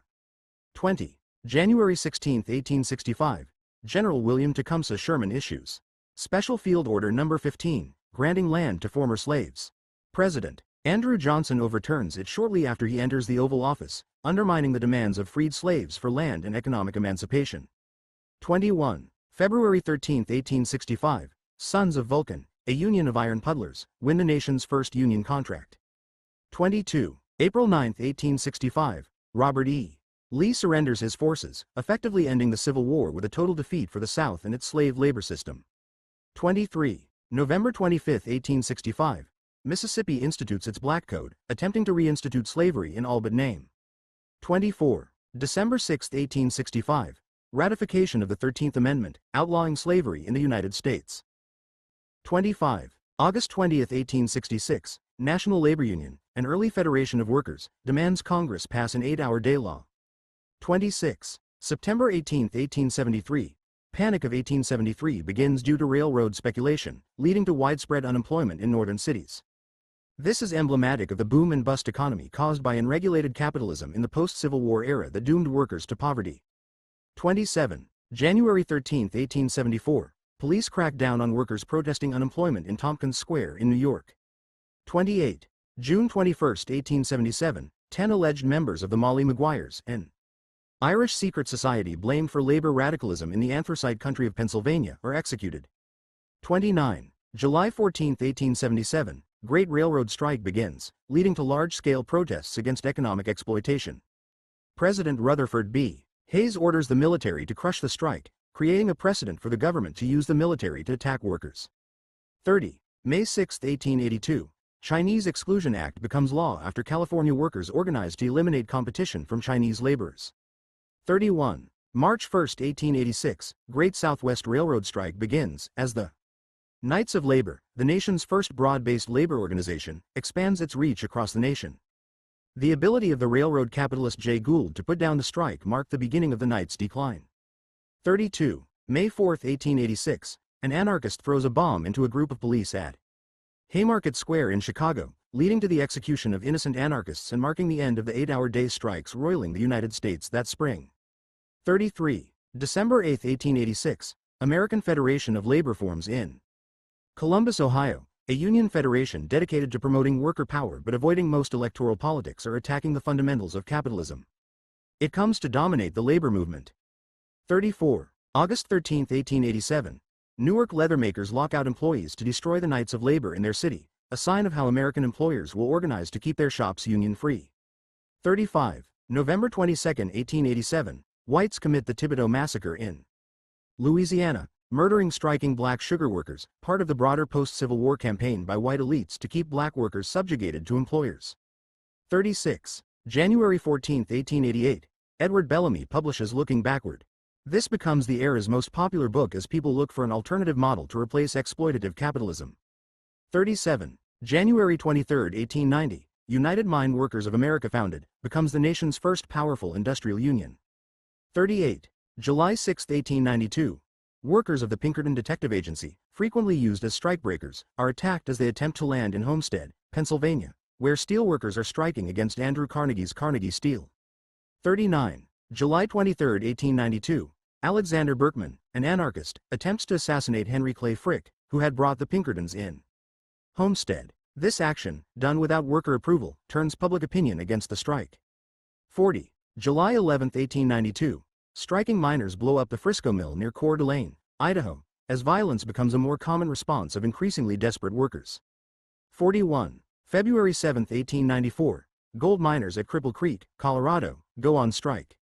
They won because the Colorado governor used troops to support them instead of the mine owners, demonstrating the central role of the state in determining the outcome of strikes. 42. April 30, 1894, Coxey's Army, a ragtag group of unemployed Americans, march into Washington, D.C., to demand federal jobs for the unemployed.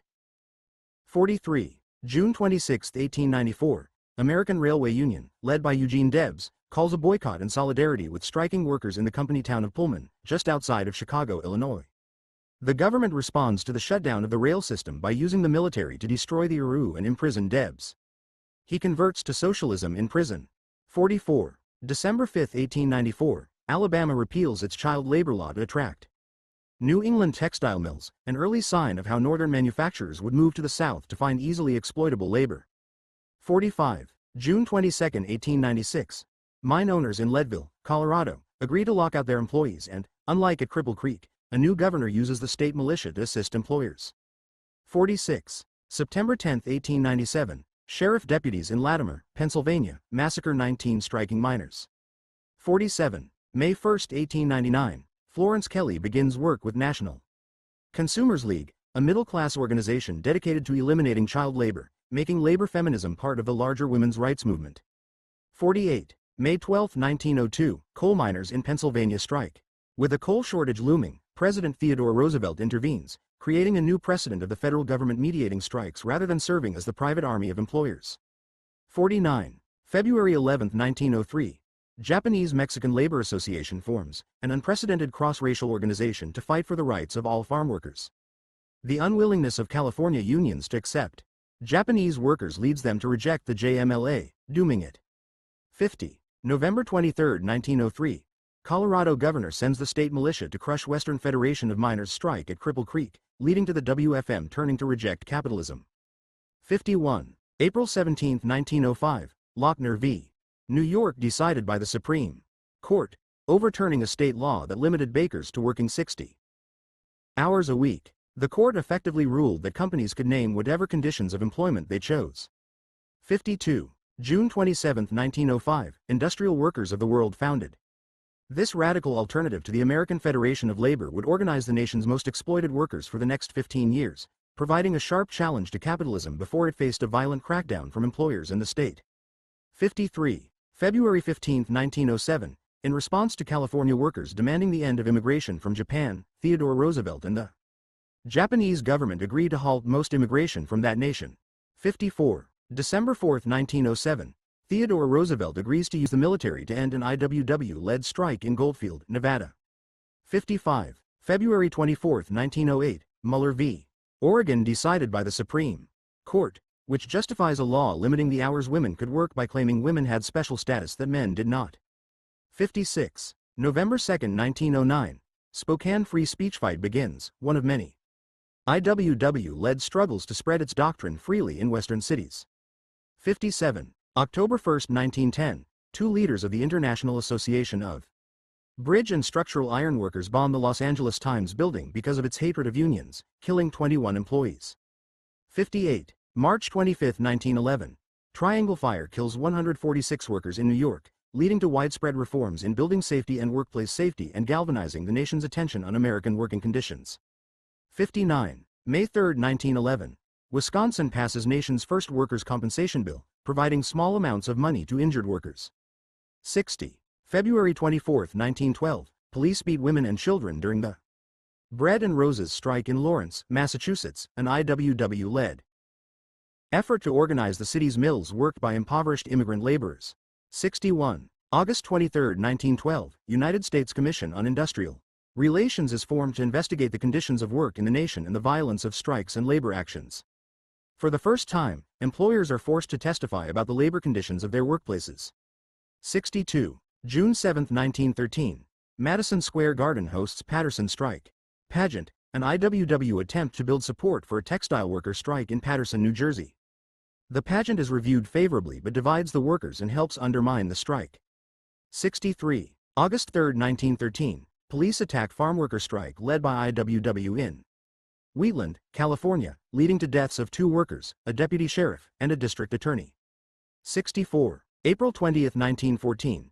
Colorado National Guard and Company police attack a tent camp of striking miners near Ludlow, Colorado, killing at least 19, mostly women and children. The Ludlow massacre leads to John D. Rockefeller Jr. being hauled before the United States Commission on Industrial Relations and forced to testify about his knowledge of the strike. In the aftermath, he helps craft company welfare programs to undermine labor action by improving conditions of work. 65. October 15, 1914. Woodrow Wilson signs the Clayton Antitrust Act, which alleviates the use of court injunctions against labor strikes. AFL head Samuel Gompers calls it labor's Magna Carta, but courts limit its effectiveness. 66. November 5, 1916. Vigilantes in Everett, Washington, open fire on a boat filled with IWW members attempting to organize the city, killing at least 5 radicals. 67. July 12, 1917.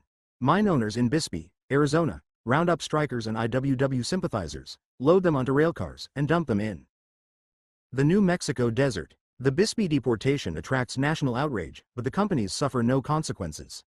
68. August 1, 1917. IWW organizer Frank Little lynched in Butte, Montana, where he had gone to organize miners. 69. June 16, 1918. Socialist leader Eugene Debs gives speech criticizing American involvement in World War I. Shortly after, he is arrested for violating Espionage Act as part of the federal government's crackdown on radical labor. 70. February 6, 1919. Seattle general strike begins. Workers shut down entire city for 5 days in solidarity with striking shipbuilders.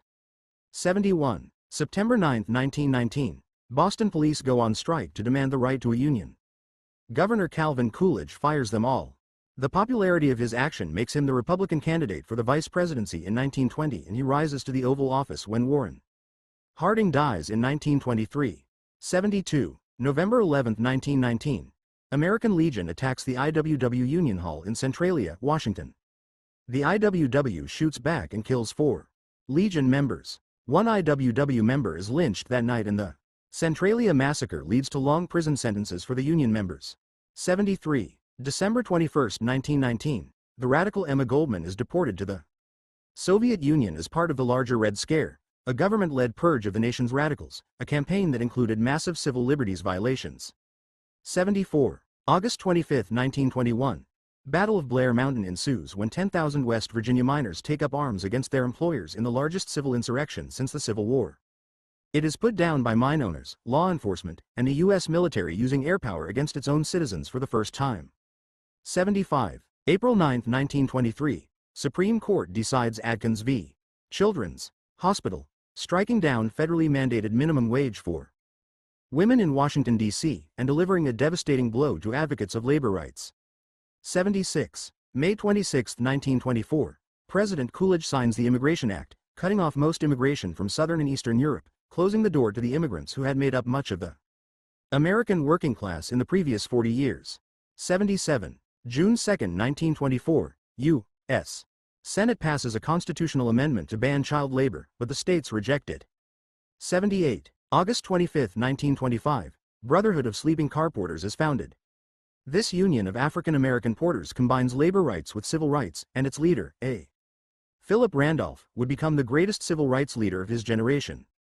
79. August 23, 1927. Massachusetts executes the Italian immigrant anarchists Nicola Sacco and Bartolomeo Vanzetti after their conviction for murder in an unfair trial and with shoddy evidence. Despite national and international outrage, their execution demonstrates the continued power of anti-radicalism. 80. April 1, 1929. Luray Mill strike in Gastonia, North Carolina, begins. Textile mill owners brutally put this down with help from the North Carolina National Guard and roaming bands of vigilantes. 81. October 29, 1929. Black Tuesday on Wall Street starts the Great Depression. Widespread unemployment followed, reaching 25% by the winter of 1933. 82. March 7, 1932. Communist-led march of unemployed workers on Ford's River Rouge complex in Dearborn, Michigan, is met with deadly violence from Henry Ford's personal thugs and the Dearborn police. 83. July 28, 1932. Encampment of the Bonus Army, a group of impoverished World War I veterans demanding their government pensions early to help them through the Great Depression, is burned by General Douglas MacArthur. This incident helps seal the image of President Herbert Hoover as uncaring in the public mind, and he loses the presidency to Franklin Delano Roosevelt that fall.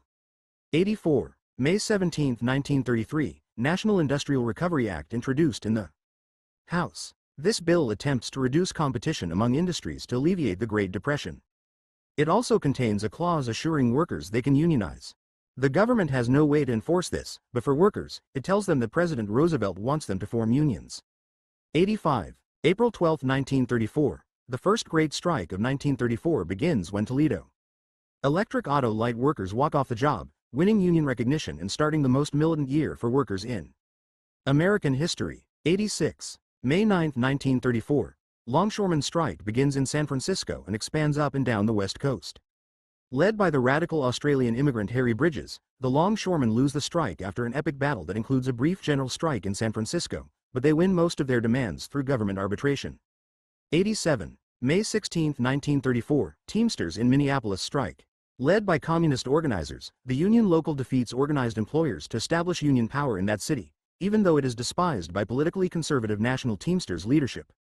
88. July 11, 1934. Southern Tenant Farmers Union forms to organize sharecroppers, mostly African American but some whites, being pushed off their land by federal agricultural policies. 89. September 5, 1934. North Carolina governor calls out National Guard to bust textile strike, one of many states to use state violence to suppress this strike that has spread from Rhode Island to Georgia. 90. May 6, 1935. Works Progress Administration is created as part of the New Deal, a series of programs hiring millions of unemployed Americans to work for the federal government building dams, schools, roads, and other infrastructure.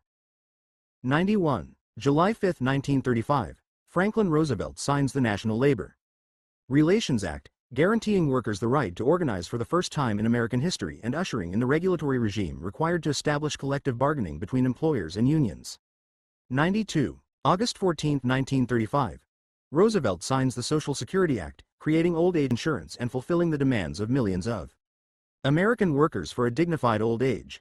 93. November 9, 1935. Committee for Industrial Organization is formed within the American Federation of Labor to organize industrial workers.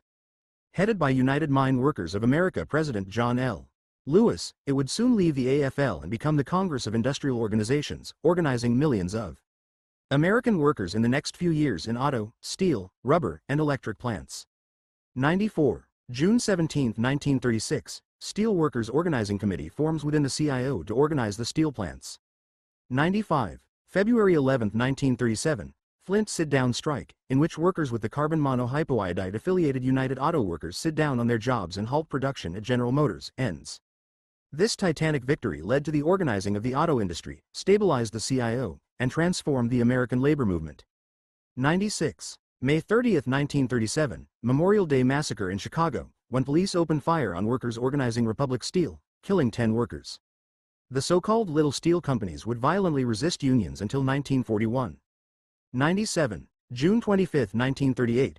Franklin Roosevelt signs Fair Labor Standards Act, establishing as national law the 8-hour day and 40-hour week, overtime pay, and minimum wage, and banning child labor. 98. January 25, 1941. Brotherhood of Sleeping Car Porters Head A. Philip Randolph announces his plan for a march on Washington to protest segregation in defense plants. This leads Franklin Roosevelt to desegregate hiring in the defense industry in June. 99. August 4, 1942. Bracero program is created to bring guest workers from Mexico to the United States on short-term contracts, mostly to work on farms under highly exploitative conditions. 100. May 1, 1943. Franklin Roosevelt orders the seizure of coal mines after the United Mine Workers of America refuses national war. Labor Board arbitration. This federal action demonstrates the limits of the Roosevelt administration's tolerance for union radicalism during World War II. 101. May 29, 1943, Saturday Evening Post publishes Norman Rockwell's Rosie the Riveter cover, representing the millions of women who work industrial jobs during World War II. 102. June 3, 1943, Detroit hate strike begins when auto workers at a Packard plant walk off the job to protest the hiring of black workers. 103. September 19, 1945, 24 women picket the Lindstrom Tool and Toy Company in Bridgeport, Connecticut, after they are fired from their wartime jobs. 104. September 22, 1946, tobacco workers win contract in early victory for Operation Dixie campaign, the ultimately failed CIO attempt to organize the South. 105. December 3, 1946, Oakland general strike begins. In the most important moment in the huge strike wave of 1945-46, workers shut down the city for 2 days, demanding higher wages and attempting to build political power. Undermined by conservative elements within organized labor, it also spurred a backlash against union power among the nation's politicians. 106. June 20, 1947, President Harry Truman vetoes the Taft-Hartley Act, which bans most of the radical tactics unions used to organize in the 1930s, forces union leaders to sign anti-communist affidavits, and allows states to pass so-called right-to-work laws that allow workers to opt out of their unions and still receive their benefits. Congress overwhelmingly overrides Truman's veto, demonstrating the weakness of political support for unions. 107. May 23, 1950. The Treaty of Detroit between the United Auto Workers and General Motors brings long-term stability for the auto industry and grants large wage and benefit increases in exchange for the UAW no longer challenging the fundamental power of the auto industry. 108. April 8, 1952. President Truman nationalizes the steel industry in order to forestall a strike, outraging employers who had sought to beat back their unions by forcing them off the job. When the Supreme Court rules that Truman overstepped his authority, a strike happens and the United Steelworkers of America win a major victory. 109. March 14, 1954. Salt of the Earth premieres, a film produced by the International Union of Mine, Mill, and Smelter Workers, a union evicted from the CIO for its communist leadership, about a strike of New Mexico zinc miners that used innovative tactics such as miners' wives leading the picketing to win a major victory. The film is red-baited and remains largely unseen for years. 110. December 5, 1955. AFL and CIO merge, ending the Great Period of American organizing and bringing the two labor federations back into one organization. 111. May 8, 1959. Local 1199 begins the New York hospital strike, a critical strike they did not win but which went far to expand the bargaining rights of hospital workers and laid the groundwork for building service worker unionism in coming decades. 112. September 14, 1959. President Dwight Eisenhower signs the Landrum-Griffin Act, expanding the anti-communist provisions of the Taft-Hartley Act and creating new regulations to fight corruption in unions. 113. January 16, 1961. Lettuce workers go on strike in the Imperial Valley of California, beginning the modern farm worker organizing movement. 114. January 17, 1962. President John F. Kennedy issues Executive Order 10,988, authorizing collective bargaining for public workers. Public sector unionization would explode over the next decade. 115. August 28, 1963. The March on Washington for Jobs and Freedom takes place.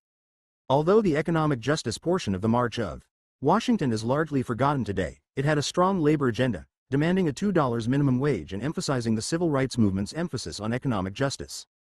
116. April 4, 1968. Martin Luther King Jr. is assassinated while supporting striking sanitation workers in Memphis. 117. May 21, 1968. The Poor People's Campaign, King's final campaign to unite the poor of all races to demand economic justice, starts its camp construction in Washington, D.C. Without King's leadership, the campaign did not succeed in pressuring politicians to craft anti-poverty legislation. 118. November 17, 1968. New York State Education Commissioner reasserts state control over Ocean Hill-Brownsville School District in Brooklyn, ending major conflict between United Federation of Teachers and local Black Power activists over school control. 119. September 23, 1969. President Richard Nixon announces Philadelphia plan to desegregate Philadelphia's construction unions, hoping to break union and African American support of the Democratic Party. 120. December 30, 1969. Nixon signs the Federal Coal Mine Health and Safety Act, the first comprehensive law to protect the health of coal miners, which only happened after a grassroots effort by angry coal miners in the face of opposition from their own union leadership. 121. March 18, 1970. Postal workers go on strike, an illegal action by federal employees but one that leads to a massive victory. 122. May 8, 1970. Hard Hat Riot takes place when building trades unionists in New York beat up anti-war protesters. This and other similar incidents drove a wedge between organized labor and other social movements of the era. 123. July 29, 1970. United Farm Workers win first union contract in history of California agricultural labor. 124. August 26, 1970. National Organization for Women leads the Women's Strike for Equality, with a strong economic justice agenda demanding equal pay for equal work. 125. April 28, 1971. Occupational Safety and Health Administration, a federal agency dedicated to workplace safety, opens its doors. 126. March 5, 1972. Workers at a General Motors plant in Lordstown, Ohio, go on strike. This strike received national attention because it was an expression of great frustration by a young workforce over the dissatisfaction they felt on the assembly line and with both their employer and their own union, whom they felt did not take their interests seriously. The Lordstown strike defined an era of dissatisfaction among the rank and file. 127. July 19, 1972. AFL-CIO refuses to endorse George McGovern for president because his anti-Vietnam War position clashes with that of union head George Meany, continuing to divide organized labor from other social movements. 128. January 23, 1973. Oil, chemical and atomic workers go on strike against Shell Oil after building alliances with environmentalists, who provide critical grassroots support against the company. 129. March 23, 1974. Coalition of Labor Union Women holds its founding conference, demanding economic justice for women, including equal and fair treatment within the labor movement, where they face widespread discrimination. 130. April 14, 1975. Bunker Hill Mining Company in Idaho announces sterilization policy for women working in its lead smelter, an example of the continued discrimination women face on the job even after the government forced companies to hire them. 131. June 4, 1975. California creates Agricultural Labor Relations Act, granting the state's farmworkers collective bargaining rights for the first time, a major victory for the United Farm Workers. 132. June 5, 1976. Teamsters for a Democratic Union forms, demanding reforms within the union. 133. March 29, 1977. American Federation of State, County, and Municipal Employees members go on strike in Atlanta. After AFSCME helps Maynard Jackson become one of the first black mayors of a major city in the United States, Jackson turns his back on the union and defeats workers' attempt to rise out of poverty. 134. September 19, 1977, Black Monday in Youngstown, Ohio, when Youngstown Sheet and Tube Company shuts its doors, laying off 4,100 workers. This moment was repeated over and over again during the next 30 years, leading to the deindustrialization of the United States manufacturing cities and decimation of the industrial unions that made up the core of the CIO. 135. October 31, 1978, President Jimmy Carter signs the Pregnancy Discrimination Act, which states that pregnant workers shall be treated the same for all employment-related purposes as other persons not so affected but similar in their ability or inability to work. 136. October 19, 1980, Amalgamated Clothing and Textile Workers Union forces J.P. Stevens to sign a union contract for the first time, a major victory in the long struggle to organize Southern textile mills. However, globalization soon draws textile companies to close their Southern mills, union or non-union, and move production to Latin America and Asia. 137. August 3, 1981, Professional Air Traffic Controllers Organization goes on strike. President Ronald Reagan fires all the strikers, even after PATCO endorsed him in 1980. The greatest defeat in American labor history, the PATCO strike opened the door to a new era of union busting from employers. 138. June 30, 1983. The Phelps Dodge Mining Company forces their miners in Arizona to go on strike by offering them an insulting contract as a ploy to destroy the union entirely. The company succeeds and private sector employers begin eliminating unions from their workplaces. 139. April 11, 1986. Police tear gas strikers at the Hormel plant in Austin, Minnesota, who are fighting against an employer seeking to eliminate the union and union leadership unwilling to support them. 140. September 17, 1989, 98 miners and one minister engage in a peaceful takeover of the Pittston Moss 3 coal preparation plant, leading to a rare union victory in this era when the United Mine Workers of America wins a strike that focuses on the company eliminating healthcare benefits. 141. June 15, 1990, Los Angeles police beat members of the Service Employees International Union who are organizing as part of the Justice for Janitors campaign, a largely immigrant-led workers' movement demanding union contracts to clean office buildings. 142. January 1, 1994, North American Free Trade Agreement between the United States, Mexico, and Canada goes into effect, codifying the era of free trade that sent millions of American jobs to Mexico and other nations in the decades before and after this treaty. 143. October 23, 1995, AFL-CIO convention begins that leads to election of John Sweeney as Federation president, overturning decades of staid leadership that watched the labor movement decline. A new emphasis on organizing follows, but the AFL-CIO is unable to stop the continued corporate and government attacks that undermine organized labor. 144. April 7, 2000, Worker Rights Consortium is founded as part of the anti-sweatshop movement that unions and college activists coordinated to fight against the exploitation of overseas workers making apparel for import into the United States. 145. September 11, 2001, 73 restaurant workers are killed in the 9/11 attacks. Restaurant Opportunities Center, formed in aftermath, fights to end the tipped minimum wage that exploits restaurant workers. 146. September 16, 2004, Farm Labor Organizing Committee signs a contract with the Mount Olive Pickle Company, a major victory for the national farm worker organizing movement. 147. September 17, 2011, Occupy Wall Street begins, a grassroots protest against income inequality that starts in Manhattan and spreads around the nation that fall. 148. November 29, 2012, 100 fast food workers engage in a one-day strike, beginning the Fight for $15 movement that galvanizes Americans to demand higher wages. 149. March 9, 2015, Wisconsin Governor Scott Walker signs a draconian right to work bill that decimates public sector unions in his state, allowing workers to opt out of their union and also drastically limiting the issues around which unions can bargain, a sign of the new aggression of the Republican Party against unions. 150. November 8, 2016, Donald Trump is elected President of the United States, using populist rhetoric to tap into the economic and racial fears of the white working class. Despite his rhetoric, his presidency proceeds to eviscerate labor protections.